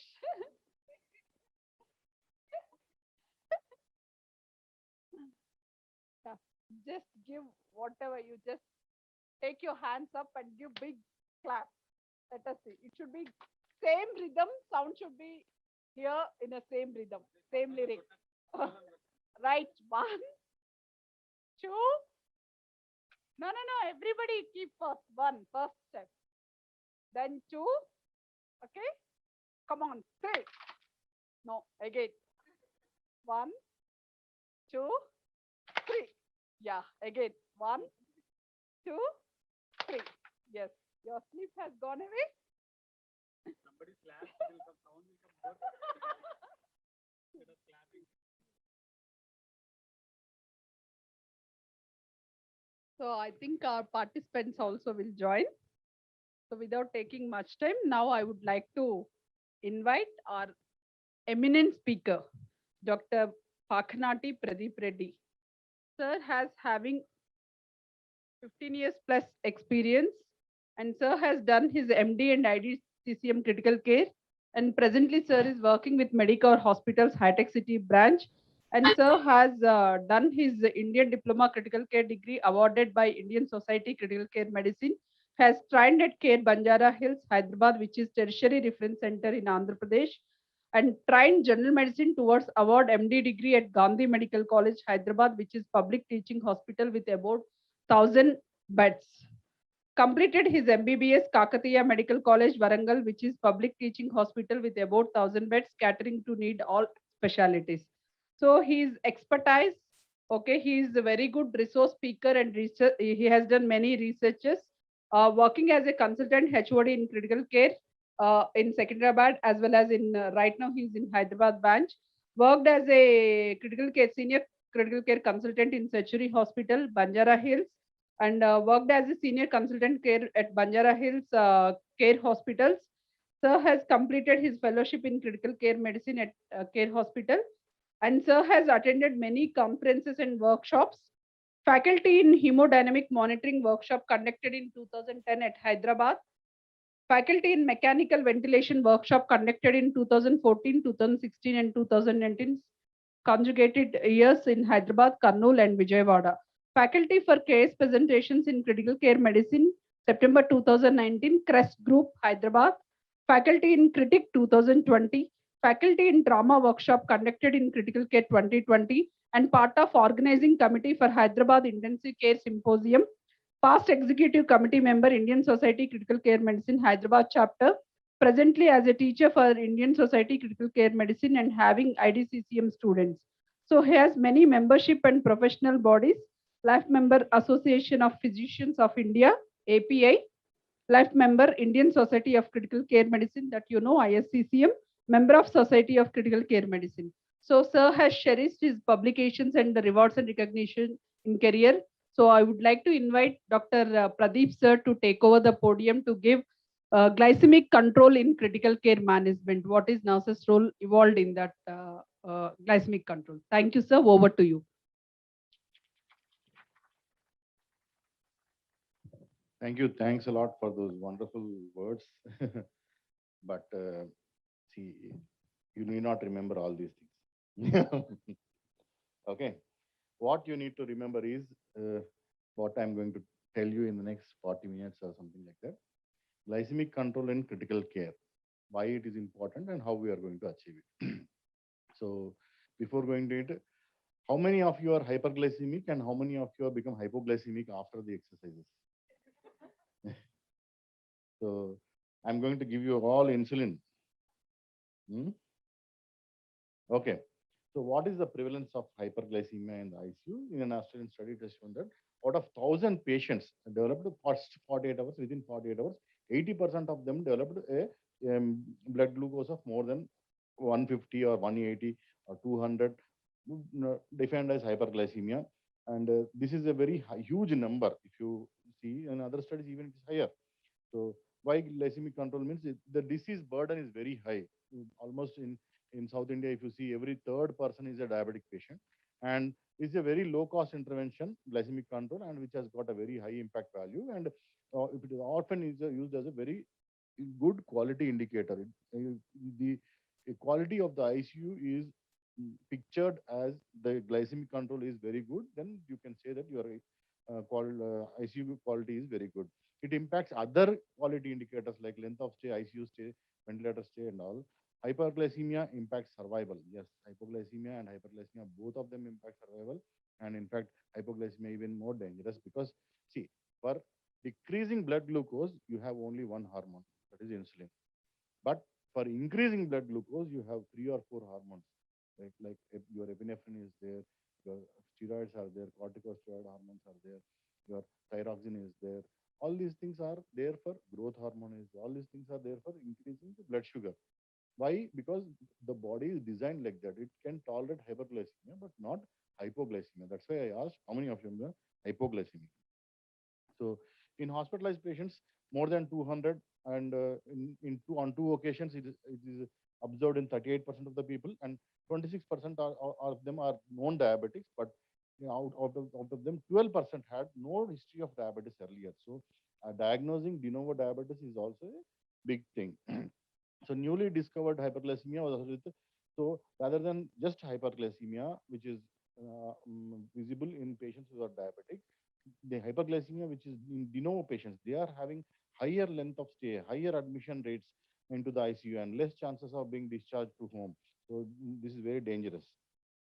Okay, so why acute illness is different from other outpatient management of this thing? Because it is in acute illness there is an increase in the stress hormones, and sepsis, infection, hypotension, and shock. So one side your sepsis and infection are causing to increase imbalance in the hormones, and all these things will make more and more hypoglycemic. At the same time, at the end of the spectrum, at the other end of the spectrum, they're going to go into hypoglycemia. And in fact, hypoglycemia is a very dangerous sign in sepsis.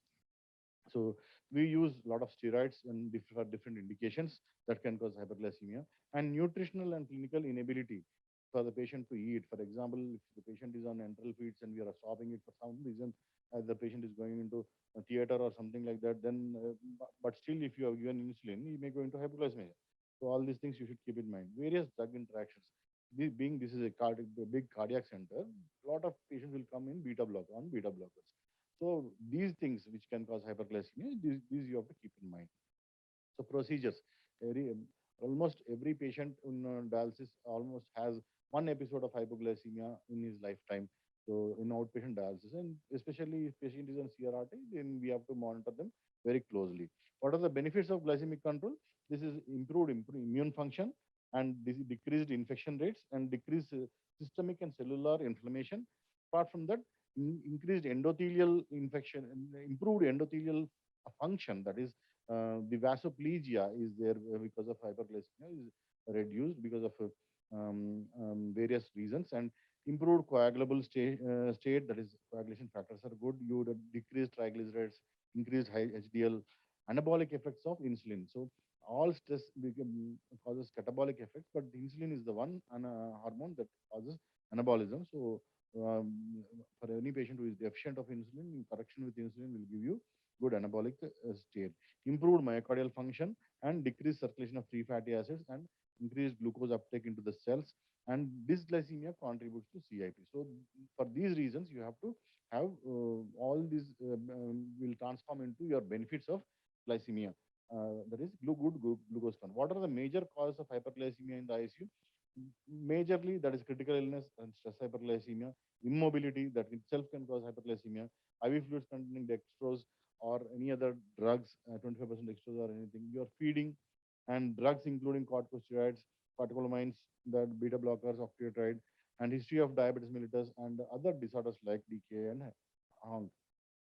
What are the pathological mechanisms? There is osmotic damage, there is oxidative stress, and non-enzymatic glycation. And what are the deleterious effects of hyperglycemia in especially hospitalized patients? There is poor wound healing, number one. Number two, more number of infections, and increase in the severity of infections. It can cause acute kidney injury by itself, and critical illness polyneuropathy, where there is increase in the length of the stay and all. Hypovolemia and dyselectrolytemia is an important feature of all these are deleterious effects of hyperglycemia. So therefore, it has to be dealt very strictly. So hyperglycemia is an independent marker of in-hospital mortality. And here, if you see, there is normoglycemia patient and known patient. A patient with known diabetes, if he comes to the hospital with hyperglycemia, his mortality is only double. But if a new patient is coming, a de novo diabetic patient is coming with hyperglycemia, his mortality is 16. So his mortality is almost 10 times more than the patient who is normoglycemic. So that is the reason why you have to take care of hyperglycemia in your ICU. So what should we know? Will a tight glycemic control improve outcomes? And what is the optimal target for glucose therapy? And does a particular subset of patients benefit from tight glycemic control? Or what about hypoglycemia? How many times you are seeing patients with hypoglycemia? And what are the strategies to manage the blood glucose in the ICU? This is what we are going to learn today. Why it is so difficult to handle one patient-related factors because of comorbidities will be diabetic, hypertensive, or is a COPD patient receiving steroids for any other purposes, immunosuppressive drugs, all these things, acute illness, there's a pre-existing insulin resistance. For example, if the patient is already on insulin for quite some time, he may be having insulin resistance. So amount of insulin you are giving, he will be resistant to it. Operation, post-op complications, all these things can cause hyperglycemia. Drugs like steroids, diuretics, beta blockers, catecholamines, thyroid hormone, salbutamol, and nutrition. All these things, they can increase the hyperglycemia. Will tight glycemic control improve outcomes? In this study, which is done in 2001, Vandenberg or Levine, they have shown that the it is done in almost 1,500 patients where they have predominantly shown in surgical population that maintaining a glucose level between 80 and 110 has shown to improve outcome, better survival, and showed better indices in the ICU. That means length of the stay, ventilator-free days, everything has improved. And what are the negatives of the study? It is not a blinded study. It is a though it is a stratified study, but it is not a blinded study. And what is the risk? Absolute risk reduction is only 3.4%. Okay. So the patients who are surgical patients, so they have low Apache score, and feeding protocols is not specified because they're all surgical patients. Whether feeding was stopped for surgery and all these things were not specified. Hypoglycemia is higher in the intensive insulin arm. So what are the conclusions? ICU mortality was significantly lower in the insulin group, and hospital mortality was also significantly lower. So in critical illness, polyneuropathy, acute renal failure, transfusion requirements, and blood infections are also higher in the patients who are having hyperglycemia. So in the conventional group. So one important finding of the study is hypoglycemia was more frequent. So again, based on this study, again one more study was done, and that is done in by the same group in a medical ICU. So this group is more representative of general ICU subsets. That is, they are nothing but done in 200 patients where Apache scores are higher in medical ICUs and mortality is not better. They have found that by maintaining a strict glucose level between 80 to 110, the mortality is not better. And in fact, the morbidity parameters are better. What is more important is hypoglycemia is much more common in patients treated very aggressively to maintain a blood pressure, blood glucose between 80 and 110. So based on this, what do you have, what is important that it did not improve any survival.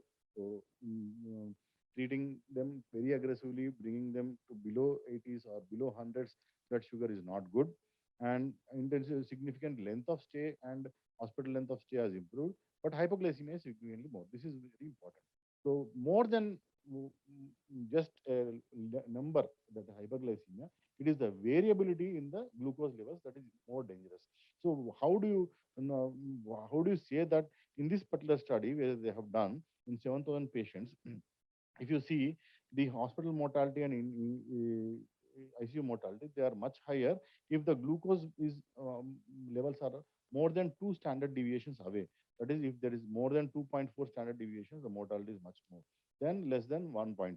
So apart from that, if you see glucose variability, if the level of glucose, lower level of glucose and higher level of glucose, the lowest value and highest value, that is what is glucose variability means.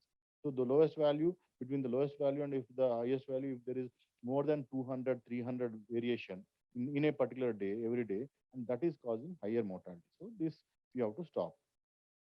So, and this is the study based on which all other guidelines are now framed. This is done in 2009. This is the nice sugar guideline. So based on this, we are framing our guidelines, and our own protocols are also based on the same study. This is done in 6,000 patients, outpatient, international database. So what they have done is in significant number of septic patients, and the nutritional aspects were included.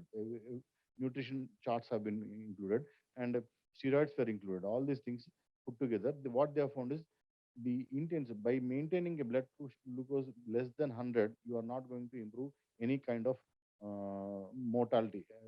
But what happens is your hypoglycemia rates is much more higher, and in fact you are increasing the mortality. So for after this study where you have seen that intensive by giving more and more insulin, you are causing more and more hypoglycemia and you are causing more and more mortality, and that's the reason why you have shifted from maintaining a blood glucose level from less than 100 to maintaining a blood glucose level around 140. So based on these studies only, we have maintained our blood glucose levels. Now target is between 140 and 180. So what is hypoglycemia? As per the ADA definition, now defines hypoglycemia to be at a glucose value of less than 54. Earlier it was 60, now it is 54. So but it is not the number which is important. Whatever the blood glucose level is there, but if the patient has the symptoms of cognitive impairment or any kind of neurological features, then that particular thing is definitely called as hypoglycemia for that particular patient. So, and a blood glucose level of less than 70 is considered an alert value. So tight glycemic control increases the incidence of hypoglycemia. That's what we have seen in all these studies. This is nothing but the surgical ICU study, this is medical ICU study, this is a nice sugar study which we have seen. And with tight glycemic control, the hypoglycemic incidence has increased from 6.8 to up to 17% also. It has increased. In fact, in the VISEP trial, they have stopped in between only because of high percentage of hypoglycemia. So is hypoglycemia harmful? Very, very harmful. That's what I tried to project you in the beginning, that you have 3 hormones to increase the blood glucose level, but you have only 1 hormone to decrease the blood glucose level. So as the hypoglycemia increases, the mortality briskly rises. So this is what is shown here. The degree of hypoglycemia, suppose if it is less than 80 and if you compare with less than 40, the almost it is tripled. The mortality is tripled. So if you find one value of less than 40, the mortality is almost 3 times more.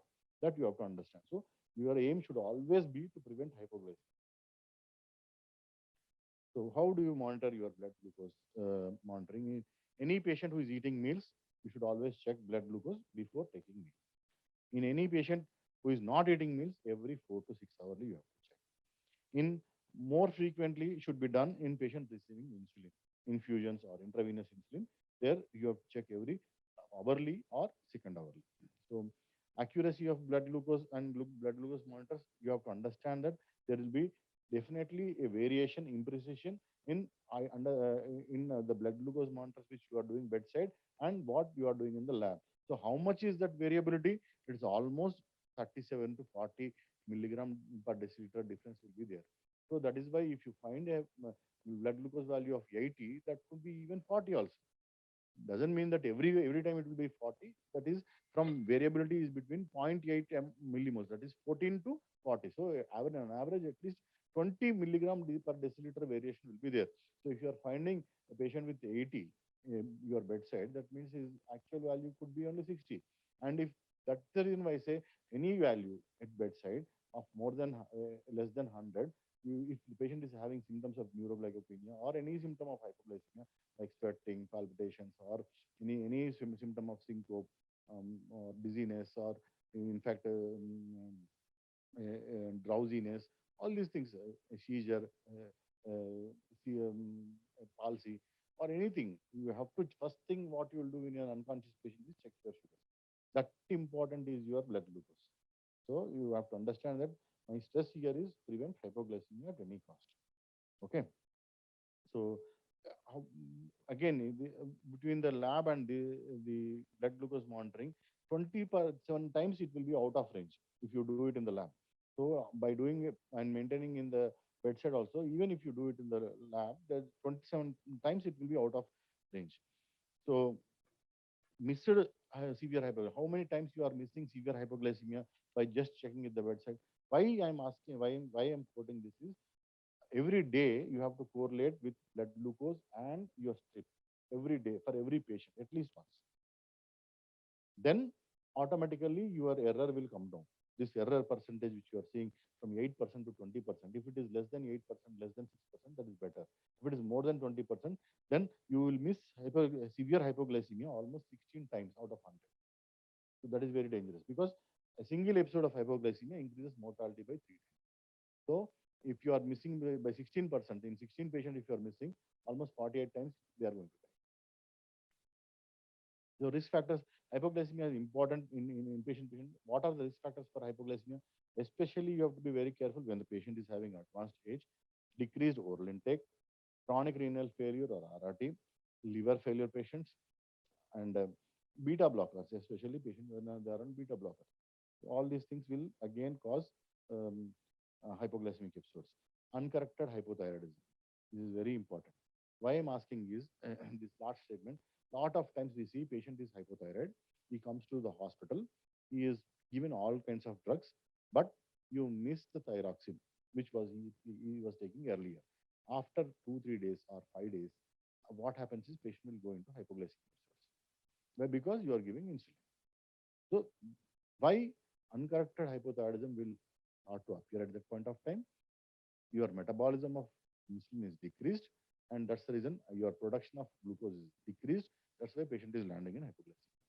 So any patient who is known hypothyroid or already taking L-proxin should not stop it unless there is a very valid reason like arrhythmias or anything that has to be stopped on the advice of the doctor. Otherwise, you have to point out, even if the doctor or anybody is missing it, this patient is hypothyroid patient, he was getting a L-proxin, and you have to remind them that this is deliberately stopped or by chance it is omitted. So adrenal insufficiency. Triggering events for hypoglycemia, again, the transportation of watts by when you are shifting, you will skip the meal, but you have given the insulin because you want the blood sugar to be normal. So that's missed meal is one of the important causes of hypoglycemia in inpatient setting. In outpatient setting, what is the cause of hyperglycemia? Most common cause of hyperglycemia? It is missed insulin or missed drug. But here, the hypoglycemia is more common because of missed meal and new NPO status. That means when a patient is being said that, okay, we will take him for a procedure, but he is not being taken up. He is being, the procedure is postponed. Again, that is not being communicated to the particular patient. And he is still in NPO status. Then definitely lose out his meal and he'll have hypoglycemic episodes. So interruption of the following. For example, if the patient is on 20% dextrose and you have already put him on insulin infusion for a DKA patient, or 5% dextrose or 10% dextrose, and insulin, glucose, insulin, potassium infusion, what we say. And we say, okay, fine, now the sugars are all right. You skip the dextrose, just continue with insulin. Then he'll have hypoglycemia. TPN, any patient who was on TPN, if you're stopping TPN and starting small enteral feeds, then the patient will develop hypoglycemia. Chronic renal replacement therapy. Any patient is on CRRT, continuous renal replacement therapy, or dialysis. Dialysis is an important cause of hypoglycemia. So you have to understand. What are the strategies for management of blood glucose in the ICU? So what treatment options do you have? In the hospital setting, insulin is the preferred drug, and orally administered drugs have limited role in the inpatient setting. And in the ICU setting, IV infusion is preferred over insulin administration in patients with labile sugars, where there is very high variability, where those patients should be having IV insulin infusion. So non-ICU settings, subcutaneous administration is of insulin can be done. So we will go into details. Why insulin and not OHS in the diabetes? Because it's when short acting. Number two, it is easy to switch on and off, and substantial benefit irrespective of reason for admission. I told you it's an anabolic hormone, and inexpensive therapy, and reduces in-hospital stay, reduces ICU complications, and need for mechanical ventilation, blood transfusion, acute renal failure, and polyneuropathy. So what are the components of insulin therapy? Number one, any patient who is having severe hyperglycemia and coming to the ICU, whatever the diagnosis, DKA, HONG, or stress hyperglycemia, whatever it is, rehydration is an important aspect of treating hyperglycemia. So rehydration, patients with or should be given IV fluid, either saline or whatever, ringer lactate or anything. Intravenous infusion of short-acting insulin. Insulin is an important component of treatment of hyperglycemia that you should understand. And each unit will have a protocol. That means we have designed our own protocol. Other unit will design their own protocol. But what you have to understand is electrolyte correction is important aspect of insulin therapy. So you most of the times you forget to do electrolyte correction, irrespective of potassium levels in decay. And all IV insulin therapy promotes potassium uptake. So potassium abnormality is very common, and that can lead to arrhythmias. So you have to understand that. Attention to cardiac and renal function, especially liver function. A patient who has been given all the regular drugs today, and tomorrow he comes with severe hypoglycemia. We most of the times you see as ordering a left. Why? Because liver failure. New onset liver failure can cause hypoglycemia. Everything seems to be same, but the liver failure is the culprit here. Drugs being co-administered. What are drugs we are giving? So acute dosing, we have fixed dose regimens. and that is subcutaneous injections and intravenous infusions. The sliding scale regimens, we have them subcutaneous infusions and intravenous infusions and intravenous infusion algorithms. Now, computer-based algorithms with continuous glucose, blood glucose monitoring is available. So I'm not going to deal them, but it is important. So what are the recommendations for your this thing? Insulin infusion to control hyperglycemia is an important aspect that should be used as per the ACADA recommendation.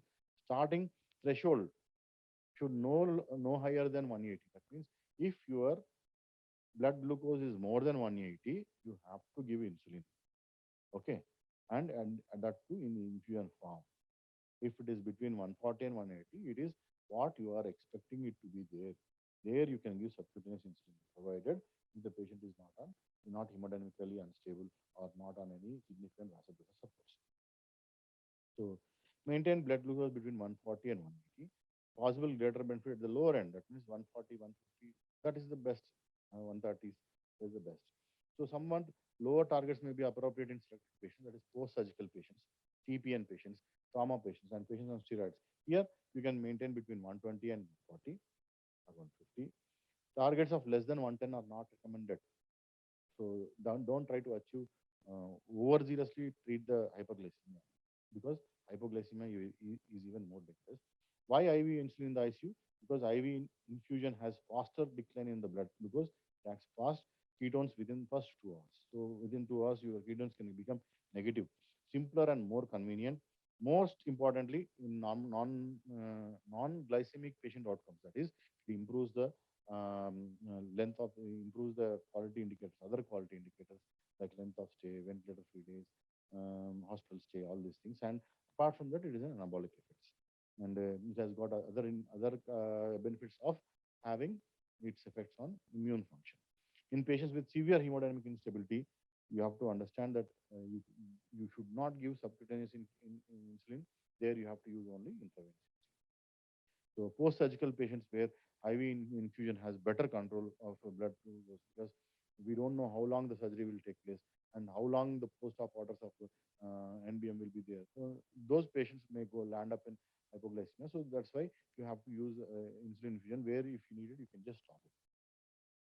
So during IV insulin infusion, use control hyperglycemia crisis and hypoglycemia if it occurs very easily. But if you are giving subcutaneous insulin, what happens is there is a stacking effect. The insulin tends to chain the subcutaneous tissues, and it gets released at some point of time, even if you don't want it at that point of time. Because the blood flow, if your patient is nil by mouth and subcutaneous insulin pump or whatever subcutaneous insulin you have given is acting after 2 hours, then that point of time you will go into hypoglycemia. So what are the indications for insulin, IV insulin? Diabetic ketoacidosis, non-hyperosmolar state, critical illness, that is surgical or medical, post-cardiac surgery, myocardial infarction, cardiac junction shock, NPO status, labor, delivery. All these things are general indications for your insulin, IV insulin. What is the sliding scale? I prefer this particular thing, Portland scale, where it is easier to understand. But most of the units all adapted the EL scale. So what is this Portland scale? Where if your insulin blood glucose is this much, that is between 80 and 120, nothing is given. Only the rate is 1 unit per hour. So even that is the basal insulin, 1 to 2 units is the basal insulin. You should never stop it. Okay, 120 and 180, the 2 units per hour or 1 unit per hour.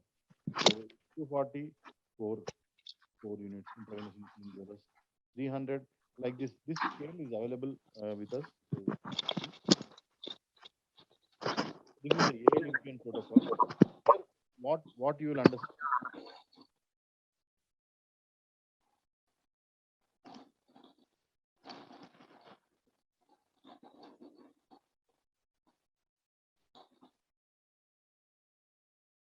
Okay, so this is the AL infusion protocol. How do you assess?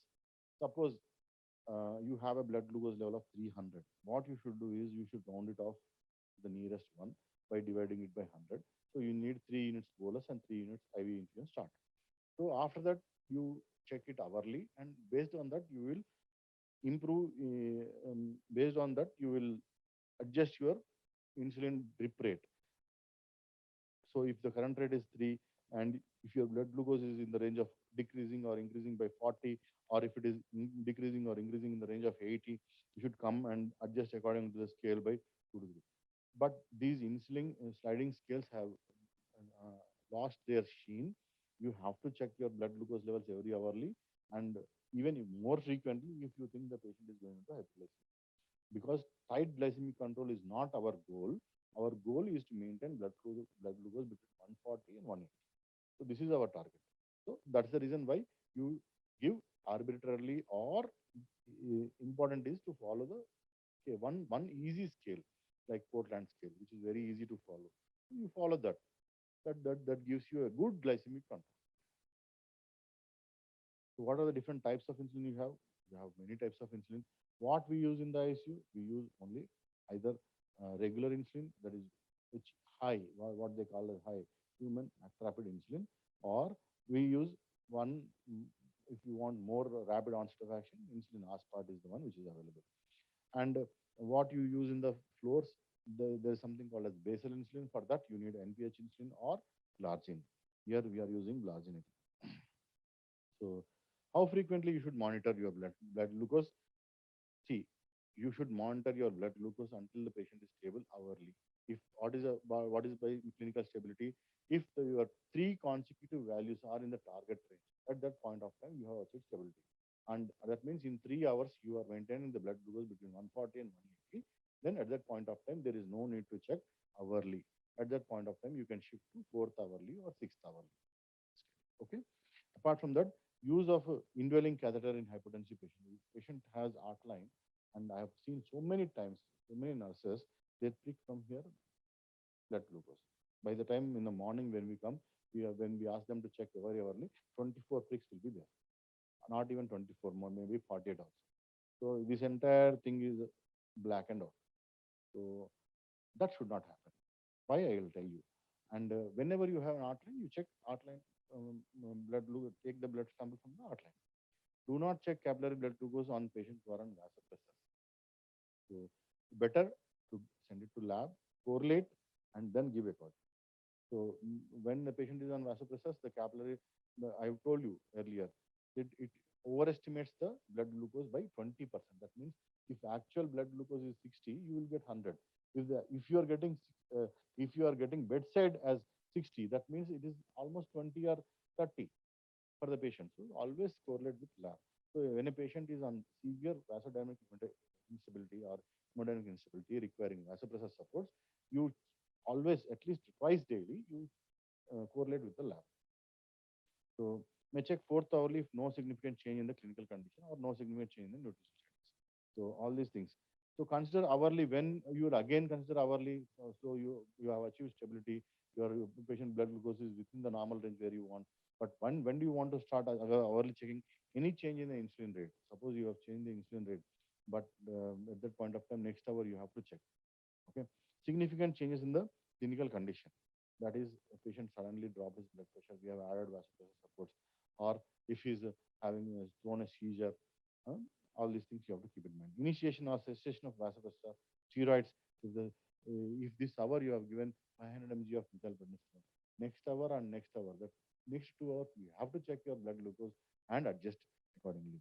Initiation, cessation of vasopressor supports, nutritional support. For any reason, if you're not giving your feeds, next hour, you may go into hypoglycemia. I told you hypoglycemia is more dangerous. So if a patient is not taking anything enterally or parenterally, you need to do more frequent glucose monitoring. Why? Because doing a test, simple test, is easier than losing a patient. And if the patient is having severe liver dysfunction. So this is how you adjust. This is the same thing which I have told in the Portland scale or the Yale scale, the same thing. So this is how you adjust. This is the delta is rate change. So these kind of sliding scales are available with us also.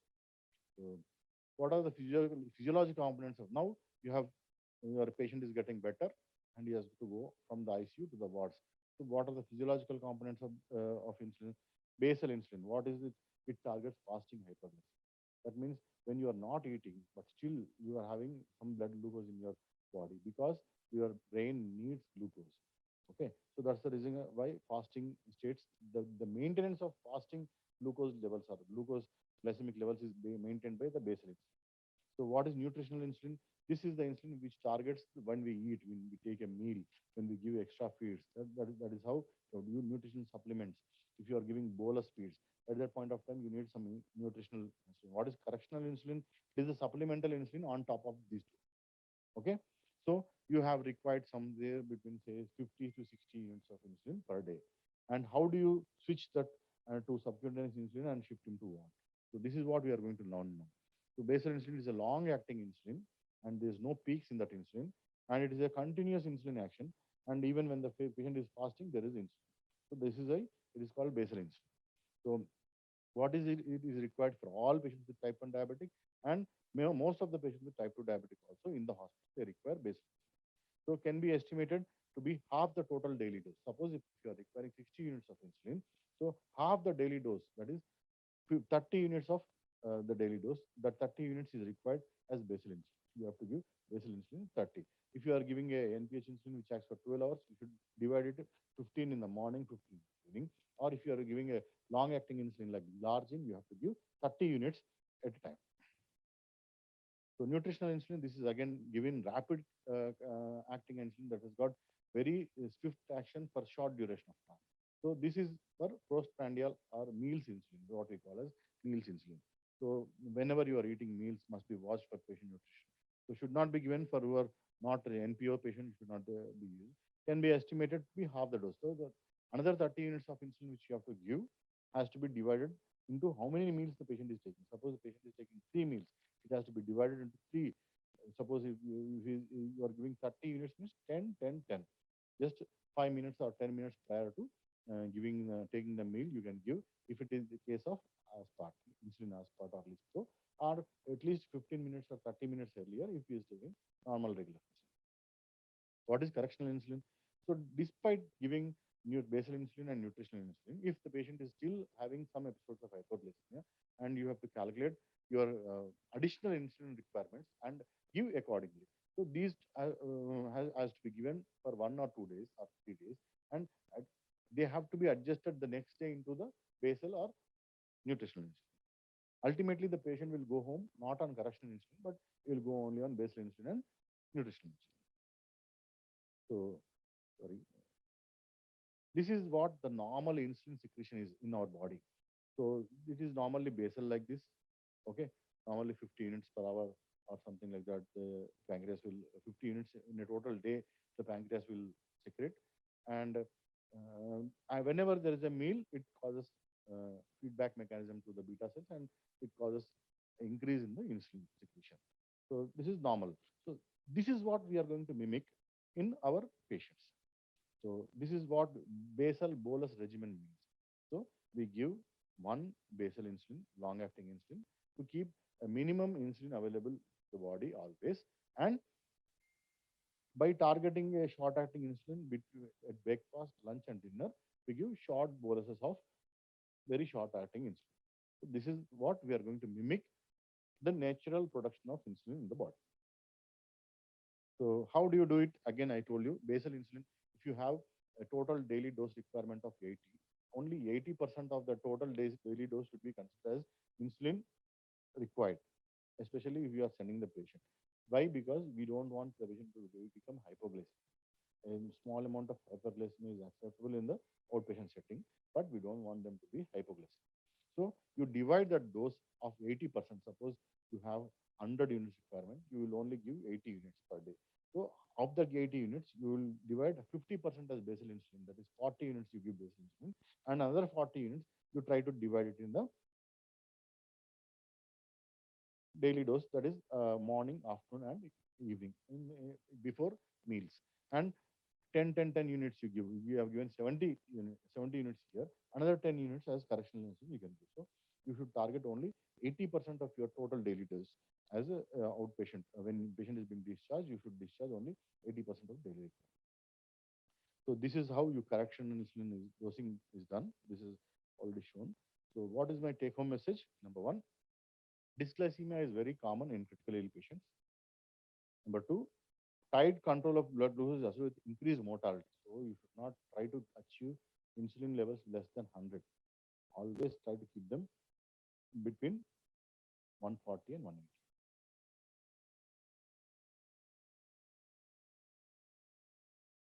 So apart from that, 140, 180 is the safe target as of now. After so many studies which have come, 140 and 180 is the safe target. And after 2009, still the target persists till now, that is after 12 years also. Insulin is the drug of choice for glycemic control in critical ill patients. Apart from that, personalized glycemic control is important in better results. Suppose you should not have a single rule for everyone. For every patient, there is different requirements.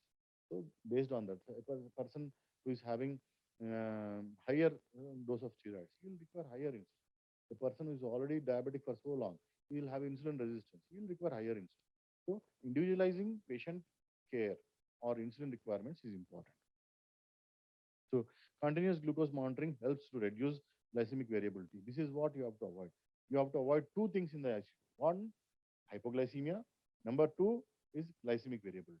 There should not be much huge variations in the blood glucose levels. Hypoglycemia is associated with increased mortality and should be avoided. So, thank you. So apart from that, I would say very important thing is checking more frequently. More frequent. You should not wait for the doctor's orders to check your blood glucose levels. We may say, okay, we'll come and see. We might be doing a procedure. By the time I come, patient will go into neuroblood. Okay. Out of the 6 T's and 6 H's which come in the ACLS protocol also, blood sugar comes first. So it's a very low cost intervention which has got very high impact. Okay, if you have any questions? Floor is open. You have any questions? I think post sedation, post lunch. Malesh, Rizwan, ER team, ICU team. Soda. Lakshmi. Martina. So most importantly, two things I say. One, avoid hypoglycemia. Two, avoid high glucose variability. Everybody will need coma cocktail. What is coma cocktail? Coma cocktail regimen. No questions from audience. You can post still in chat box. Since morning, I was keep on telling I am not seeing any audience participation. From 18 groups, 18 hospitals. You can post in chat box.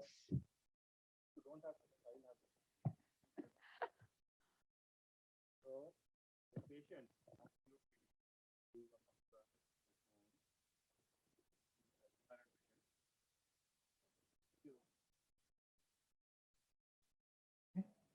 60-year-old smoker, COPD, hypothyroid patient has come to you. He is on regular in steroids at home.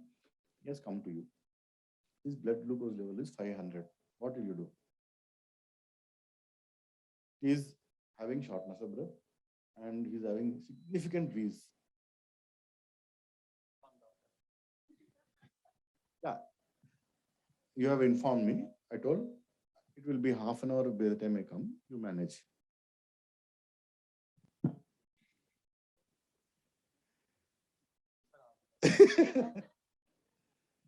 So you have called the resident doctor. Resident doctor came and I said, okay, fine, he's wheezing.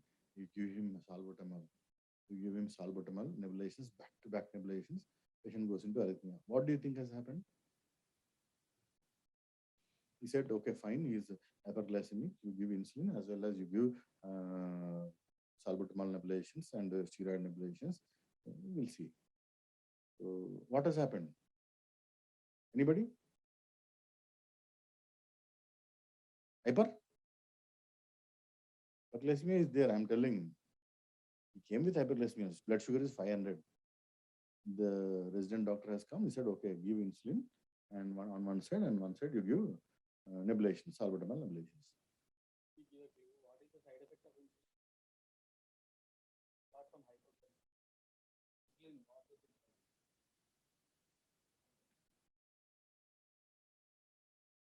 Insulin causes arrhythmias. So what does insulin cause? One more hypo. Apart from hypoglycemia. Why do you give 25% dextrose with insulin? Huh? Hypokalemia. So this patient has landed into hypokalemia and thrown an arrhythmia. Used to treat with cabine powder as well as insulin, right? Why we'll use cabine powder? When somebody comes with hyperkalemia, the first knee-jerk reflex is 25% dextrose with insulin, right? Why? Because insulin reduces potassium and sugar also reduces potassium. Even dextrose also reduces potassium. That is why you mix dextrose with insulin. So on one side, you are giving a beta agonist.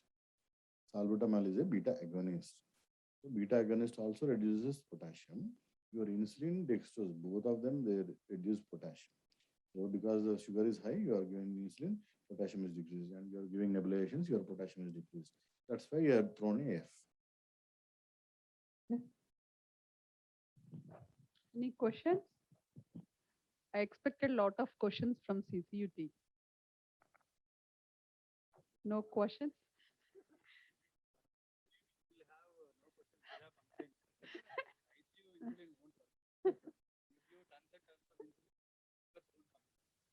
Anita Malish, take a challenge. You had to post some questions. Even audience from other groups. Vizag, Maharashtra, Nellore, Kurnool, Karimnagar, Telangana region. Any cluster you can have questions. Sir is ready to take up.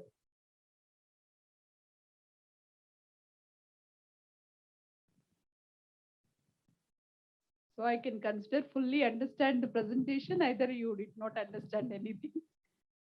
Have you got some take-home message from this presentation? Thank you so much, sir. It was very insightful presentation. The topic was hypoglycemic control, role of the nurse, how she has to take-home messages. It was really wonderful, sir, your presentation.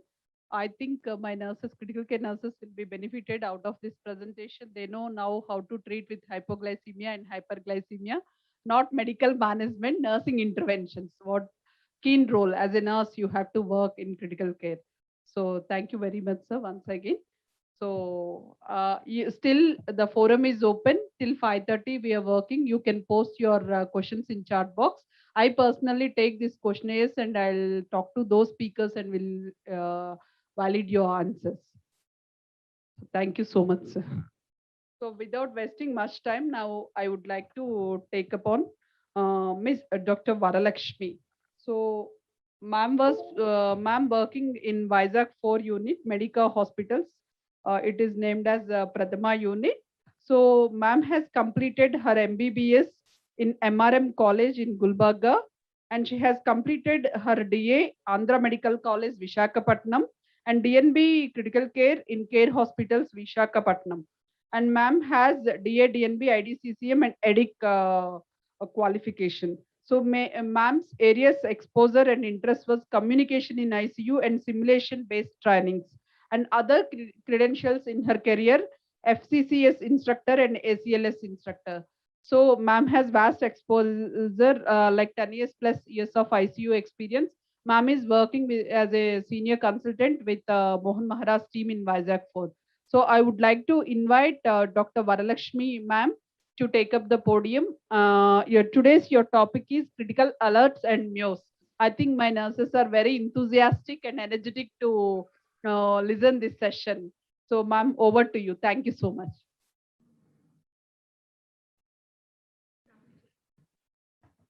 Ma'am, can you unmute yourself? Hello everyone, am I audible? Yes, ma'am.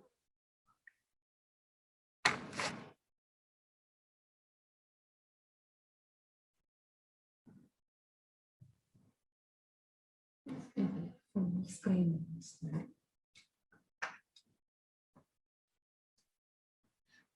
Give me a couple of minutes, which is Sure, ma'am. Is the screen audible? I mean visible, sorry. Visible, ma'am. Screen is visible and audible. Your voice tone is good.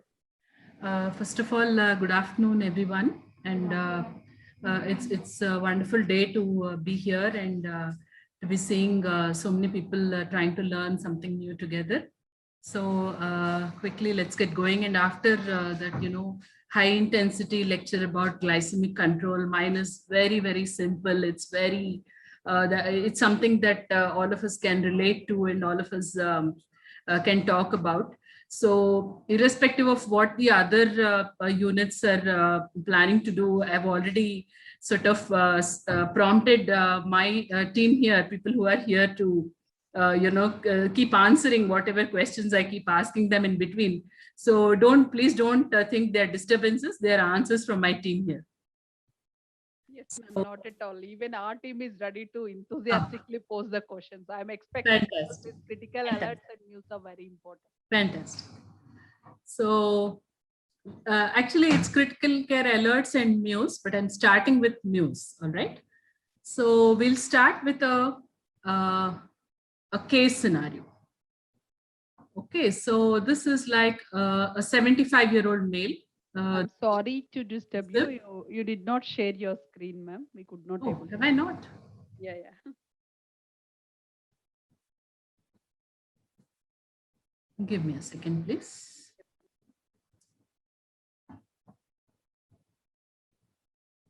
It says you are screen sharing.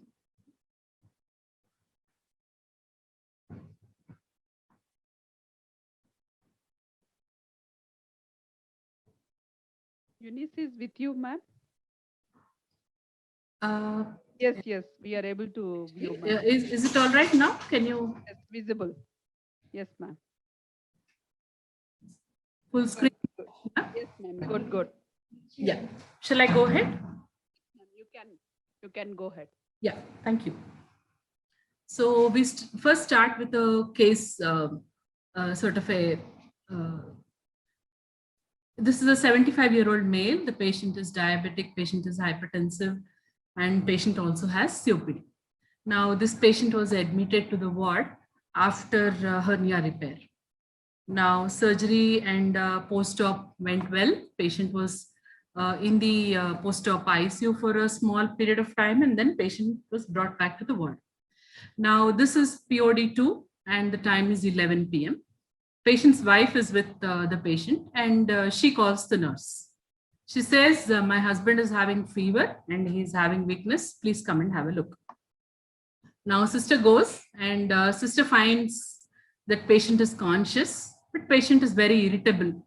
He says he has a lot of pain, but he wants to be left alone. He doesn't want anybody to do anything or do any labs or get any pricks further.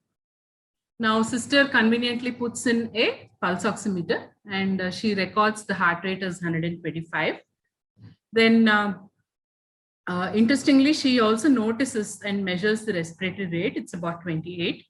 The saturation is a good 96%. Blood pressure is 110/70. The patient has a temperature of 101 degrees Fahrenheit. So what should the nurse do in a situation like this? Let's come to that later. But this particular nurse, what she did is she reassured the wife. She said, no, BP is good and he's conscious. So nothing to worry. It is because of pain. It is just the second day of surgery. So I'll give him paracetamol. That will take care of his pain as well. So she gives him paracetamol and goes back to the nursing station. At 5 a.m., there's a code blue call from the same room. Just keep this in mind while we go ahead. We'll look at another case. Now, this is a 39-year-old female patient. She is a patient of SLE. She also has chronic kidney disease. She has been on hemodialysis for a few months now. Now, this lady was admitted to the ward for fever evaluation. This patient is a regular to the hospital almost. She has had 3 admissions in the last 6 months. 9 p.m. night shift sister goes for her regular visit. She finds that the patient is conscious, but she looks dull. And this sister had actually taken care of her during her previous visits as well. But she doesn't seem to recognize her, and there's something that is not looking good as per the sister. The vitals look reasonably okay. Heart rate is about 100. BP is 130/80. Saturation is again good.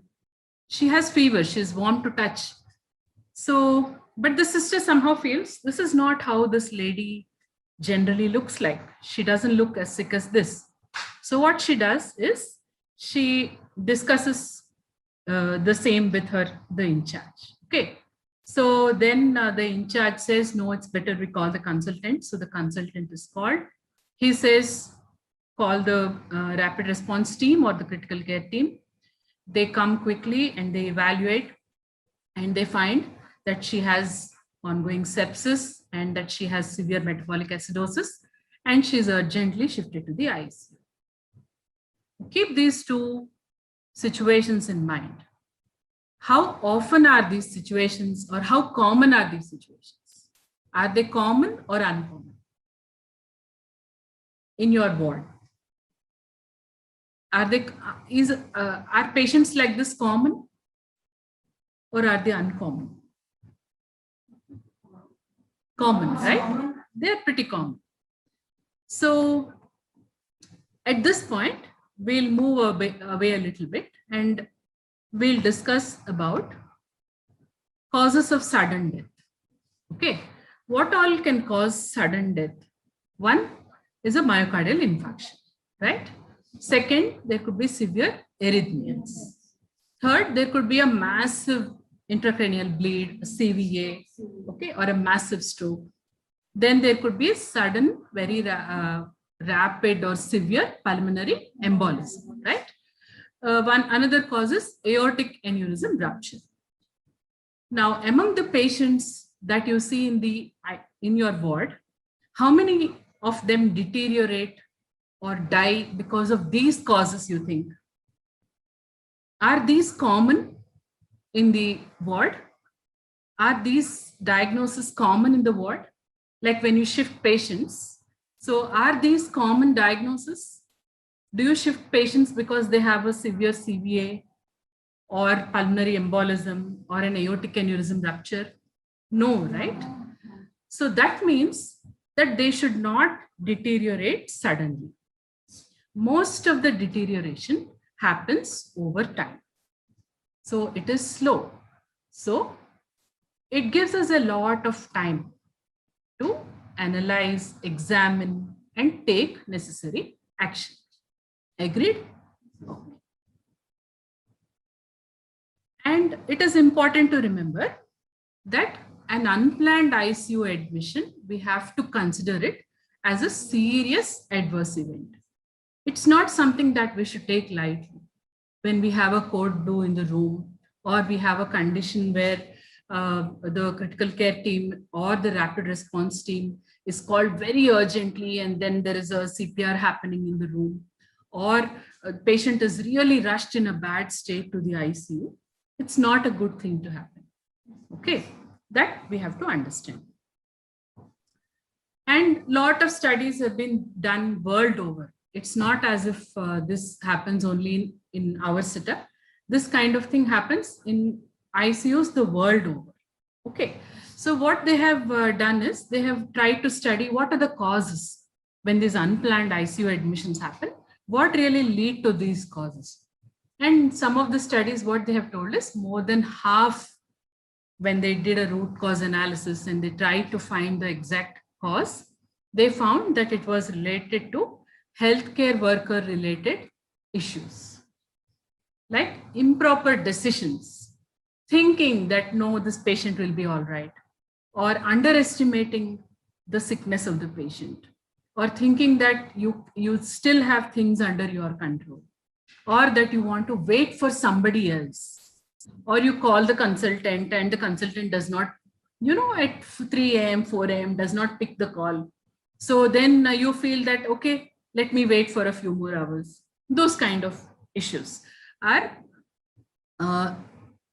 the cause in more than 50% of the cases. Okay. So is it serious or not serious? Yes. It is serious, right? So what do we do? So in front of us, can you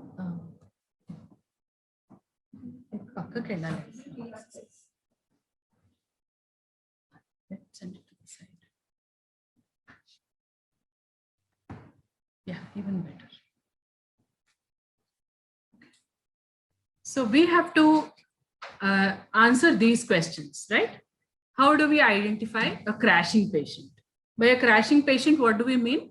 Somebody who is getting bad very, very quickly. When do we call the rapid response team or the critical care team? Whoever is in charge in your particular unit. Should we call the consultant? And does this patient need an ICU admission? These are the common doubts that we get, right? When we are in a situation like this. So let's try to answer these questions. So the world over, people try to find out answers to these questions, and they try to find out whether we can devise a simple way in which sisters, nurses can get a clue, a quick idea as to whether a particular patient has to go to the ICU or can remain in the ward itself. Okay. And we are discussing it today in 2021, right? So do you think this is a new concept? Do you think this is something that is happening in the last 2-3 years? Absolutely not. Okay, research in this area has been taking place for the past many years, many decades actually. Okay, so the initial scoring systems and all, they were developed in like mid 1990s, 97, that kind of a time. How many of you were born in 1997? Before 1997? Very few, right? So it's pretty old. The system is pretty old, right? So in 1999, they added a few modifications to it. So now we have something called the modified early warning score. It's called the MUSE. Okay. So what do you think it will do? It's an early warning score. So early means, why is it early? Because it will give us time to act, time to take action. Number one. Who does it warn? Is it a warning to the patient? Is it a warning to the healthcare team? It's a warning to the healthcare team that something is seriously wrong. This patient needs to be taken care of seriously. Okay. Score means, what is it? It involves numbers. It involves some kind of numbers, right? So basically it's a track and trigger system. Track means what? Keeping a close watch on something. First, we observe some points very closely, and usually one point is not enough. One time if you see the patient and come back, it may not be enough. So it calls for multiple periodic examinations. Okay.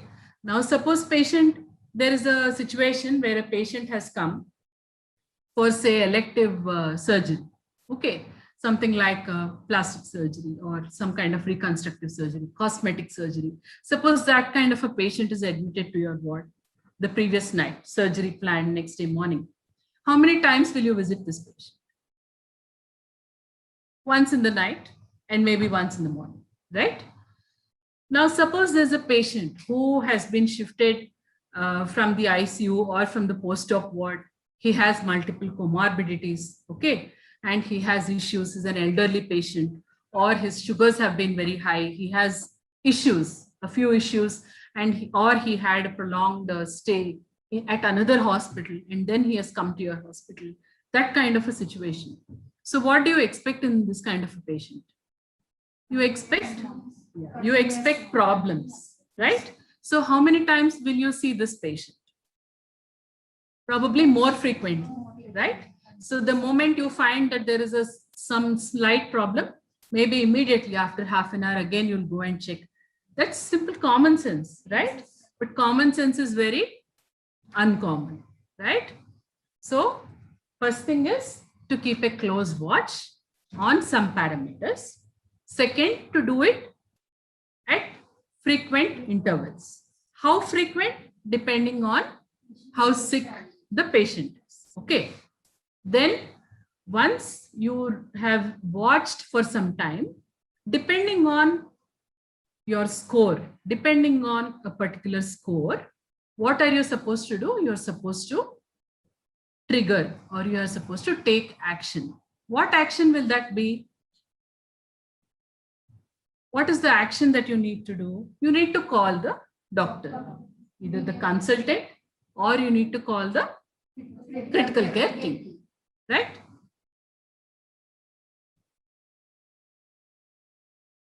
ఇది screen మళ్ళీ పోయిందండి. Share screen.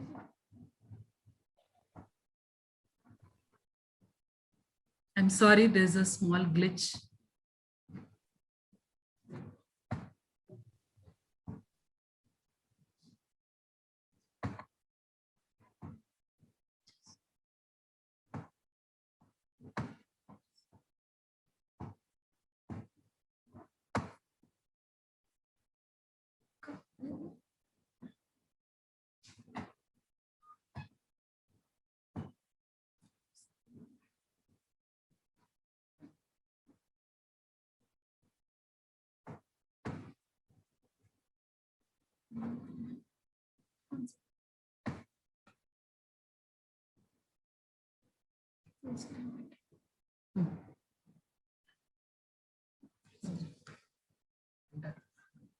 Full screen.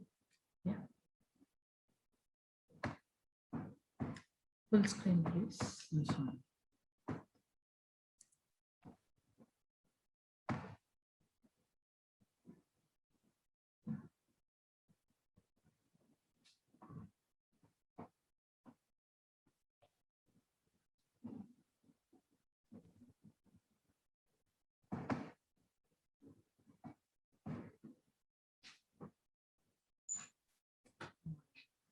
Okay, so how many of you are comfortable calling consultants at 3 a.m. or 4 a.m. in the morning from the wards? How many of you are comfortable calling critical care people? Do you feel, do you have any issues with that? Have you ever had any issue wherein you call a physician or the critical care team and they have said that, you know, you're disturbing me, why didn't you call me? Has it ever happened with any one of you? So, but still there is some kind of hesitancy, right? What do you think? Do you think we call more number of times, or sometimes we don't make necessary calls?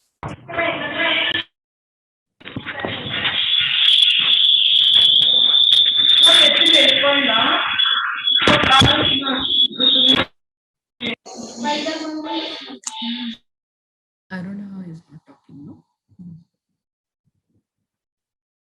Do you know it? Or otherwise you leave it, I'll do it.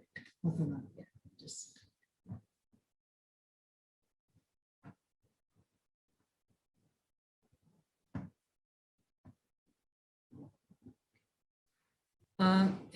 Is the slide visible? I'm so sorry. Yes, ma'am. Yeah.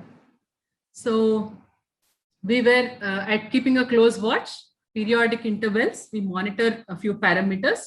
And then once a critical score is reached or a critical point is reached, at that time it is necessary to take action. What action is this? The action is to make a call. Okay. Not that the expectation is not that you should alter treatment or you should do something about it. The only expectation is that you should watch these patients, do this calculation, and at any given point of time, a certain score is crossed, you make a call. Okay, depending on the protocol in your particular unit, it can be a direct call to the critical care unit, which is the best thing, to the critical care team, or sometimes maybe you can call the consultant as well. Okay. So when we are doing this, so on an average, how many patients do you take care of in the ward? One sister.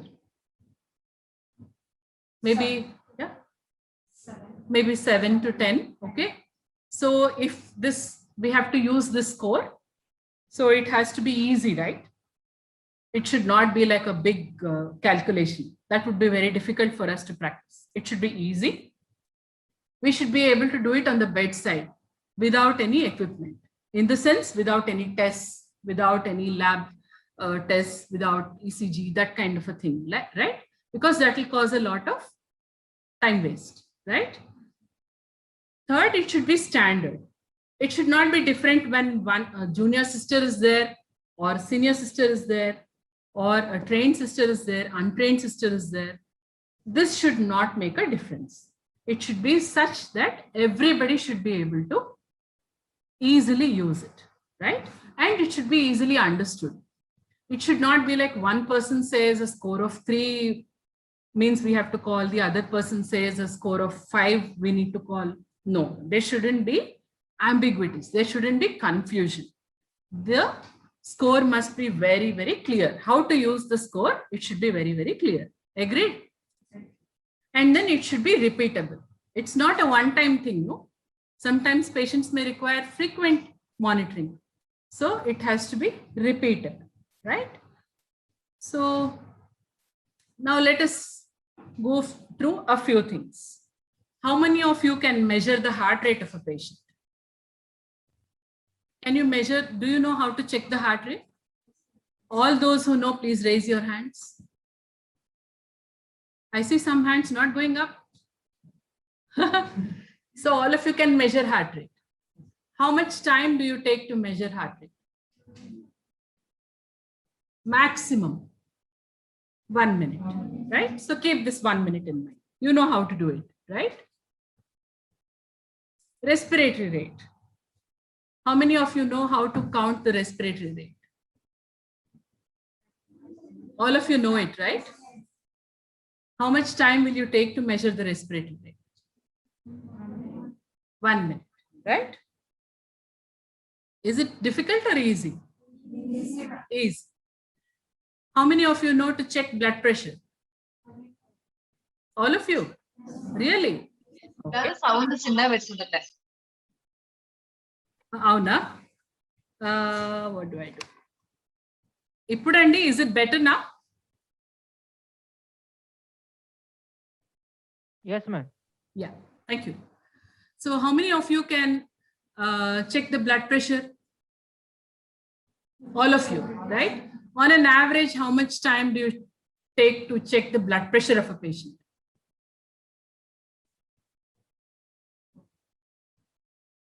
Huh? Tying the cuff, inflating, deflating. 2 minutes?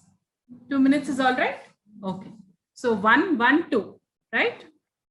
So God forbid, none of us should get a patient like this, right? We'll tie the cuff around the neck. Then coming to temperature. How much time does it take to measure temperature? If you have the infrared gun, it hardly takes a few seconds. Even if you don't have it, even if you have a regular thermometer, if you have a digital thermometer, it takes about a minute. If you don't have a digital thermometer, okay, then how much time does it take?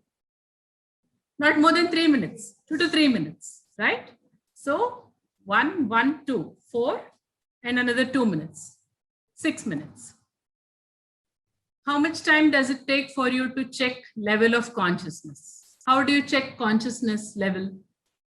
One is the GCS, right? We know the GCS. In GCS, we have to check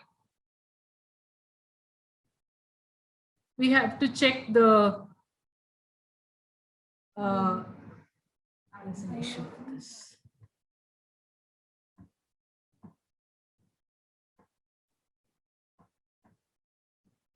So you have to check the eye opening, you have to check the verbal response, and you have to check the motor power, right? You don't even have to do this.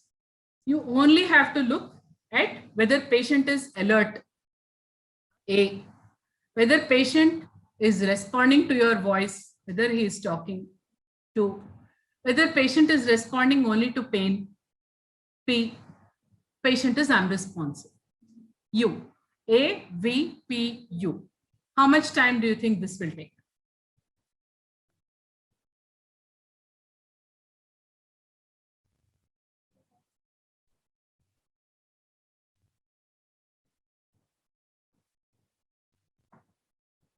How much time do you think this takes? Hardly, right? It might take 30 seconds at the most, right? So total, how much? About 6.5, 7 minutes, right?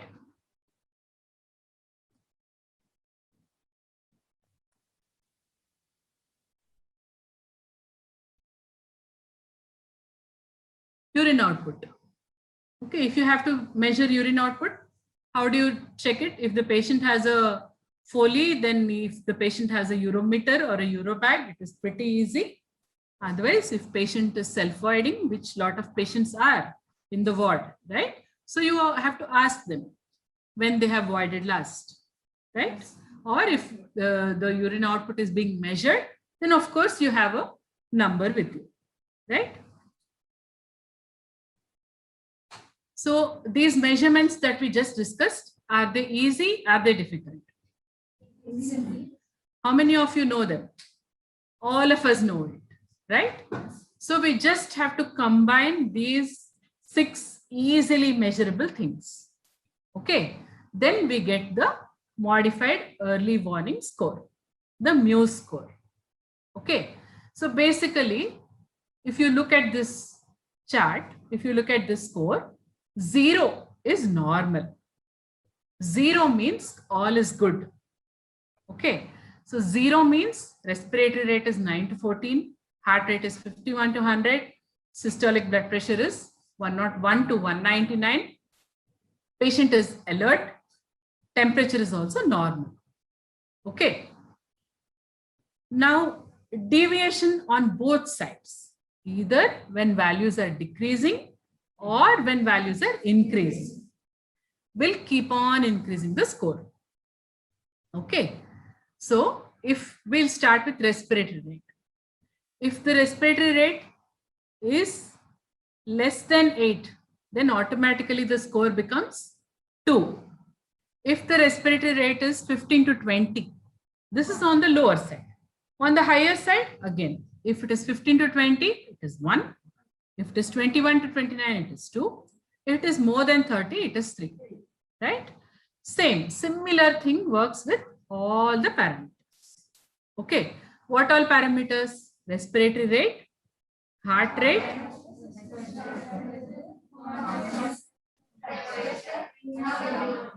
okay. So urine output, again, if it is less than 45 ml, if it is less than 30 ml, if it is less than 10 ml per hour.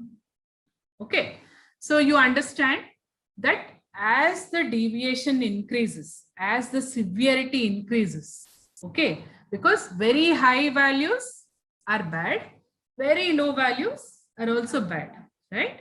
So the higher the score, the worse it is.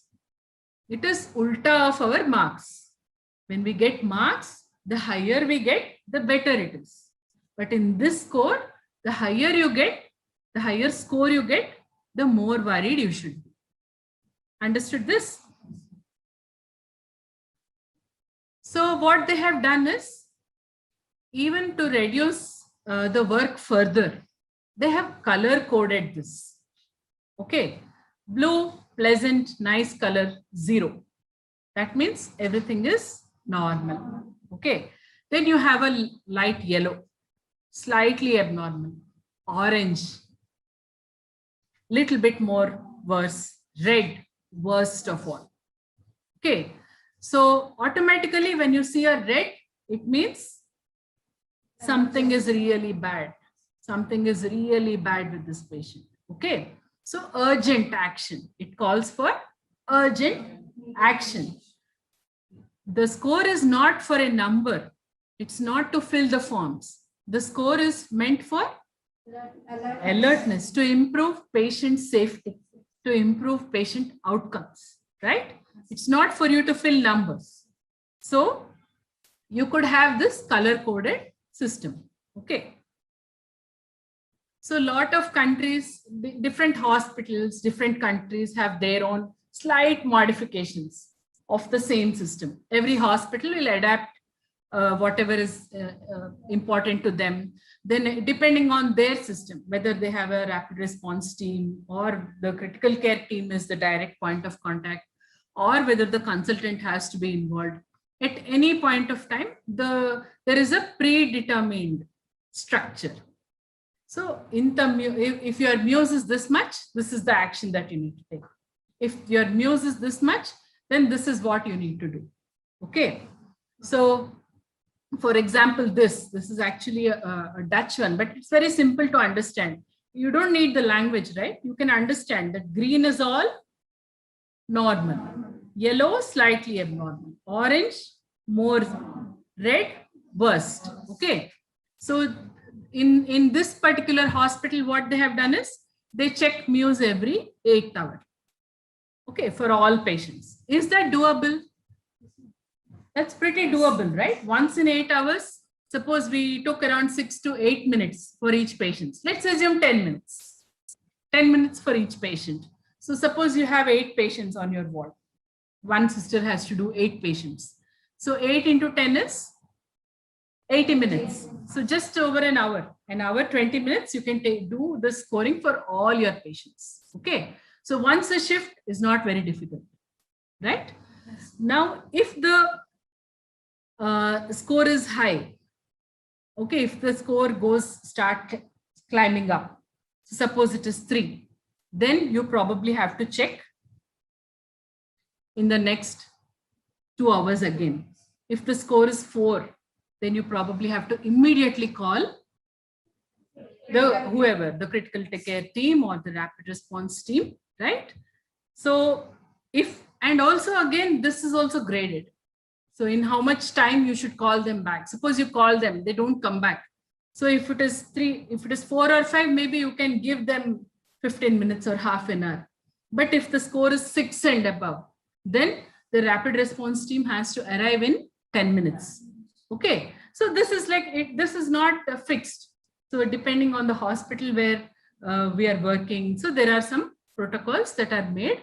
So you should be aware of those protocols, right? Nothing is fixed. So is this score easy to measure? Yes. Can we do all the measurements at the bedside? Yes. Yes. Do we need any labs for this? No. Is this standard? Yes. Pretty much standard, right? Even if a senior sister sees it or a novice, a fresher sees it, most likely the numbers will match, right? Because they're all objective numbers that you see, right? Is it repeatable? Yes. If the need is there, you can repeat it every second hour or every half an hour, right? They're not very difficult. They don't need special equipment for you so that, I can't do it repeatedly. No, that's not the case, right? So then most hospitals have charts like this. Okay. So what are these charts? Exactly what we spoke till now is all written in this chart. Okay. So there is the temperature.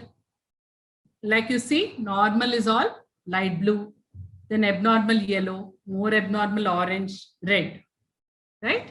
So just like your TPR chart, you have the TPR chart, right? So you make entries in that, right? Instead of that, you make entries on this chart. Okay. The moment you have a red, a tick in a red, okay, red means how much score according to our chart? 3. Even if there is 1 red, it means the score is at least 3. Suppose there is 1 red and then there is 1 orange. It means 5. 3 plus 2. Okay. So even if there is 1 red and 1 yellow, It means it is a 3 plus 1, 4, right? So in most situations, a score of 4 and above is considered as a trigger. Okay, so if you have one red and any one additional thing, in some situations, what parameter is not there in this? SpO2, right? If you see, there is no SpO2. In some centers, what they do, they add SpO2. If you have any score of 3 and above, and your SpO2 is less than 90, then you need to call. Okay, so this will depend on the individual hospital. But wherever you are working, now you know that if you have a chart like this, can all of you fill this chart? Can you fill this chart?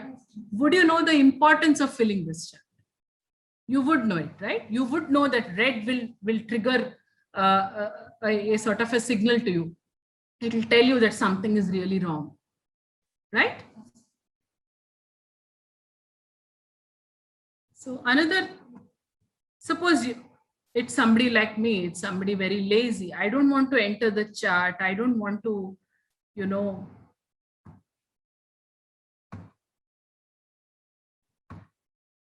suppose I don't want to really go through all this and mark. So there are also very useful tools that you can use on your phone. How many of you have a phone? How many of you have access to internet? So what you can do is, there are some very interesting, simple tools. There's one site called MD Calci. Okay, it will give you all medical calculations. So if you click Muse, MEWS, it will go to that. So it will directly, you just have to click first respiratory rate, heart rate, systolic blood pressure, temperature, urine output. Automatically, it will give you a score. Okay, if there is a situation where you don't have access to the chart or something else is going on, you're not able to fill the chart. So you can use this tool as well. Okay, so what is that? MD Calci. Okay, I'll share the details with you. The video is not playing. So now we've learned all this about this system, right? Muse. Do you think it's a perfect system? You think it's a perfect system? Nothing is perfect in this world, right? Obviously, for everything that is good, there will always be some problems. There will be some issues, right? So what are the problems with this? One is increased workload. Okay, you have to do another one additional paper filling. You have to check all these parameters, right? Then it is also increased workload to who else? To you, to who else? To whoever the duty resident doctor is there on your floor, yeah? To the consultant, to the critical care team, because they have to come and see, right? Right? So what happens once there is a situation where you call them 3-4 times and it is actually not such a serious situation? Patient, they come and they evaluate and they say that, no, this patient is doing all right. Then what will happen? Slowly, something called alarm fatigue will set in. Alarm fatigue means what? In the ICU, for example, alarms keep beeping all the time, right? So what is the first response? What do most people do in the ICU when there's an alarm? Go and turn it off. Okay, number one, you put it in silence. What else do? You ignore it. Most of the times you keep doing your own business while the alarm is ringing, right? So that is called alarm fatigue. What is the meaning of fatigue? Getting tired. You're tired. You're so tired that you no longer respond mentally to that alarm. Another important problem is that possible? That's why I asked you that question some time ago. Whenever you have called anybody, critical care team or the consultant, have they at any point of time told you, why have you called me? You have disturbed me. Have you ever got a response like that? You don't even have to give names, but have you got a response like that? That is very, very unlikely. It usually doesn't happen, right? But another problem in this is there could be missing data. What is the most common data that could be missed in all this? Urine output. It's difficult, right? If patient has a Foley catheter, that's okay. Or patient has a condom catheter, that's all right. But if your patient is self-voiding, then it is sometimes difficult. They don't remember when they went to the bathroom last, to the toilet last, when they voided last. Even if they have voided, nobody else knows how much urine they have passed. So that is one number that you could interpret wrongly. You may not have correct data, correct information. The second thing is respiratory rate. Most of the studies, what they have shown is everything else is checked, but respiratory rate, for some reason, nurses usually don't tend to count for 1 full minute. Okay, so wrong data is put. So once you give a wrong number, you get a wrong score. Wrong score means everything will be wrong. The action taken, the alarms, everything will be wrong, right? So it will become something like the tiger and boy story. You know that story? The boy keeps calling tiger, tiger 3-4 times. The father and the villagers come. And then when the tiger really comes, they feel that this boy is faking, so they don't come, right? So that kind of a situation you should not get into, okay, when you use a system like this, okay? So how can that happen? How can you make sure that such a system does not happen? By using it properly, by using it carefully, by training everybody who comes on that unit. The first few days, senior going with the junior sister and asking them, supervising when they write the score or when they calculate, so that mistakes are not made. Okay. So now we know that such a system exists. But does that mean that if we use this system, then patient outcomes are better? When patients go to the ICU early, do they do better? It is dilly-dally. It's not that clear. In some studies, it says it is very useful. In some studies, they say that patients will go to the ICU, but there is no sort of guarantee that these patients will improve or they will go alive from the hospital, or they will improve or recover early just because it was identified early. So nothing is foolproof, right? So we have to work around it. So it depends on many things. It depends on what kind of hospital you're working in, on the facilities, how trained your staff are, and most importantly, the attitude of the staff. Okay. So now with this background, let's go back to our first case. Do you remember the first case? Okay. Now let's apply the score here. Okay, what would have happened if this sister would have applied the mu score? So I have rounded it off just for convenience so that it's easy. So now tell me the total score of this patient.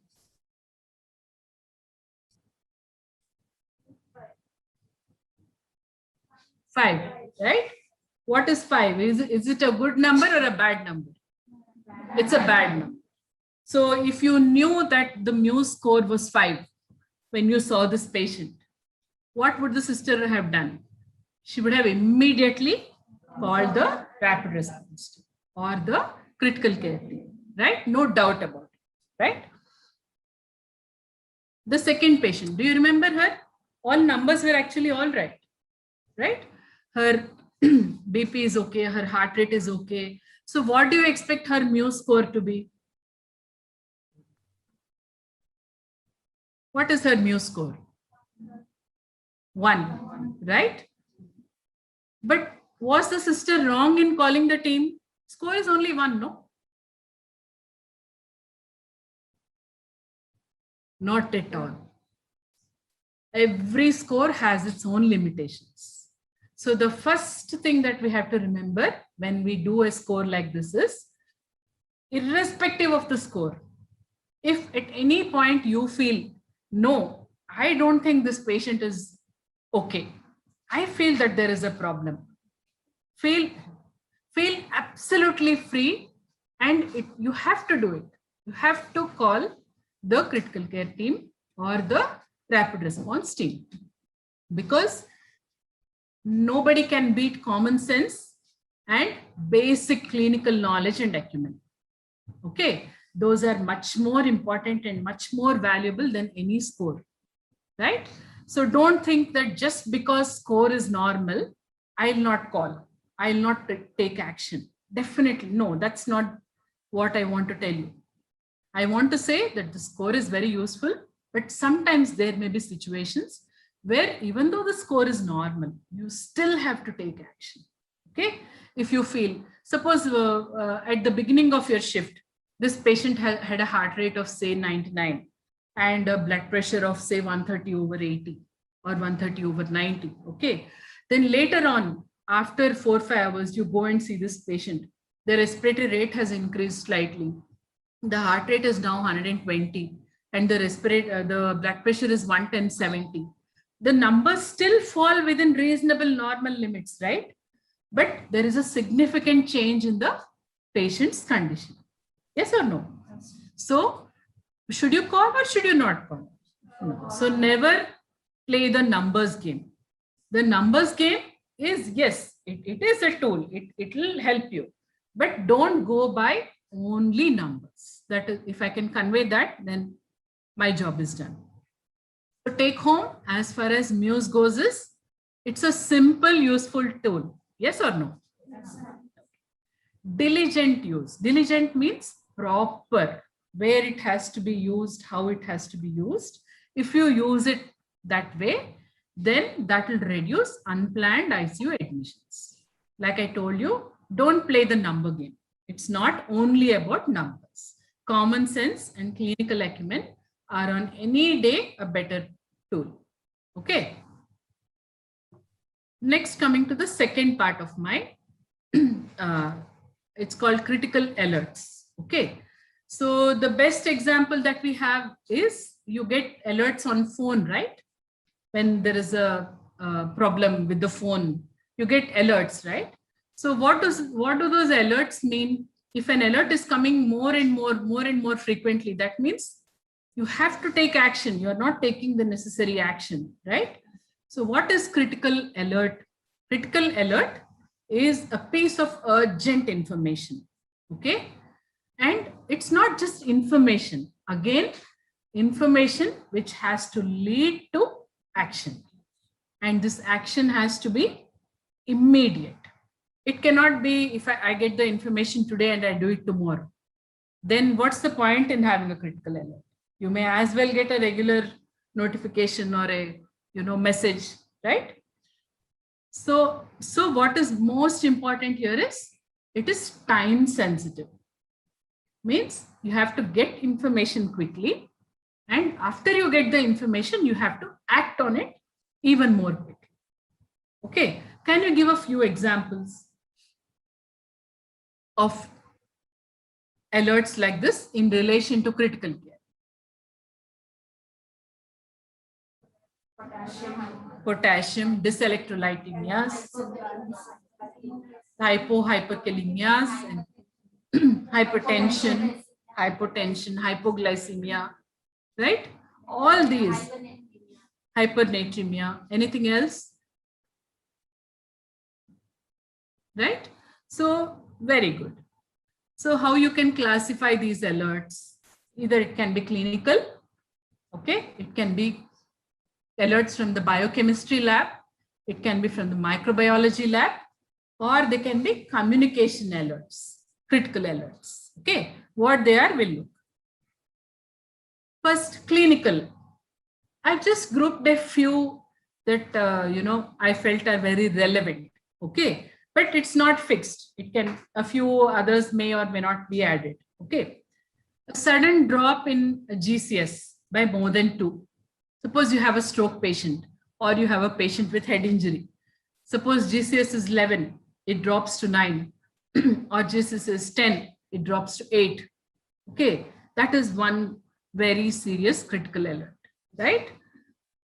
When there's a sudden change in blood pressure, okay, and means what? Your systolic blood pressure is less than 90 or it is shooting above 180.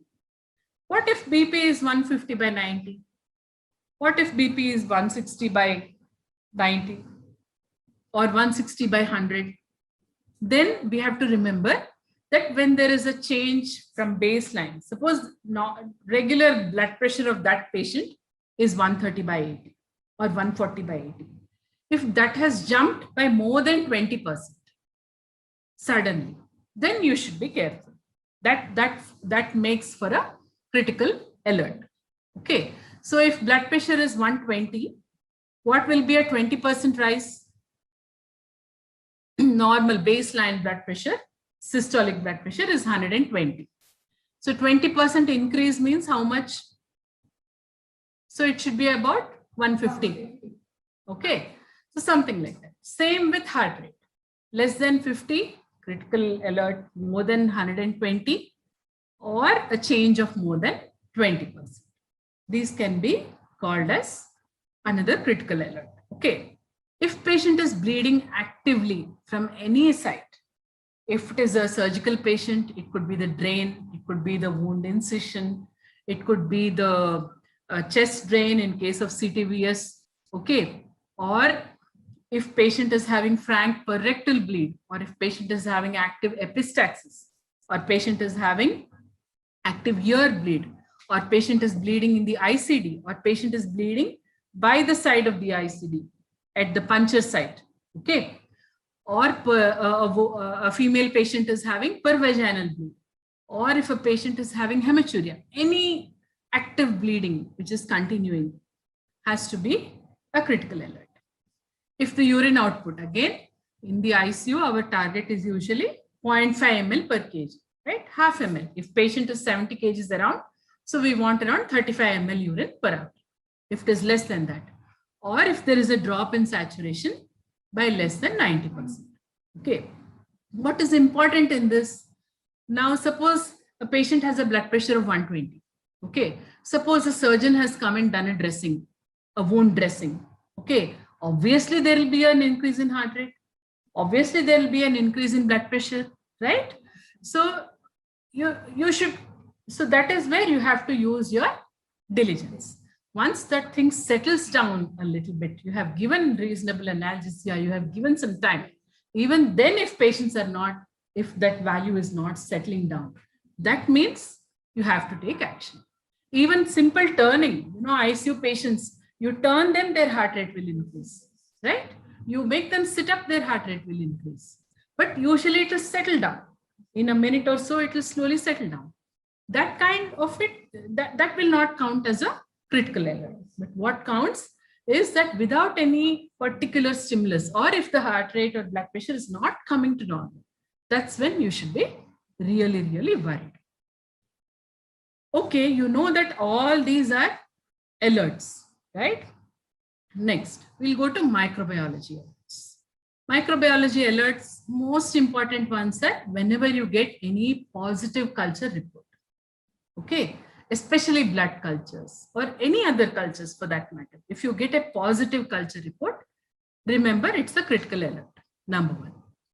Second, if it is a positive CSF gram stain, you do LP, you send CSF for analysis, you get the gram stain initially, later you get the culture and all that. Culture takes some time, right?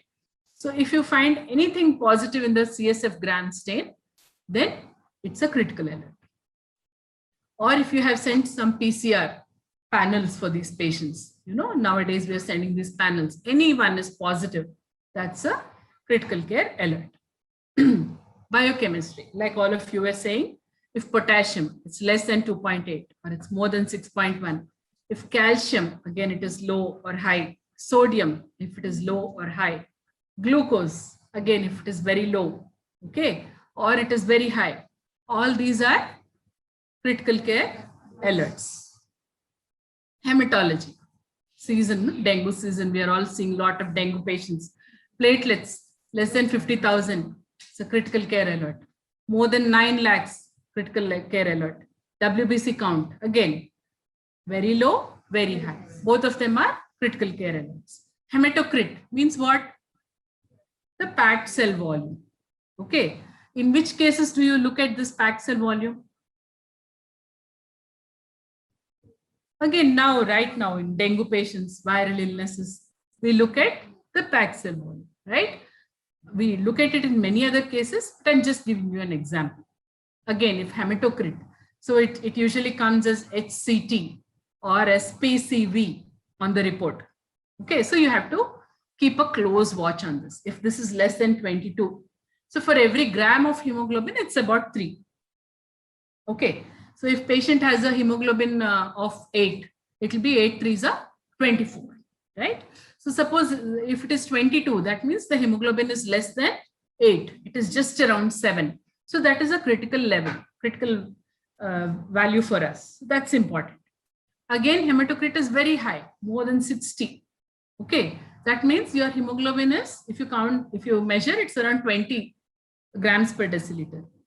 Okay, so these are again critical care alerts, right? So what do you mean by this critical care alert? The last one, but actually this is also very important. Communication critical care alerts. When you sense a conflict, when there is a lot of argument happening between the patient families and the nursing staff, or when there is talk about the patient going against medical advice, when there is talk about discharge against medical advice, that is also a critical care alert. So alert means what? Whom should we alert? What should we do?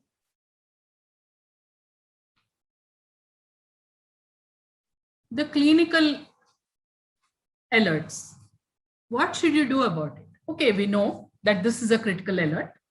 So what do I do about it? What does the nurse do?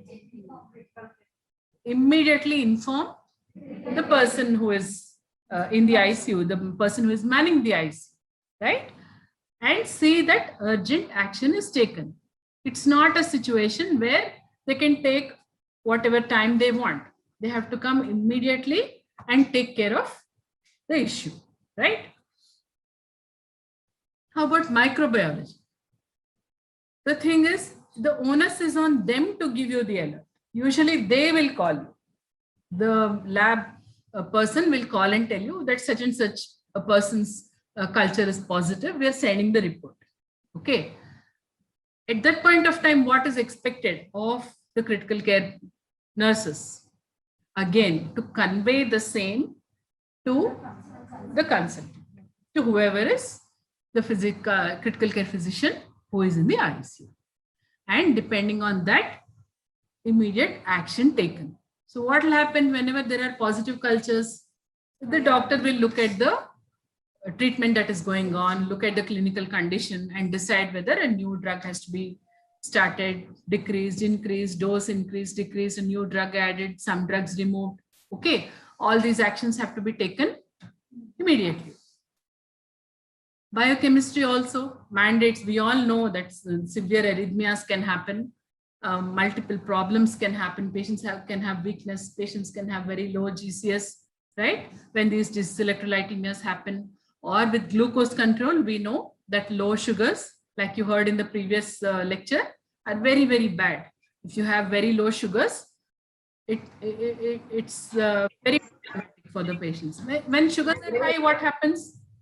There is an increased possibility of acidosis, infection, all sorts of problems, right? Hematology also. It'll alert, you have to alert the physician, then that physician will tell you whether we need to order blood products. So action can be taken on that front, or whether you have to give more fluid, or whether you have to take any other action. Whatever it is, action has to be immediate. So critical care, critical alerts, what are they meant for? They are not papers. They are not simple reports. They are significant, very important pieces of information that will help us in making decisions in the ICU and to manage them time. Number one. information that you get, which are critical alerts, they have to be shared ASAP. ASAP means as soon as possible. No, nothing else. Feeding the patient is not important. First, take care of the critical alert. Inform to the concerned physician. Okay, get that report. See that it is taken care of. Then once you have done this, it's important that you document. Okay, so that we know all the action that has been taken. Received report at whoever has seen that usually signs it. Suppose it's a culture, or suppose it's a or immediately there's an action taken, and then in the stat medication chart or somewhere, whatever action is taken, that is mentioned. Oh, I'm sorry. So that was my last slide. Thank you so much for your patience here.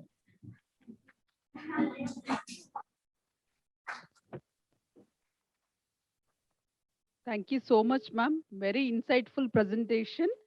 And I would like to take home messages on this. I have just nurtured from your slides, ma'am.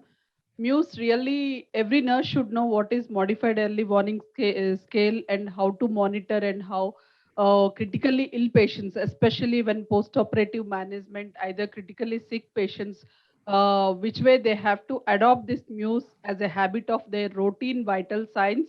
So that we have already initiated in every hospital, ma'am. But myths from this presentation, which we learned, where our nurses are not putting complete efforts to monitor Muse, where our code blue rates are going high, that we were minimizing to adopt this Muse into our daily life as a vitals monitoring, as well as critical alerts. Being a critical care nurse, not only critical care nurse, even ward nurse, they should know. Many of the patients were because of unreported critical lab values, especially if sodium is low. Certain nurses, I'm not blaming for that. It is their school, it might be a college where they are not concentrate on nursing education on normal values. And nurses, even being a orientation program during induction itself, we are taking these critical alerts, as well as initiation of phlebotomist, involving them what kind of normal values they have to learn, and what is normal sodium, potassium, how it impacts on patient care.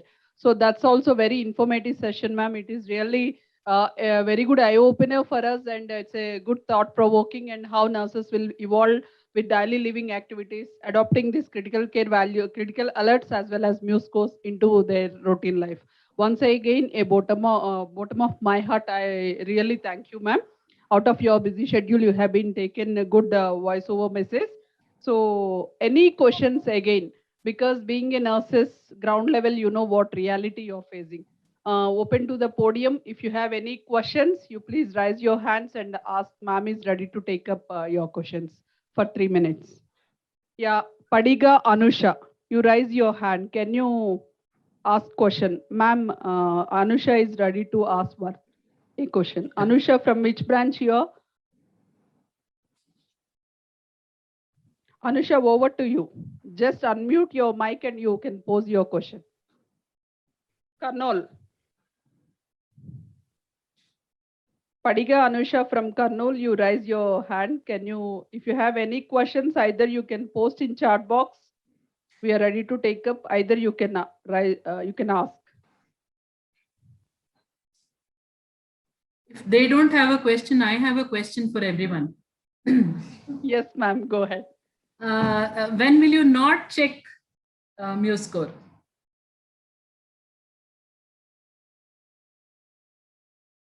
When you will not check, ma'am, sorry, pardon, once again you can. Yeah. Are there any situations where you would not bother too much about Muse score? Yeah, anybody from senior nurses, critical care nurses, or anybody in audit? I got the answer here from our unit. Even here, Madhapur cluster also, ventilator patients and Unconscious patients, they could not able to monitor Muse. No, you got it wrong. I mean, we are not at all looking at ICU patients. We are talking about patients. Muse is always monitored in what patients? Yeah. So these are usually end of life care patients, or patients who are admitted for comfort care. DNR patients who we have decided not to aggressively resuscitate, those kind of patients. Yeah. Yes, ma'am, agreed. Yeah.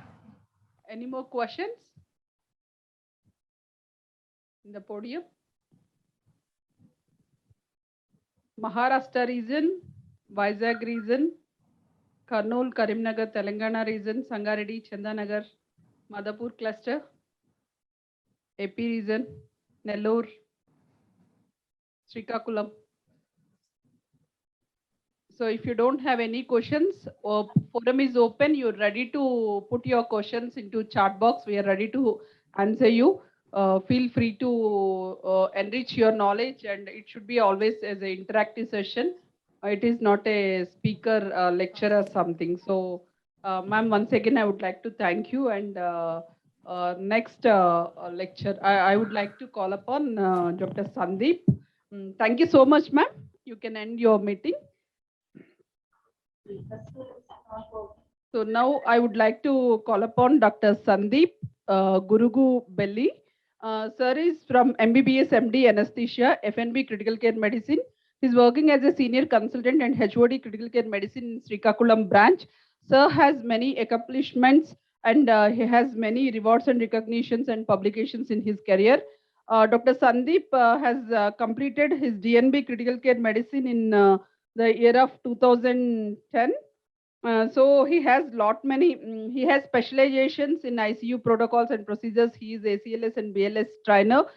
His specialty is thoracentesis, paracentesis, esophageal, gastric varices, difficult airway management, prone ventilations. And during this unprecedented situation, you have seen many critical care consultants put their efforts to recover COVID patients. He is very specialized training he has in past experience in his career, MGM Healthcare Chennai, Apollo Hospitals Chennai, and he is very specialized trained in ECMO and sedation in anesthesiology. He worked in RIMS Srikakulam Care Hospitals, Hyderabad. So his publications are evaluation of the effect of magnesium sulfate versus clonidine as an adjuvant to epidural levobupivacaine in patients undergoing lower abdominal surgeries. Sorry, a prospective randomized and double-blinded study evaluation by medical science publication and a prognostic value of ultrasound guided assessment of quadriceps muscle wasting in patients with septic shock. So, sir, over to you. You can take up your session. And this is very most interactive session. Many of our nurses, I think they'll be useful for their routine life, like ABC interpretation. So, over to you, Dr. Sandeep. Thank you.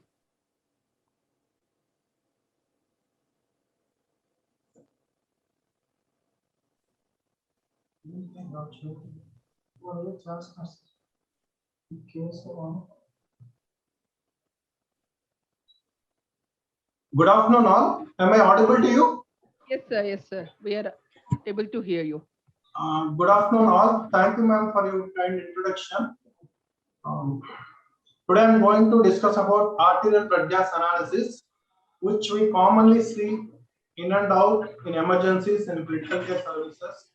We often see and we need to interpret. What is ABC? ABC is arterial blood gas analysis. Why we order ABC? It helps in establishing diagnosis, especially in critically ill patients, helps in guiding treatment plan, and helps in acid-base management, allows for optimal titration of various medications, and it also helps in ventilator management of the patient.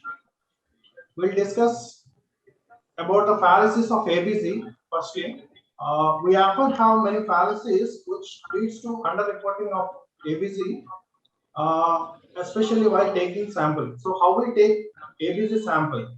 If any nurses are ordered to take ABC, first we have to make sure give assurance to the patient, make him comfortable, sit and explain the procedure. And before that, we have to see patient comfortable, and we have we have 3 different arterial sites for the puncture, like radial artery and brachial artery and femoral artery, out of which radial artery is commonly taken for sampling. Why radial artery cut is taken? Radial artery is peripherally located. If any complication like hematoma occurs, it is easy to compress the artery and stop the bleeding. And another is artery, radial artery hand has collateral supply. Hand will get supplied from ulnar artery and radial artery. Both ulnar artery and radial artery supplies the hand. Hence, before puncturing the radial artery, we have to check for the patency of perfusion, patency of radial artery and ulnar artery. So before doing arterial puncture, we have to do Allen's test called modified Allen's test. How we do the procedure? Explain the patient, make him comfortable, and ask him to raise his hand. Which hand you are preferring to do ABC? You have to ask him to raise the hand, and you should occlude both radial artery and ulnar artery with the thumbs, both thumbs. And you should ask the patient to clench the hand multiple times until it gets blanched. We have to ask the patient to raise the hand, occlude the both radial artery and ulnar artery, and we have to ask him to clench the hand multiple times until it gets blanched. After it gets blanched, we'll remove the pressure from ulnar artery and check for the patency of the hand. And again, we repeat the same procedure by occluding both vessels, and we'll ask him to do multiple times clenching and remove the pressure from radial artery this time. And we'll see the perfusion of the hand. If both artery, radial artery and ulnar artery patent, and immediately hand gets perfused, and we can go ahead with the procedure. Next, patient, we have to ask them to patient to keep hand in wrist extended position on the rolled towel. We should keep like this, keep the hand extended, and with the help of non-dominant hand, we should occlude the radial artery with the index and middle finger along the course of radial artery. Once we found the radial artery course, we'll take the 3 ml syringe and we'll poke the radial artery 45 degrees to the hand. Once you are entered into the radial artery lumen, you will find the blood flushing into the syringe. Once it gets flushed into the syringe, you no need to pull out the plunger. It gets automatically filled. Once you've taken the sample, make sure that remove the needle and keep pressure for 5 to 10 minutes. This is very important. Never take the syringe and leave the hand alone. Keep pressure for 5 minutes. Especially in a coagulopathy patient, you have to keep pressure for at least 10 to 15 minutes. Another fallacy is underreported. Make sure that once you send the sample to the laboratory, you should give the details of the patient, like what is the temperature of the patient, and what if he is on room air, mention it as a room air, and if he is on ventilator or any oxygen support, mention the oxygen, a fraction of the inspirator oxygen, and hemoglobin status of the patient. Another fallacy is taking wrong syringe. We have ideally syringe sample should be taken from the glass syringe, or pre-filled ABC should be taken. If it is not available, take 2 ml syringe and send to the lab. Why? Because risk of alteration of the reporting values, ABC values changes if there is increase in size of the syringe or decrease in the volume of syrup sample. Another fallacy is while we are adding heparin to the syringe, sometimes we may end up in adding more heparin.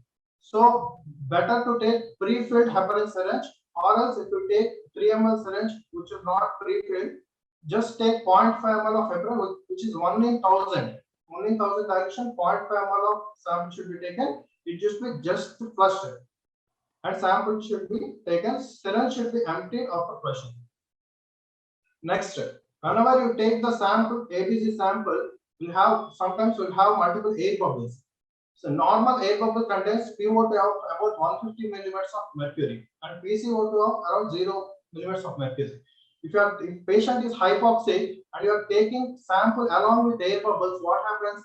The oxygen present in these air bubbles get mixed with the arterial sample. So whatever you get report, you will have falsely high partial pressure of oxygen and falsely low PaCO2, because PaO2 in air bubble is high than PaO2 of sample. So it get diffused. Oxygen from the bubble get diffused in the sample. The same way, PCO2 of the patient sample will be high and PCO2 of the air bubble will be low. So diffusion of carbon dioxide from the sample to the bubble leads to giving false report of carbon dioxide. And another phase is delayed analysis. Whenever you take the sample, make sure the sample should be sent immediately to the lab within 15 minutes. Especially if you don't have cold storage transport, if it is not iced sample, you should immediately send to the lab within 15 minutes.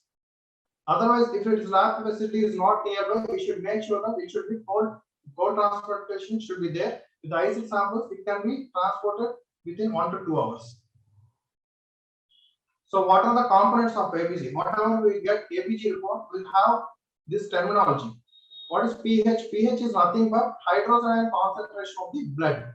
pH indicates the hydrogen ion concentration in the blood. What is the normal pH? It is 7.35 to 7.45. Just remember this value we discussed in the past. And what is PaO2? It is a partial pressure of oxygen that is dissolved in the arterial blood. This is around 80 to 100 millimeters of mercury. Normal value is 80 to 100. PaO2 is partial pressure of carbon dioxide dissolved in the arterial blood. This is normal value is 35 to 45 millimeters of mercury. Bicarb concentration is calculated value of the amount of bicarb in blood is around 22 to 26 millimoles per liter. Base excess, B is called base excess. The base excess indicates the amount of excess or insufficient level of bicarbonate. Its normal value is -2 to +2. So this is the normal ABG report. We have different terminology here like measured and corrected, calculated and entered data. As I said before, whatever we give sample, the machine calibrates and gives these three values. Directly machine calculates pH, PCO2 and PO2. pH is the hydrogen ion concentration, it's a carbon dioxide, it's a partial pressure of oxygen. These three parameters are measured by the machine.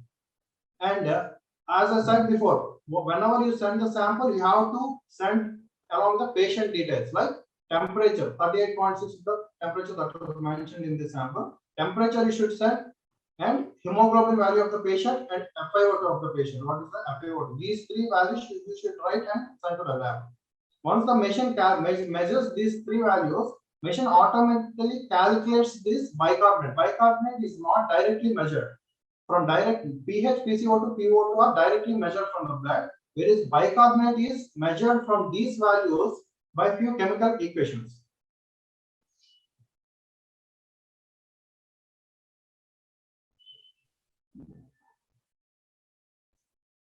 Okay, why pH is why it is essential to maintain optimal pH?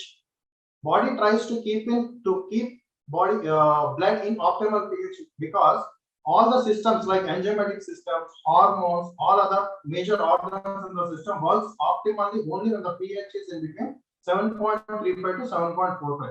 Whenever it is altered, like less than 7.35 acidosis or more than 7.45 alkalosis, body systems like enzymatic systems and hormone systems get altered and it won't function properly. Especially when pH values are less than 6 or more than 8, patient, any living organism cannot survive with the pH.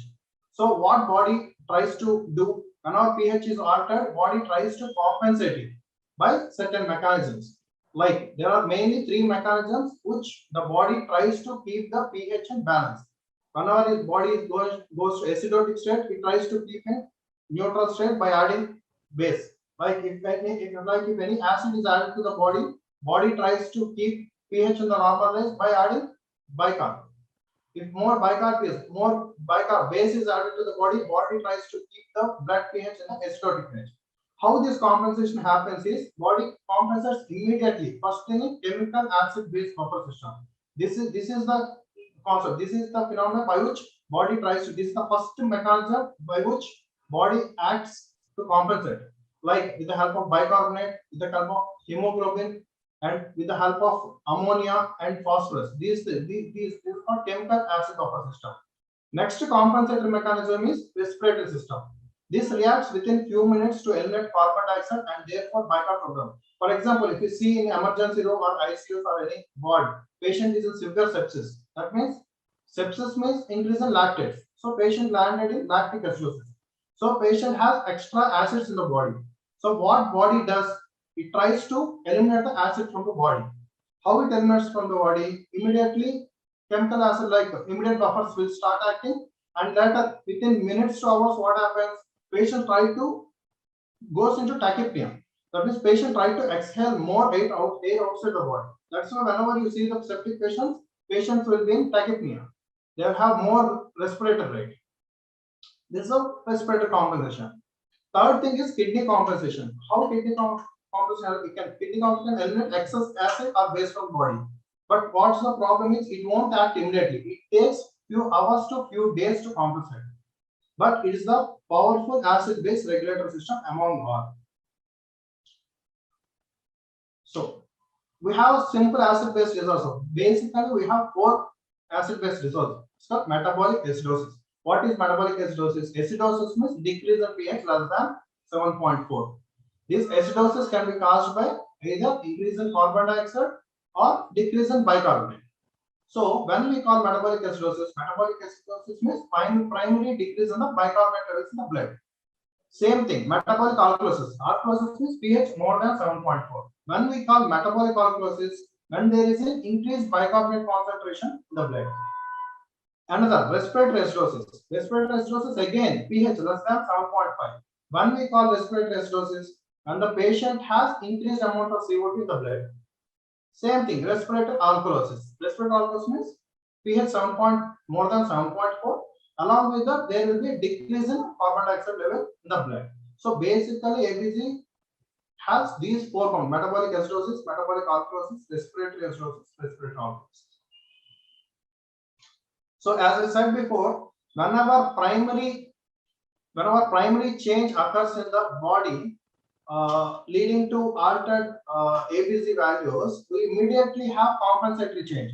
That means whenever patient get landed into respiratory acidosis, that is because of PCO2 retention. If there is PCO2 retention, body goes into respiratory acidosis. Whenever there is respiratory acidosis, immediately what body does, as I said before, kidneys immediately will act and bicarb levels, body tries to retain bicarbonate levels in the blood.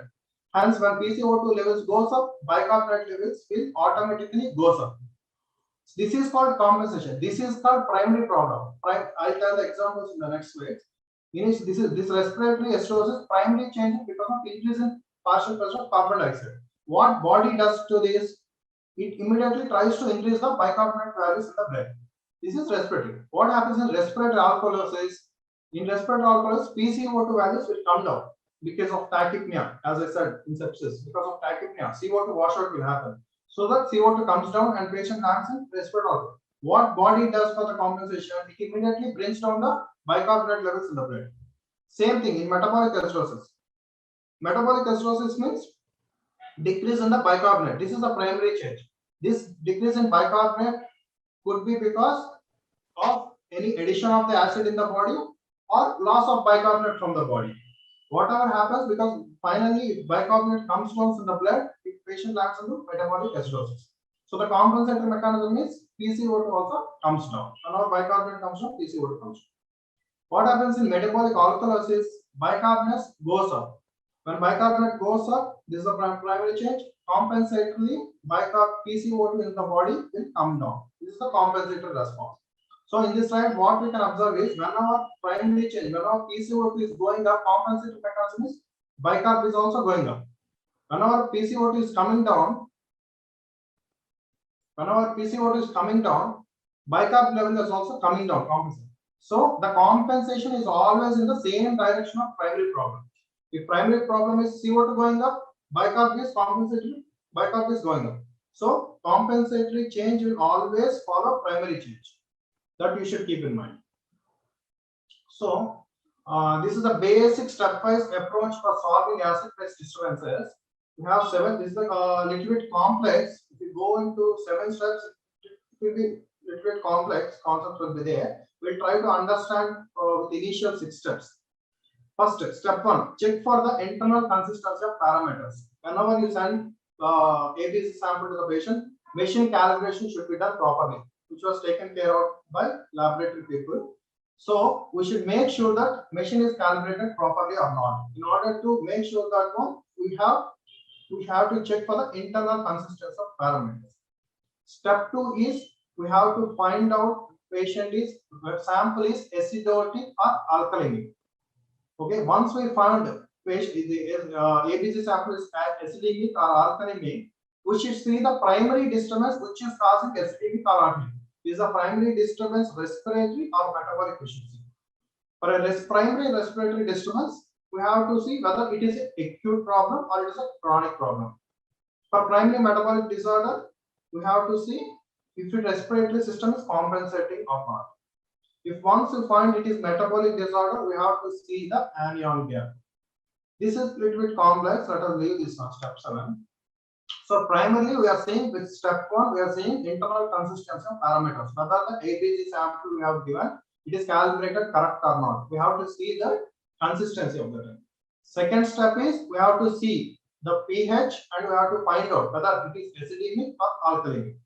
Once we see if it is acidemic or alkalemic, we have to find out acidemia is caused by respiratory disturbance or metabolic disturbance. So that is step 3. Step 3 helps in finding acidemia is because of respiratory problem or metabolic problem. In the step 4, we have to see if it is due to respiratory problem, whether it is getting as I said before, it is compensating or not. That is step 4. Step 5 is if it is metabolic problem. If in step 3 we found that it is due to metabolic, the metabolic disturbance we have to see whether it is compensating properly or not. If it is metabolic acidosis, we have to see the anion mix. We'll see one example. Okay. So step 1, we have to find the internal consistency of the sample. So this is what H plus ion concentration. We have, why we are measuring pH? pH nothing but it is indicating indirectly the H plus ion concentration of it. How H plus ion concentration is calculated means it depends on Henderson equation. It's called one chemical equation is there. Based on that equation, we will find the H plus ion concentration. This H plus ion is called 24 into PCO2 by bicarbonate. This is the equation. Normal PCO2 for normal patient, if we keep the value, it is around 40, and normal bicarbonate will be around 24. If you keep the values and calculate, it will be coming around 40. So normal at pH 7.4, hydrogen ion concentration will be around 40. But this is for the normal patient. So H plus is 40 in body. If pH is 7.4, H plus ion concentration will be around 40. So in order to find the consistency, internal consistency, first we have to do A. First calculate H plus by putting CO2 and bicarbonate. As I said before, we have to calculate H plus ion concentration. This is the normal value. For patient sample, we have to keep the same PCO2 and bicarbonate and get H plus ion concentration. This is H plus. Another is for every 0.1 decrease in pH, we should multiply H plus ion sequentially by 1.5. We will see one example to understand. Like for every 0.1 increase in pH, you have to multiply H plus ion sequential by 0.8. If there is 0.1 decrease, you have to multiply sequential by 1.25. If 0.41 increase is there, you have to multiply sequential by 0.8. You have to match these two values, A and B. If A and B values get matched, then ABC is valid. We will see in one example. Next, step 2. Step 2 is finding whether ABC is acidotic or alkalotic. When we call acidotic, normal pH, as I said before, 7.35 to 7.45 is the normal value range. If pH is less than 7.35 ABC, that is acidotic. If pH is more than 7.45, it is alkalotic. So step 2 is just finding whether pH is acidotic or alkalotic. Step 3. So what is leading to the primary disturbance? Like if it is acidotic, which is contributing? Whether respiratory disturbance is contributing or metabolic disturbance is contributing for the acidosis. Like if pH is in alkalotic range, what is contributing? Respiratory or metabolic? See, assess the PaCO2 level. Once you know that pH is acidotic or alkalotic, you have to assess the PaCO2 levels. Suppose if pH decreases below 7.35, or if PaCO2 also is high, if pH is low and PaCO2 is high, that is due to primary respiratory problem, that is respiratory acidosis. If pH rises about 7.45, that is alkalosis, and PaCO2 is below 40, then it is due to respiratory alkalosis. To remember simply, if pH and PaCO2 moves in the opposite direction, primarily it is a primary respiratory problem. If pH and PaCO2 moves in opposite direction. Likewise, Next, assess bicarbonate. If the pH increases and the bicarbonate get increased, it is due to metabolic. If pH increases and bicarbonate is also increased, it is due to metabolic. That means if pH is increased means alkalosis. If bicarb is also getting increased, that is metabolic alkalosis. If pH is decreased, less than 7.4, and bicarb is also decreased, that is called metabolic acidosis. So here they move in same direction. They are moving in same direction. Primary problem is metabolic. So what is causing respiratory acidosis? If you found that patient sample is having respiratory, what is causing respiratory acidosis? Respiratory acidosis defined as pH less than 7.35 with a PaCO2 greater than 45. What are the common causes we find in ER, emergency or critical care, wherever? Commonly we see asthmatic, pulmonary disease patients like asthma, COPD, obstructive airway disease. If patient is having neuromuscular disorders like Guillain-Barré syndrome, myasthenia gravis, or if any foreign body is there in the throat, upper airway obstruction, or if there is any respiratory central depression like patients with stroke, all these patients, they won't take respiration properly. So there will be a ventilatory failure. If they don't take respiration properly, PaCO2 gets eliminated. PaCO2 goes up beyond 45 millimeters of mercury. Once it goes more than 45, pH will go into the acidotic range. So respiratory acidosis is less than 7.35 with PaCO2 more than 45 millimeters of mercury. What is respiratory alkalosis? It is defined as pH greater than 7.45 with a decrease in PaCO2 levels. When it happens, when we see respiratory, as I said before, in sepsis we will see, whenever you see septic patients, you will see patient is in tachypnea, they take more respiratory drugs. If patient is having CNS disease, you often see in ICUs, traumatic brain injury patients, their respiratory center get damaged. So patient will go into the apneistic breathing, different kinds of breathing, where they will have more respiratory rate. So those patients you will find pH more than 7.45. Because the culprit here is PaCO2. Because of more respiratory rate, PaCO2 get eliminated, pH goes into alkalotic range. Examples are CNS disease, and patient is in hypoxia, patient tries to take more breath. When he is taking more breath, CO2 washes off. When patient is in anxiety, especially in psychiatric patients who come to ER, they have more, they intentionally do more breathing. So there will be more respiratory rate. See, when you paralyze the patients in ICU and you keep respiratory rate more than 25, 30, 35 like that, more respiratory rate you keep for the paralyzed patient, what happens? CO2 get washed out and pH will go into alkalotic range. When patient is on progesterone and when patient is in sepsis, all these common 7.4 and more than pH of respiratory alkalosis we commonly see in ER and emergency and critical ill patients. Metabolic acidosis. What is metabolic acidosis? If bicarbonate values are less than 22 milliequivalent per liter with a pH of less than 7.35. This is called metabolic acidosis. We'll discuss. And metabolic alkalosis. Metabolic alkalosis means pH more than 7.45 and bicarb values will be more than 26. As I said before, 22 to 24 is the normal. 26 is the normal range for bicarbonate. If the bicarbonate value is more than 26, it causes metabolic alkalosis. And why metabolic alkalosis occur?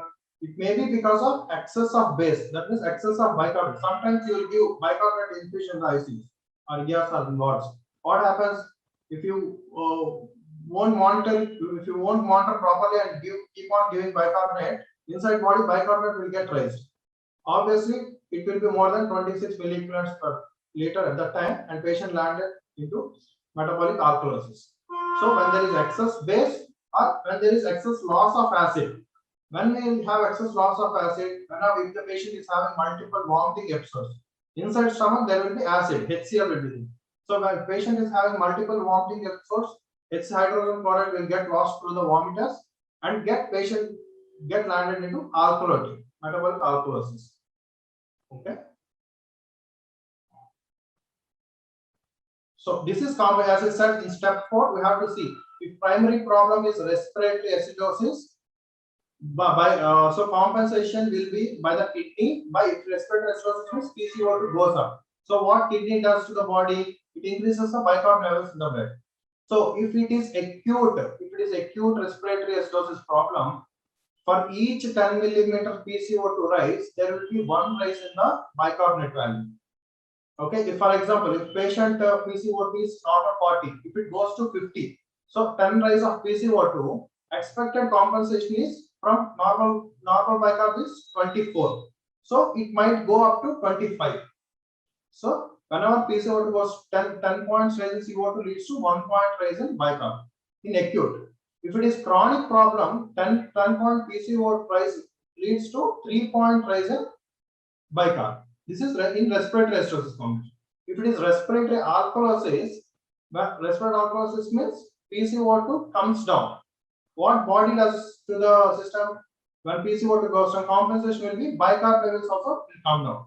So if it is acute, for every 10 drop in PCO2, there will be 2 drop. For every 10 drop in PCO2, there will be 2 drop in bicarb. If it is chronic problem, for every 10 drop in PCO2, there will be 4 drop in PCO2 levels. So that is for respiratory. If it is metabolic, if primary problem is due to metabolic problem, if it is metabolic acidosis or metabolic problem, what body does? We try to alter the PCO2 levels in the blood to compensate for the metabolic problem. For example, in metabolic acidosis, what happens? Bicarb loss will be there. So what body does? It will try to, when bicarbonate is coming down, body tries to decrease the PCO2 value also. So how we will know? How we will know how much compensation will happen is in metabolic acidosis, we have one formula called Winter's formula. Here, expected PCO2 will be 1.5 into bicarbonate plus 8. If we keep the value of bicarb here and multiply with this 1.5, we'll get one value. That value should be equal to the PCO2 in the ABC. That is metabolic acid. In metabolic alkalosis, is expected PCO2 will be 0.7 into bicarb plus 21. This is a little bit complex, just try to understand. And if patient is in metabolic acidosis, there is another concept called anion gap. What is anion gap? Is inside our body, there are multiple cations and multiple anions. Our body always tries to keep in balance both cations will be equal to anions. However, we cannot measure all cations in the lab or all anions in the blood in the lab. So there will be some difference will be there. That unmeasured anions and that unmeasured cations is called anion gap. This we cannot measure. This is called unmeasured. This is called anion gap. This will be normally about 10 to 12. This is normal. Okay. If there is metabolic acidosis, if you want to find what is causing metabolic acidosis, then you have to see the anion gap. If it is anionic, if it is this adjusted on, so if you have to see anion gap. If there is high anionic gap, we will call it as high anionic gap metabolic acidosis. If it is low anionic gap, if it is normal or low, we will call normal anionic gap metabolic acidosis. So what is causing? So as I said before, metabolic acidosis will be caused because either we have to add some acid into the body, or we have to we are unable to, we have to lose bicarbonate from the body. Either if we add acid to the body or if we remove bicarb from the body, patient land up into metabolic acidosis. For example, as I said, high anionic gap metabolic, when it happens, if patient consumes a lot of methanol in methanol poisoning. In uremia, we'll see commonly in our hospitals in kidney injury patients. What happens? Patients will be in metabolic acidosis because of uremia, raised urea creatinine, all this metabolic parameters. Because of uremia, also patient land acidosis. We'll see diabetic patients. Whenever diabetes is uncontrolled, patient has raised ketones in the blood. That condition is called diabetic ketoacidosis. So whenever ketones is also acid. So whenever ketones are added into the blood pH will comes down. Patient goes into metabolic acidosis. Paraldehyde poisonings, isoniazid poisonings, lactates. This lactates also we'll see often in our ICUs. Like when our patient has septic shock, patient lactates will get raised. When patient landed into lactic acidosis. Ethanol poisoning will be there. Rhabdomyolysis and renal failure. Salicylates, aspirin poisoning. All these conditions, extra acids are added into the body, leading to metabolic acidosis. Another metabolic acid, when if anion gap is normal, we'll call it as non-anionic gap metabolic acidosis. Where the condition non-anionic gap metabolic acidosis means it is not because of adding extra acids to your body. It is because of losing bicarbonate from the body. We are losing base from the body. What is the base in our body? Bicarbonate. If we lose bicarb from the body, especially through hyperinflation, means excess of vomiting or excess of diarrhea. If anything happens, bicarb will be lost from the body. Another is one of our patients. We often prescribe estrogen for traumatic brain injury patients to decrease the ICT. Those patients, if we won't monitor properly, they will land up in non-anemic metabolic acidosis, in renal tubular acidosis, diarrhea, and acute kidney injury and post. And whenever if we give more saline infusion also, patients will go into hyperchloremic metabolic acidosis. Next step is a little bit complex. We'll just leave it. So we'll see one case scenario. A 42-year-old man was brought to the ER after he has found lying in an alley with an empty liquor bottle. He had consumed some liquor, ethanol or methanol, something he had consumed.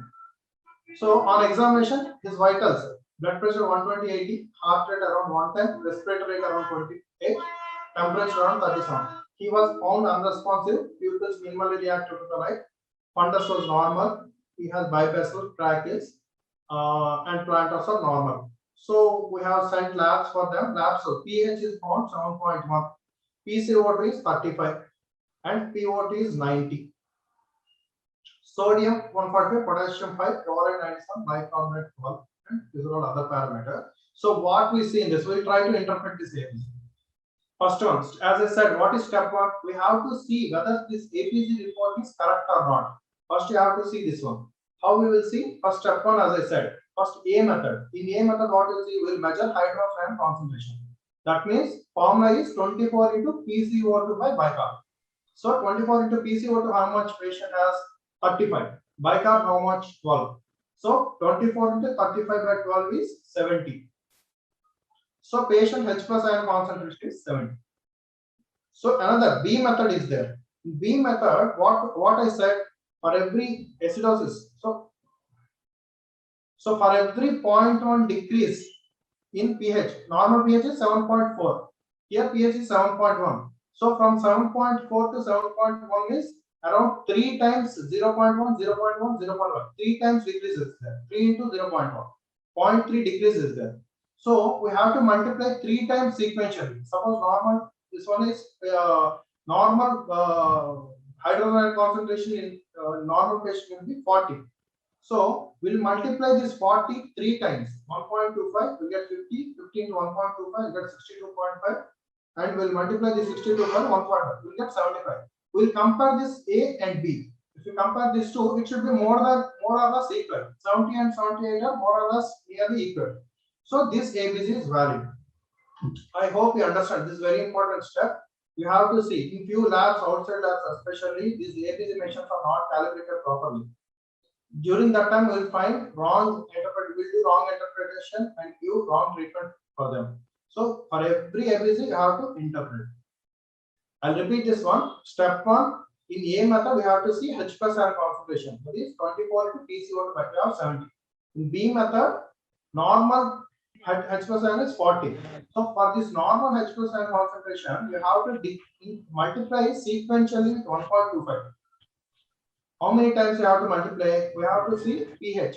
pH normal is 7.4. It came 0.3 units down to 7.1. So 3 times you have to sequentially multiply this 40. You'll get 78. Compare these two. If both are equal, you can say ABC is valid. Step 2, what I said, once ABC values we have consistent results, we have to see pH is in acidotic range or alkalotic range. If pH is less than 7.4, it is acidotic. In this example, pH is 7.1. So it is acidotic. That is step 2. Step 2 whole purpose is whether to find it is in acidemia or alkalemia. So this ABC is acidemia. So step 3, we have to see whether this acidemia is caused because of respiratory problem or metabolic problem. In this example, what happened? See, pH came down, so acidosis. This acidosis is caused by, we have to see, PCO2 is 35. So it is less than 40. It is not causing acidosis. We have to see bicarbonate. There is bicarbonate loss from the body, as I said before. Acidosis is metabolic acidosis is because either we have to add some acid to the body or we have to remove base from the body. So bicarb is the base in the body. So patient has bicarbonate loss from the body. So this acidosis is because of metabolic acidosis. So pH and bicarb both are in the same direction. So the primary disorder is metabolic acidosis. Step 4. Step 4 is required only when primary disorder is metabolic, respiratory. This is metabolic disorder. So we are skipping out step 4. We are directly going to step 5. Step 5 is compensation. Whether compensation is happening or not. So how we will see what happens to the body? Bicarb came down, pH came down, bicarb came down. So what body tries to do? With the respiratory, body tries to compensate through respiratory mechanism by decreasing. As I said before, compensation will be the same direction of primary pathology. Here primary pathology is bicarbonate loss. So compensation will be PCO2 loss here. Body tries to expel out carbon dioxide from the body. So what happening? We have to calculate whether body is doing properly compensation or not. Respiratory compensation we will calculate. As I said before, not as I said, how much here PCO2 drop is from metabolic acidosis. So how much PCO2 should be there? 1.5 into bicarb 12 plus 8. It came to around 26. So plus or minus 2. Actually, PCO2 should be 26. If body is compensating properly, the PCO2 should be around 26 here. But what happened here? PCO2 is 35. That means patient has extra carbon dioxide retention also in the body. So primary disorder is metabolic acidosis, and patient also has some respiratory retention, carbon dioxide retention in the body, leading to respiratory acidosis. So this is basically a mixed disorder where the patient has both metabolic acidosis and respiratory acidosis. This gap ratio will leave that will be complex. We'll discuss this one simply. If you find ABC like this, pH is 7.18, PCO2 is 41, bicarb 16. As I said before, we have to calibrate. We have to see the internal consistency of the ABC by calculating with the above set formulas. Once calibration happened, you will see step 2. Patient is acidotic or alcoholic. 7.18 is acidotic, less than 7.4. So pH is in acidotic range. So what is contributing for this acidosis? This should happen either because PCO2 should rise up or bicarb should come down. What is happening here? PCO2 is normal only. Normal PCO2 is 35 to 45. So PCO2 is normal only. Bicarb is 16. Normal bicarb is 22 to 26. So bicarb has come down here. So pH is acidotic and bicarb has come down. Body has lost bicarbonate from the body. So this is metabolic acidosis. So immediately once you find the primary problem, that is metabolic acidosis, you have to see whether compensation happening or not. How compensation happens? If bicarb coming down, body will try to eliminate carbon dioxide from the body. So CO2 also should come down ideally. What is normal CO2? 35 to 45. But here carbon dioxide is 41. So it is nothing but body has not compensated it. This is uncompensated metabolic acidosis. As I said before, pH is less than 7.45, less than 7.35 acidotic, and bicarb is contributing for the acidosis, metabolic acidosis. In metabolic acidosis, whether compensation happening or not, we have to ideally use Winter's formula, as I said before. But to understand simply, if you see CO2 is not compensated. Ideally, CO2 also should come down. So this is uncompensated metabolic acidosis. If you see another example, you have to calibrate the ABC. Once calibration has over and ABC is valid, you have to see pH, PCO2, bicarb. pH is 7.6. So pH is in alkalotic range. What is contributing for this alkalosis? Either PCO2 should come down or bicarb should go up. What is happening here? Bicarb is PCO2 has not came down. It's normal. 35 to 45 is the normal range. But bicarb is elevated. It is normal 22 to 26 is the normal bicarb. Here it is 35. So by elevation of the bicarb is leading to alkalotic pH here. So metabolic alkalosis, and next step is whether it is compensating or not. How will you see compensation? If bicarb is rising, PCO2 should also rise. Here it is 35 to 45. It has not rose up. It is below 40 only. So this is uncompensated metabolic alkalosis. Same example only. This is uncompensated metabolic alkalosis. Let us interpret this one. pH 7.52 here. This is more than 7.45 is the alkalosis. What is contributing for alkalosis? Alkalosis should be because of either PCO2 should come down or bicarbonate should rise. What happened here? PCO2 35 to what is normal? Here is 29. So PCO2 has come down. This is respiratory problem. This is respiratory alkalosis. What should be the compensation?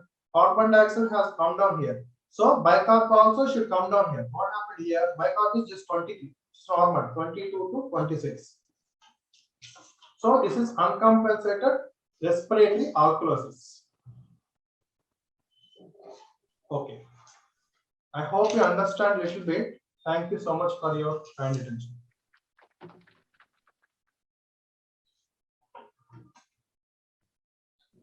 Thank you so much, sir. The highlights of today's topic, ABC interpretation. I would like to ask audience, do you have any questions? Please post in chat box. Either you wanted to interact, Dr. Sandeep is ready to answer your questions. Any questions? Senior nurses, junior nurses.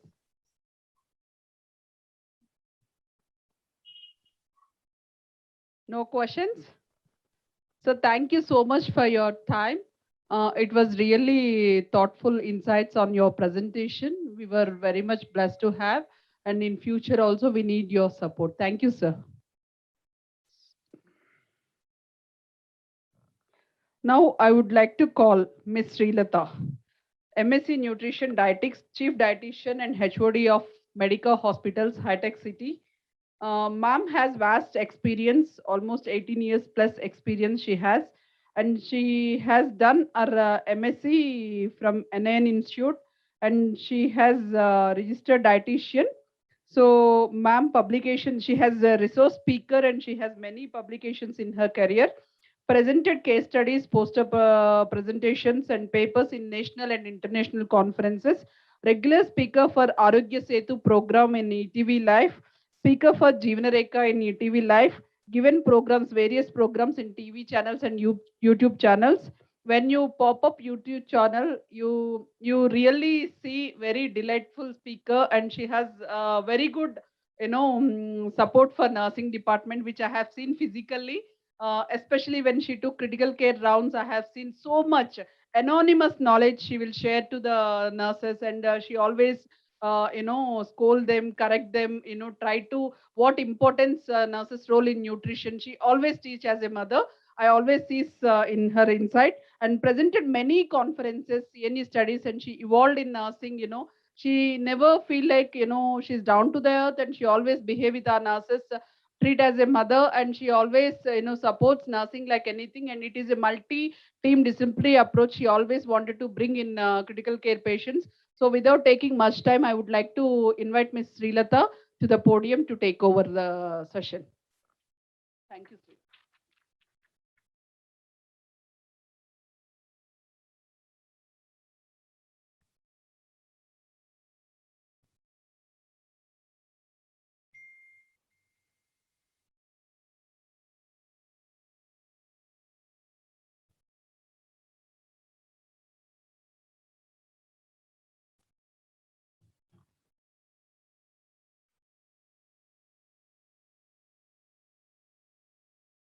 Thank you, my dear friend Swati, for the kind words. And this is the last session of the day. I think most of you are exhausted with the sumptuous lunch and the information which our dedicated doctors have given. Even I've been part and was listening to few lectures. And let me tell you all, you're really lucky to have those lectures, and you should make best use of it. Fine. So I will try to wind it up very quickly. So my topic is nutritional support in critically ill patients. So I have prepared the PPT in such a way that most of the technical aspects are covered and 50% is practical, like what you are at the bedside, what you're supposed to do when you are intervening in a nutritional intervention in critical care.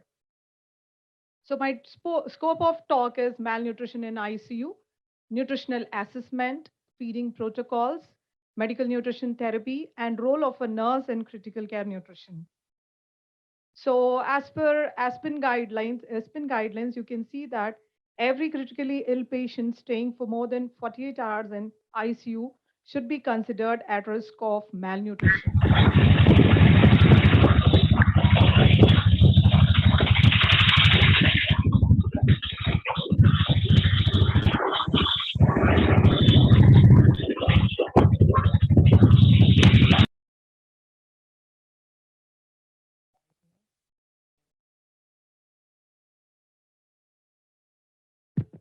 Up to 50% of hospitalized patients are malnourished, and malnutrition can lead to postoperative complications, impaired wound healing and infections, increased morbidity and mortality, and will also increase the length of stay in hospital, and also health cost is high.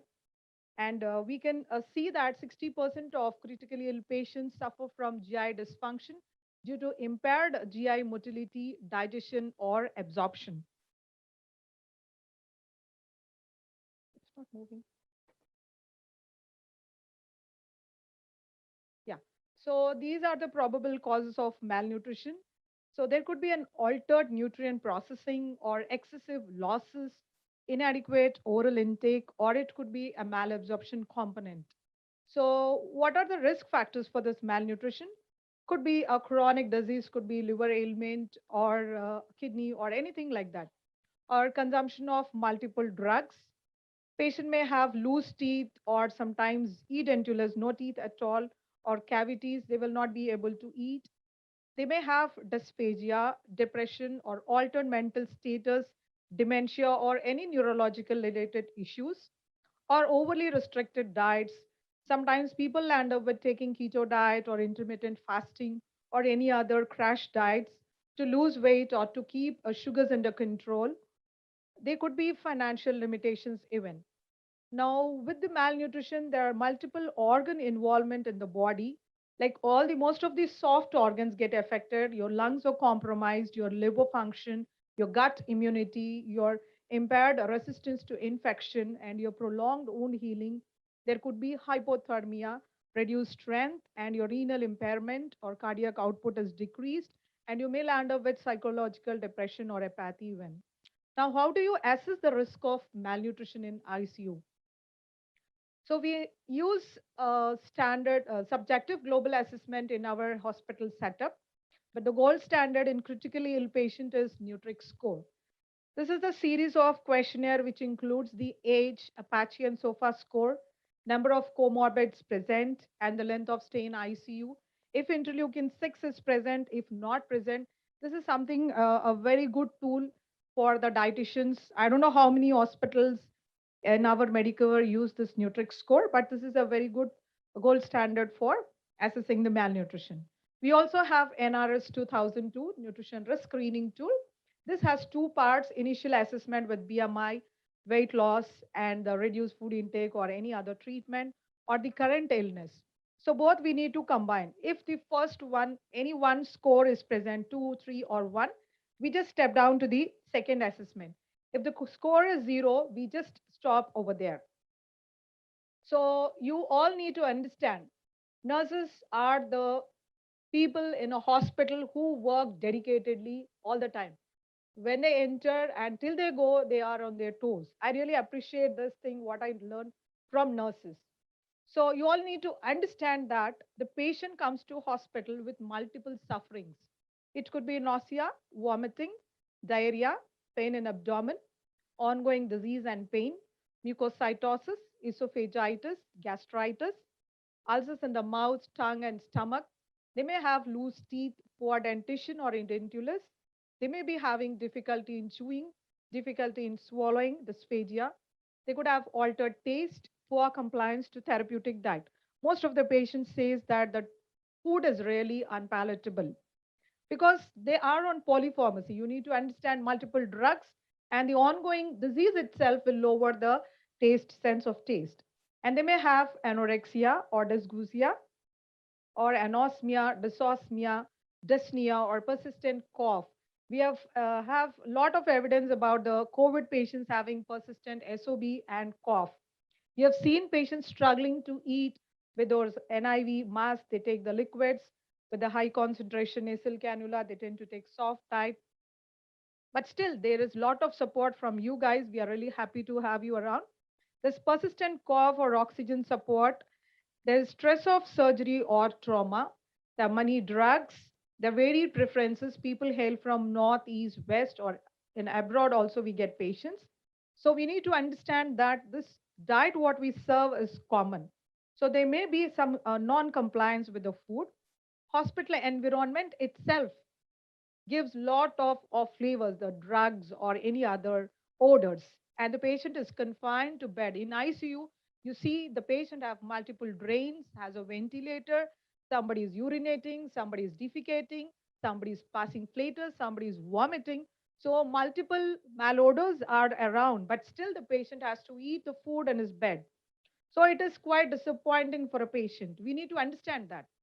If a patient says, I will not have the food, then just keep the plate aside. Please don't do that. Request.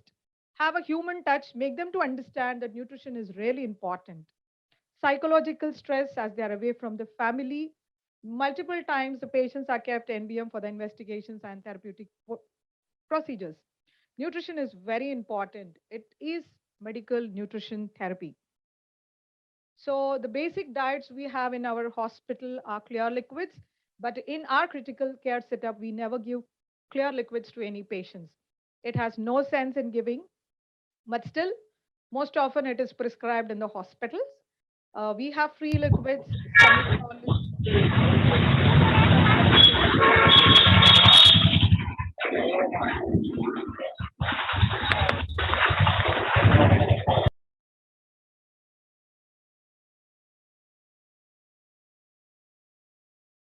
we have mechanical soft diet, normal diet. So there are options like if in soft diet, we have a diabetic soft diet, renal, wherein we give a low potassium diet without greens, without salt. I mean, very less salt. Soup is not served, and certain vegetables which are high in potassium are avoided. Jain is something where when we don't use onion, ginger, and garlic. International diets, patients around the globe do not prefer spices like Indians, and bland diet usually for ulcerative colitis or Crohn's or severe diarrhea, we give them.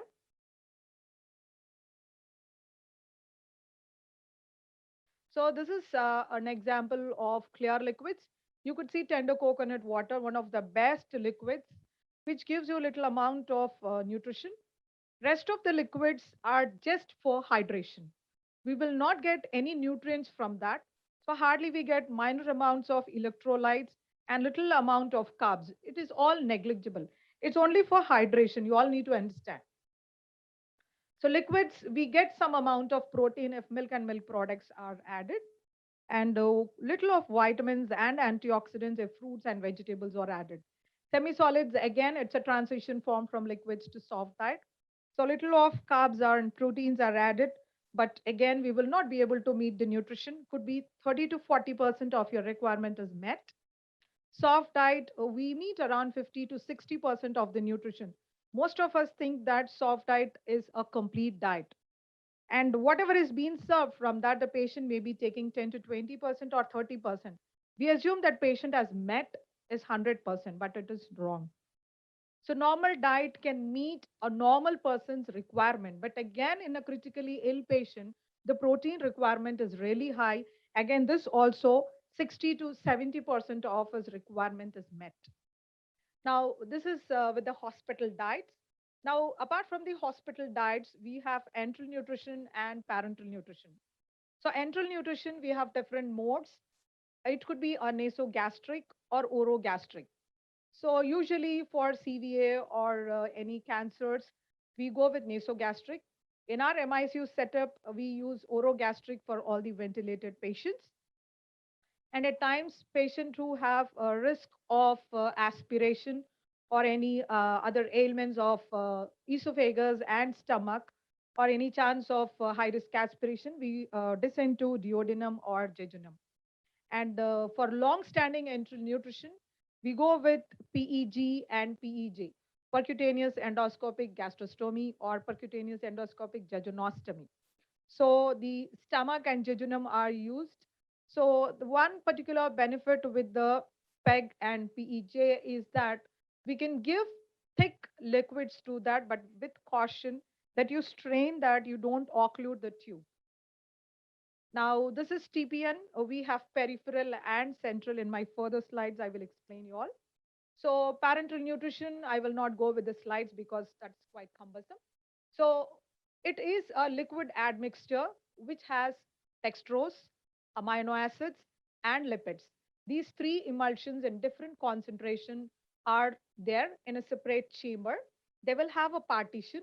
So we have to remove the outer layer and just press and roll it so that all the admixtures are combined. So this we have in two ways to be delivered. One is your peripheral and one is your central. So in your triple chamber bag, you have three emulsions, which I've explained you now. And these are separate emulsions. You will also get in three different parts, like the milky one is the lipid, the yellow one is the amino acid, the other one is your, again, lipid. So when you choose your peripheral axis, it could be a basilic or cephalic, then it is called peripheral or supplemental parenteral nutrition. When you use subclavian vein for your central axis, then it is your central parenteral nutrition or your total parenteral nutrition. Now, the important point for you all to understand here is before you indent, you have to check whether it is for a peripheral infusion or for central infusion. Once the pharmacist has delivered you the product, again you need to cross check it. You cannot give the central infusion through peripheral line, vice versa. You cannot give the central to the peripheral line. If you give your central infusion through peripheral, the patient may land up with hematoma and can die. So this is most alarming. You all need to be very alert. Cross-check with the bags once you raise the indent and also when it is delivered to you. Now, when to feed, what to feed, why should we feed a patient? So every hospital will have an individualized protocol. I'm sorry for the very busy slide. So it says that if the patient has gut access, functioning gut, start with the early enteral nutrition with a low feed volume, check for the tolerance. If there is aspiration, start prokinetics. I hope you all know what is prokinetics. Motility agents. Can anybody tell me one of the prokinetic agents which we use? Yes, perinol, metoclopramide, lazuride. Okay, so most important that we see sometimes patient got aspirated. So keep him for off feeds for a longer length of time. We should not do that.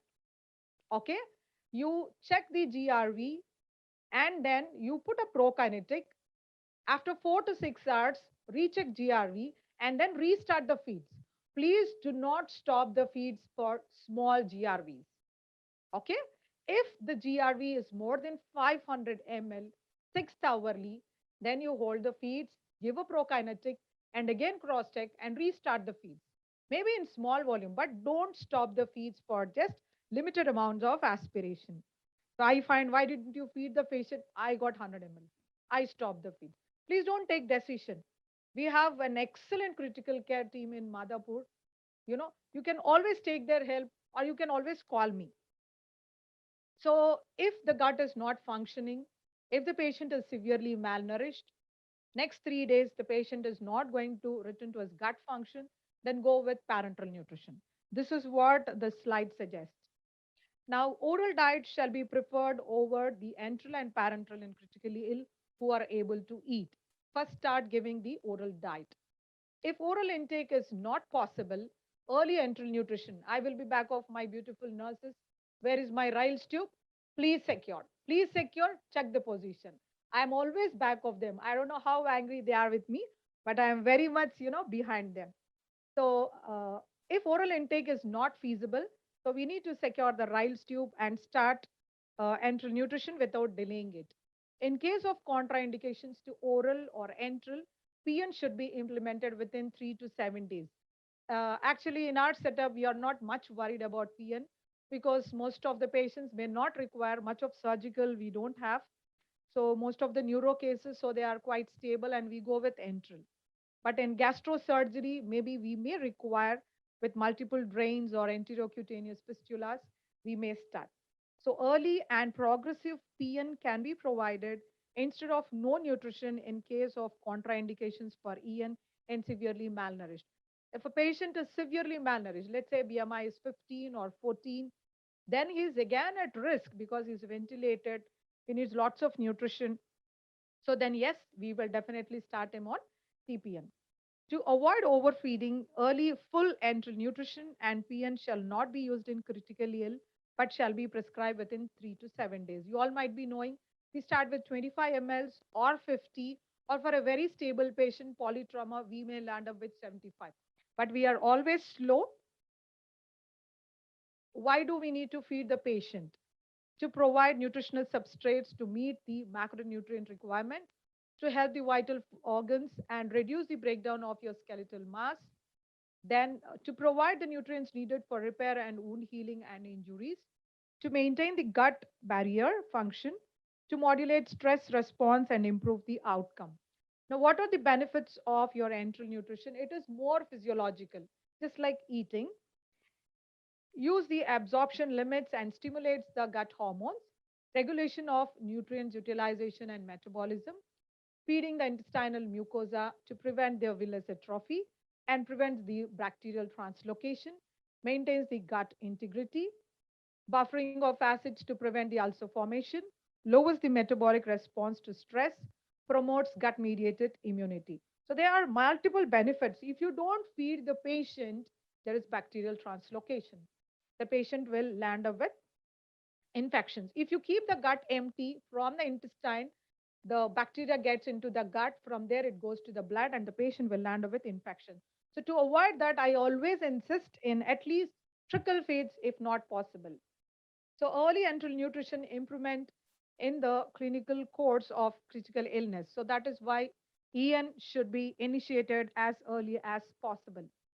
Reduce disease severity, it will diminish the complications, reduces the length of stay in ICU, and it will have a patient better outcomes. So patients who are hemodynamically stable and have a functioning gut, they should be fed within 24 hours with using an appropriate amount of feeds. Choice of feeding route will depend upon the underlying pathology, the anticipated duration of feed, and the preference of the patient. Now, as per the ISPEN, if the oral intake is not feasible, early enteral nutrition within 48 hours and all the critically ill patients should be started. Now, what are the advantages? It prevents the gut atrophy, it minimizes the ileus, it improves the feeding tolerance, decreased activation and release of inflammatory cytokines, prevents oxidative cellular injury, modulate immune responses, decrease incidence of infection, sepsis, bacterial translocation, or overgrowth. Now, if you have the gut axis, then you should go with the EN. If the patient is having any feeding intolerance, use prokinetics and post pylorus feeding. It could be jejunal, nasojejunal feeding. And if the patient are at high risk of your aspiration, jejunum should be the option. Now we have three different formulas. One is polymeric formula, oligomeric, and the elemental formulas. So polymeric are your Ensure, Fresibin, Pentasure, all these. Okay, they have intact macronutrients, your carbohydrates and proteins. The semi-digested or the partially digested is your oligomeric. You have your peptamine, you have your Ensure peptide, you have your Critipep. And fully elemental is your Cabimune Plus and your Metagluta ZS. These are nothing but your glutamine. So in ICU, there's a strong indication for using a polymeric formula. We don't go with a disease-specific formula unless the patient is having an electrolyte imbalance. Okay, could be hyperkalemia or hypernatremia. Now, when you have to select your EN formula, that I will do. And in my absence, my dear nurses also do it pretty well. I'm very happy for that. So if the patient is having any fluid restriction, maybe congestive cardiac failure or CKD or anuria, then we have to select a calorie dense formula wherein we use very little water to prepare the feeds.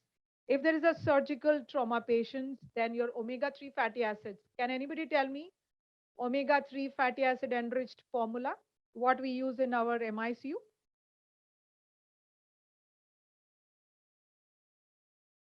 It is our Fresubin Onco and Prosure.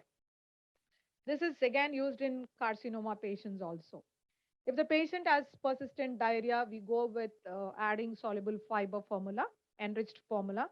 And in case of malabsorption, could be tropical sprue or any other enteropathy, then we have to choose a peptide-based formulas. In renal impairment again, or if you have any hypernatremia, again, you have to choose a low electrolyte formula. So when we deliver the enteral nutrition, we have ready to hang closed systems. This is particular liquid cans, we get it. So we have used it for 1 or 2 patients, not for many patients because it is very expensive. We use usually the powdered formulations. The hanging time for that ready to use is 24 to 48 hours. And this will reduce the work for the nurse, but it is very expensive. So we don't use it. There's a risk of reduction in the infections. Then, but the thing is that we cannot add a top up of protein to that. So we also have the liquid cans and bags and cartons. We don't have it in India, but in abroad, we have many such things. The hanging time for those particular items are 8 hours. Again, there's an increased risk for infection. You can add the other type of protein top-ups. The powder formulas, what we use, the hanging time is 4 hours. That is what I say. As we eat breakfast, lunch, evening snack, and dinner, so as every 4th hourly, you have to mix the feeds. If you happen to stop the feeds for any reason, let's say an MRI or a CECT abdomen or any other procedure, please discard the feed and prepare it again. Now, administer EN safely and appropriately. This is for you guys. You need to understand that you should wash the hands thoroughly. I find many nurses going to non-COVID and coming happily, opening the doors and all. Please don't do that. Whenever you're preparing the feeds, wash your hands till your elbows with soap and water, wear your gloves, and check your tube, which is placed properly or not. Check the label of the container properly, then mix and give it to the same patient because we don't have an isolated room. Most of the hospital will have an enteral nutrition separate room wherein that is prepared. The liquid is transferred to that patient, but before you deliver, you need to cross check it. The head of the bed should be elevated to 45 degrees angle. Most often nowadays, I see the patient is lying down and the sister is feeding. Why should be it like this? It should be 90 degrees when you are feeding orally and at least 30 to 45 degrees when you are giving an enteral nutrition. And on the other day, I saw a very flat bed. I was so shocked. I thought it's a polytrauma, could be cervical fracture, but there was no fracture. When I asked, doctor didn't told me to elevate. Why should doctor say to do? You know it, that it should be elevated to 35 to 30 to 45 degrees angle. So initiate EN and follow the protocol. So there are different methods of delivering the feeds. It is continuous what we follow in our critical care. You also have cyclic for 0 to 18 hours. You have intermittent, which we don't recommend at all, and it doesn't hold good for critical care, wherein they push the feed within 20 to 60 minutes, 4th hourly or 6th hourly. Or you have bolus within 5 to 10 minutes, you can push off the liquid. So this bolus could be good for PEG feeds.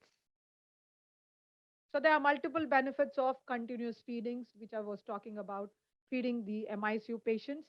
They're better tolerated. The frequency of diarrhea can be reduced. Bloating distension will not be seen. Then GRV may be less. Better delivery of feeds, metabolic management and constant infusion. less variability to blood glucose. You will not have much of fluctuations, then less reflux and better absorption of nutrients. Now, people who don't tolerate your feeds, you have to give them, what do you have to give them? A nap. Is it? You have to give them a prokinetic. Now, how would you assess that patient is not tolerating your feeds? They may have vomiting, abdominal distension, discomfort, high GRV, or diarrhea, or not passing flatus or stools, or abnormal abdominal radiographs, that is X-ray. Okay, so we can give a hypocaloric nutrition less than 70% of the requirement in early acute illness. Then after the settled patient is there, hemodynamically stable, then you can go up to 80 to 100%. That is after day 3. In patients who do not tolerate full dose of EN in the first week of ICU, you can start PN, but again, it is individualized. If the patient has malnutrition prior existing. In patients with refeeding hypophosphatemia, energy should be restricted for 48 hours. You cannot give them full volume. Then you have to gradually increase. We have to check repeatedly potassium, magnesium, and phosphorus before initiating the feeds in a refeeding syndrome. These patients might have electrolyte disturbances and may land up with fatal consequences. Now we also see very unstable patients. Okay, how do we feed them? If they have continuous low doses of vasopressors, you can always feed them. But I always insist on this: if your NORID is more than 8 ml, then reduce the feeds to 25 ml or 30 ml. Do not overdo. Don't wait for the doctors. If there is continuous vasopressor support, please reduce the volume. EN should be withheld if the MAP, mean arterial pressure, is less than 50 mm per Hg. So if the patient has continuous catecholamine agents, your noradrenaline and all those, then escalating doses are there. You're going on increasing from 8 to 15 and to 30. It's ideal to hold the feeds or give them at 10 ml. Once you de-escalate the feeds, you can gradually increase to 25, 50. Okay, but please see that the patient is getting 75 ml feed and 18 ml of NORAD. Please don't do that.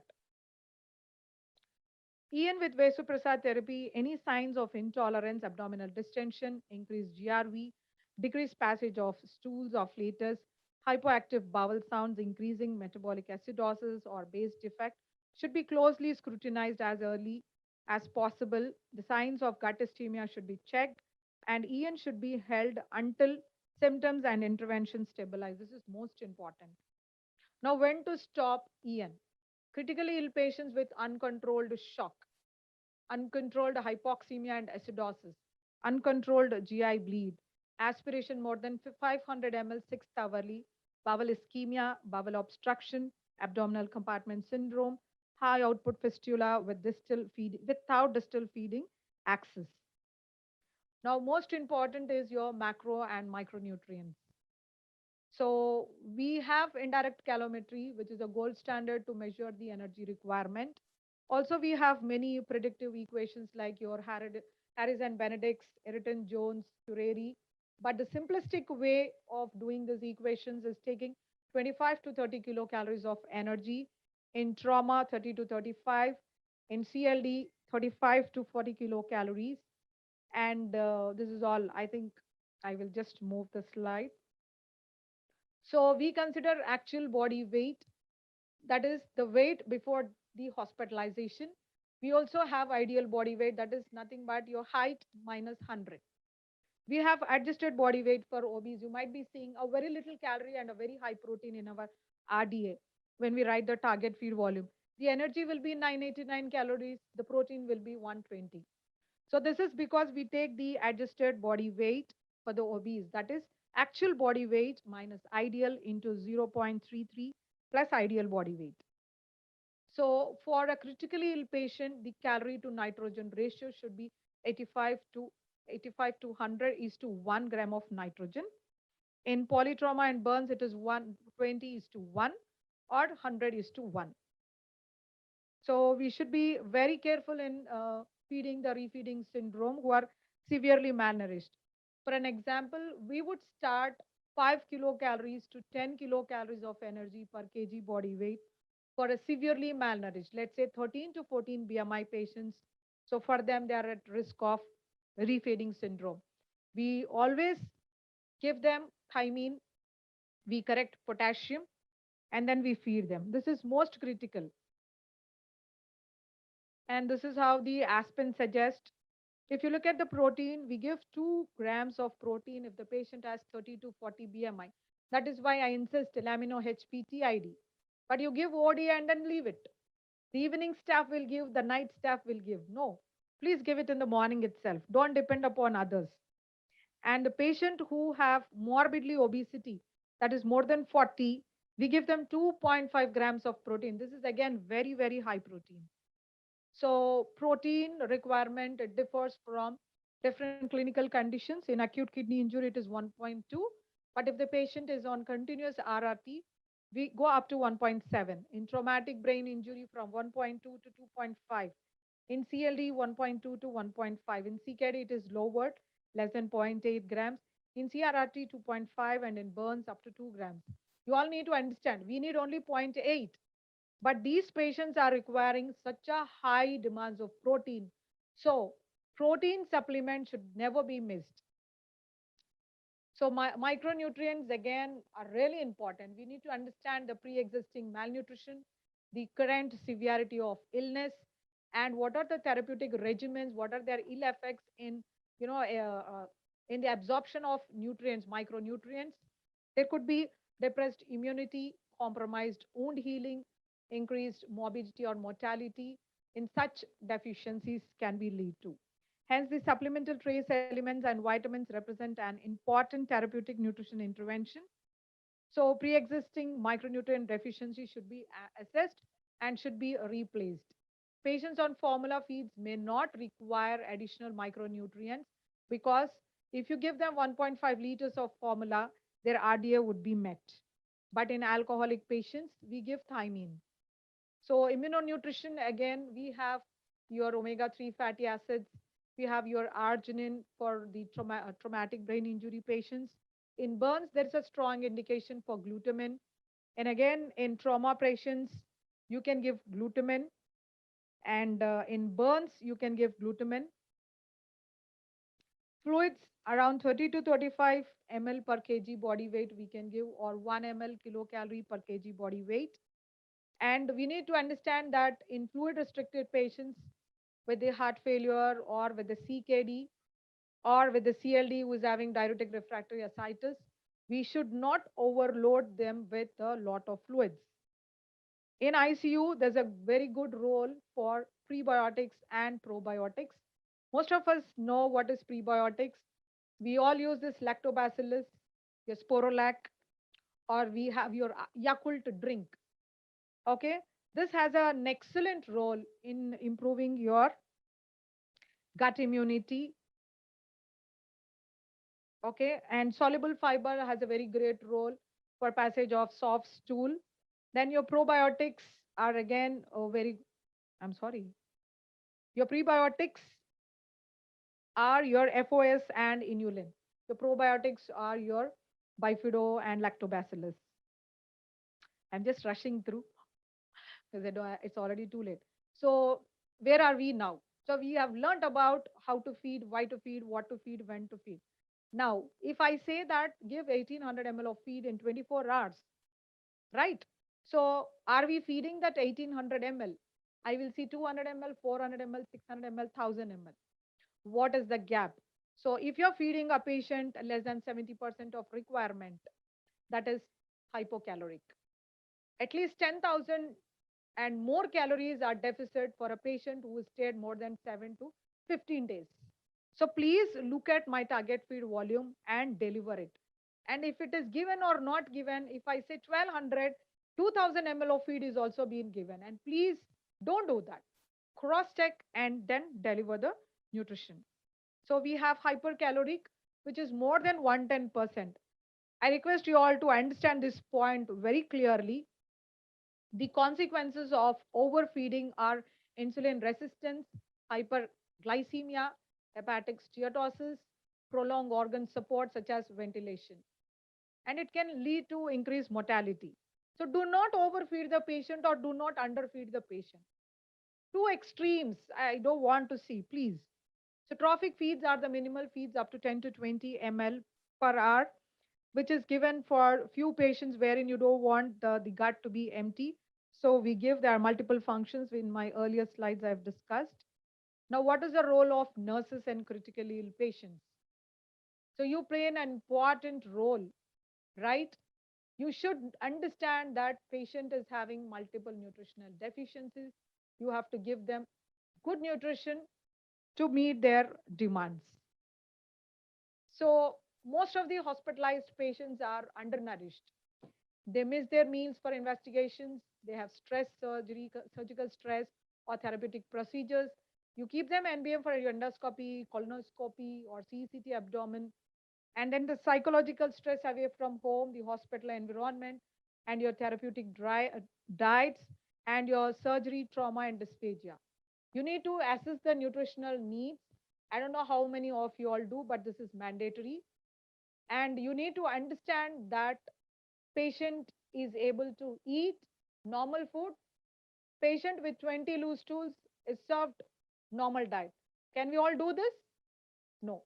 We cannot give a roti to a patient who has got 20 loose stools. Patient who is eat into less, 80 years old lady is given a normal diet. Please don't commit such blunders. Always understand what the patient, do a thorough physical examination and give them food in our absence. Okay, you should know about the GI losses, the other ailments, what they suffer from. And this is most important for you all. The patients who are eating for themselves, you encourage them. The patient eats one katori, okay, fine, nikal do katori. Don't do that. Please encourage them. Tell some good words. Request them. Our nurses also pamper and also they scare them. I know that. It's all okay with us. We want them to eat. Provide them a clean and relaxed environment. The cardiac table is over here, the patient is eating. I will go and lower the table. Why should I do it? You know it pretty well that it can't be to the face level. It should be in your chest level, right? It's a common thing. The bed position, the cardiac table position. Please keep all the sensible things. You know, nobody needs to tell you all. We all should know about it. Support the patient to stay. Always try to stay. You just keep the plate and run away with your run. I know you're very busy. I understand. But at least 10-15 minutes, if they eat, things will be in a different way. Initiate pleasant conversation before and after meals. Limit food and fluid intake as tolerated. Patient says nausea, you feed him, then you give Zofar. Hai na? Don't do that. Give Zofar, wait for half an hour, you feed him. Fine? So you should maintain all these things, bear in your mind and do your nursing. Provide medication as prescribed to patients with nausea and other GI symptoms and be absorbent. Okay. Now, why do we give NG feeds? Patients who are comatose, who are ventilated, who have head and neck fractures, facial fractures, any inflammatory bowel disease, or pancreatitis, or severely malnourished. Now, when do we start X-ray? Enteral nutrition. The tube is secure, gone case. You should check the position, confirm the X-ray position, then start the feeds. Don't wait that next lady will come in the trip and next shift and then start. Please don't do that. The most important is your X-ray, then you start the feeds, confirm with your critical care consultant. The patient may have hyperglycemia, hypernatremia, hyperkalemia. If any doctor suggests any supplement, please cross-check with us.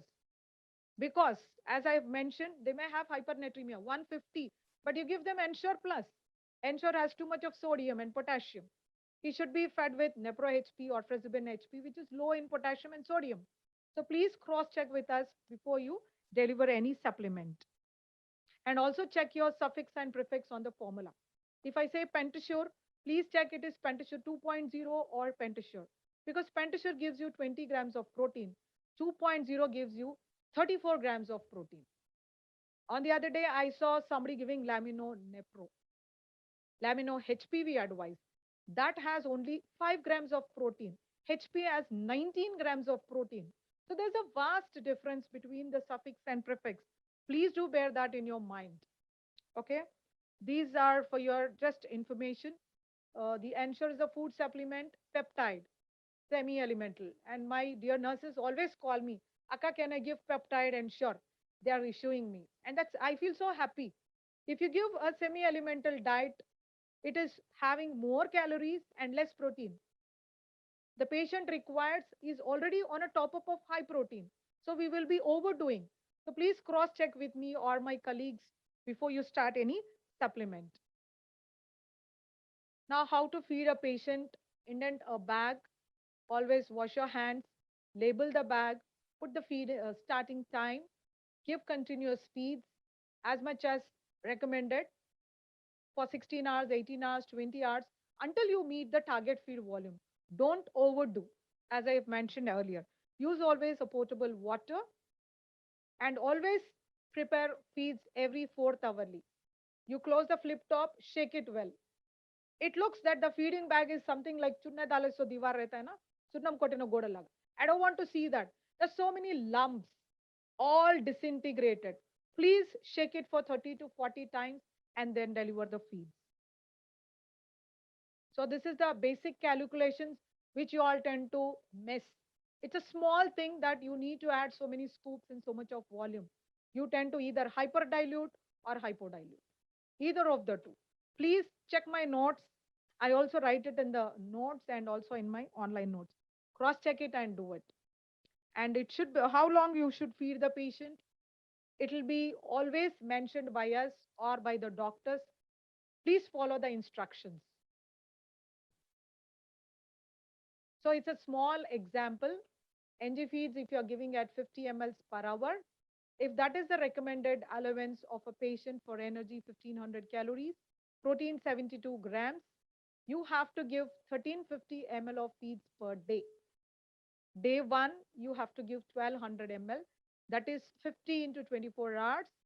Day two, 60 ml per hour, that is 22 and a half hours you have to give 1350 ml. Day three, if we increase 75 ml, 16 hours you have to give. You cannot give 75 ml into 24 hours. That means you are overdoing on the volume. Fine. If the patient is on NG feed 75 ml, you look at my RDA, I have increased the protein to 90 grams. I have added a top up of lamino HP. Most of you, what do you do? My day one target feed only you will continue 1350 ml of only Ensure Plus. I have added a top up of lamino HP because I have escalated my protein over there. So you need to understand that you have to give 150 ml of lamino HP and 1225 ml of Ensure Plus. Please don't go with RDA 1. Every day cross check my notes, take that new. You cannot go with the old targets. Every 3 days, I will be escalating my calories and proteins. Okay. So if I've increased my volume on day 4, it is 16 hours of Ensure Plus and 2 hours of lamino HP. And day 5, it is again Ensure Plus 12.2 hours and lamino HP for 1.5 hours. So that is how you should all calculate this and give the nutrition. Now you have certain complications with EN. It could be mechanical complications. Possibly you may have aspiration, infection. Most of the sinusitis can be developed maxillary sinusitis, or there could be a perforation, but that is very rare. So clinical problems like diarrhea, there could be some cross contamination. That is why we insist in proper hand hygiene. You may have antibiotic associated diarrhea. Maybe you are giving a bolus feed or a high concentrated feed. The patient may land up with diarrhea. Or patient may have some infection or maldigestion or lack of hygiene. So your important role in quick recovery, reduce length of stay and reducing the cost of the patient, and you spread the good health and happiness. You all need to understand that you play a great role and please keep it up. These are the don'ts. You should not do it ever and ever. Do not add any medicine in the feeding bag or in the parenteral nutrition bag. Do not hang the feeds for more than 4 hours and TPN bag for more than 24 hours. Do not disconnect the PN bags frequently except for mobilization. For every 4 hours, you keep on disconnecting the PN, the patient will end up with central line infections. So wash your hands before handling EN and PN or central line and peripheral. There should be thorough care for your central line every day. Most often, TPN patients land up with bacteremia, sepsis, frequent fevers. That's because of lack of hygiene over there. So do not give bolus feeds in ICCU. These are some small examples for you all to better understand this. Preserban HP is a high calorie, high protein. Cabipro is a low calorie and high protein. If a pharmacist say that, please take Cabipro is there, Preserban HP is not there, don't listen to him. Because we will not be getting calories. And more so, Cabipro is having 700 milligrams of potassium. And Preserban HP has only 185 milligrams of potassium. So you need to understand that there is lot of difference between electrolytes, between the osmolarity, the fiber content, and the Preserban HP requires just little amount of water to prepare the fluid. So Preserban is having added sugar, Preserban DM is having no sugar. So HP is a dialysis formulation for CKD. LP is non-dialyzed CKD patients. You have glutamine in 2 varieties, which we give for all the COVID patients, 2 sachets OD in 200 ml water. This plays a very important role, so please do give them. So maintain input-output chart. Most of us don't do it properly. Okay, please mention the water, tea, coffee, juice, diet, whatever the liquid supplements you give, the amount of IV fluids. I see 35.5. What is that 35.5? Don't know whether it is vasopressor, whether it is Norred or Dobu. Nothing is mentioned. It's only IV fluid. So please do mention that properly, your IV drugs, your syrup. If you're giving 60 ml of your Dufalac, please do mention 60 ml is a large amount. So your IV fluids also should be mentioned. Your RT feeds, you write 50, 50, 50. Whether you've given a Lamino HP, Ensure Plus, I will always put a question mark over there. So please don't do that. Please mention the name of the feed event, the TPN, how much you have given, especially in wards. Please do maintain input-output very well. The outputs could be your Riles tube aspiration, the surgical drains, your ICD intercostal drainage, your pigtails, your ascitic fluid tapping, and your urine output. Please maintain this properly. If 1700 ml is delivered, 1000 ml is urine output, plus 2000 ml you will write. I have seen at least 7 to 8 times in this month of in MICU that wrong balance. I don't know how you all doing plus and minus. So the take home message for you all, nutrition is now regarded to be of therapeutic benefit and not just an adjunctive or support. It is there for improving the patient outcomes. MNT for critically ill remains a very big challenge for dietitians, but still we try to do our best with your support. Implement entry feeding protocols with institutions specific to promote delivery of EN. I always say Resurite dalo, metoclopramide dalo. Please do it. Fine. Bowel sounds, we don't check it, but most of the organization do check it. Then start PN early when EN is not feasible, insufficient in high risk patients. So thank you for your time. I know it was very hectic for you all to bear with me. Thank you for your patience. If anybody will ask me a question, I will be happy. Thank you so much for your time.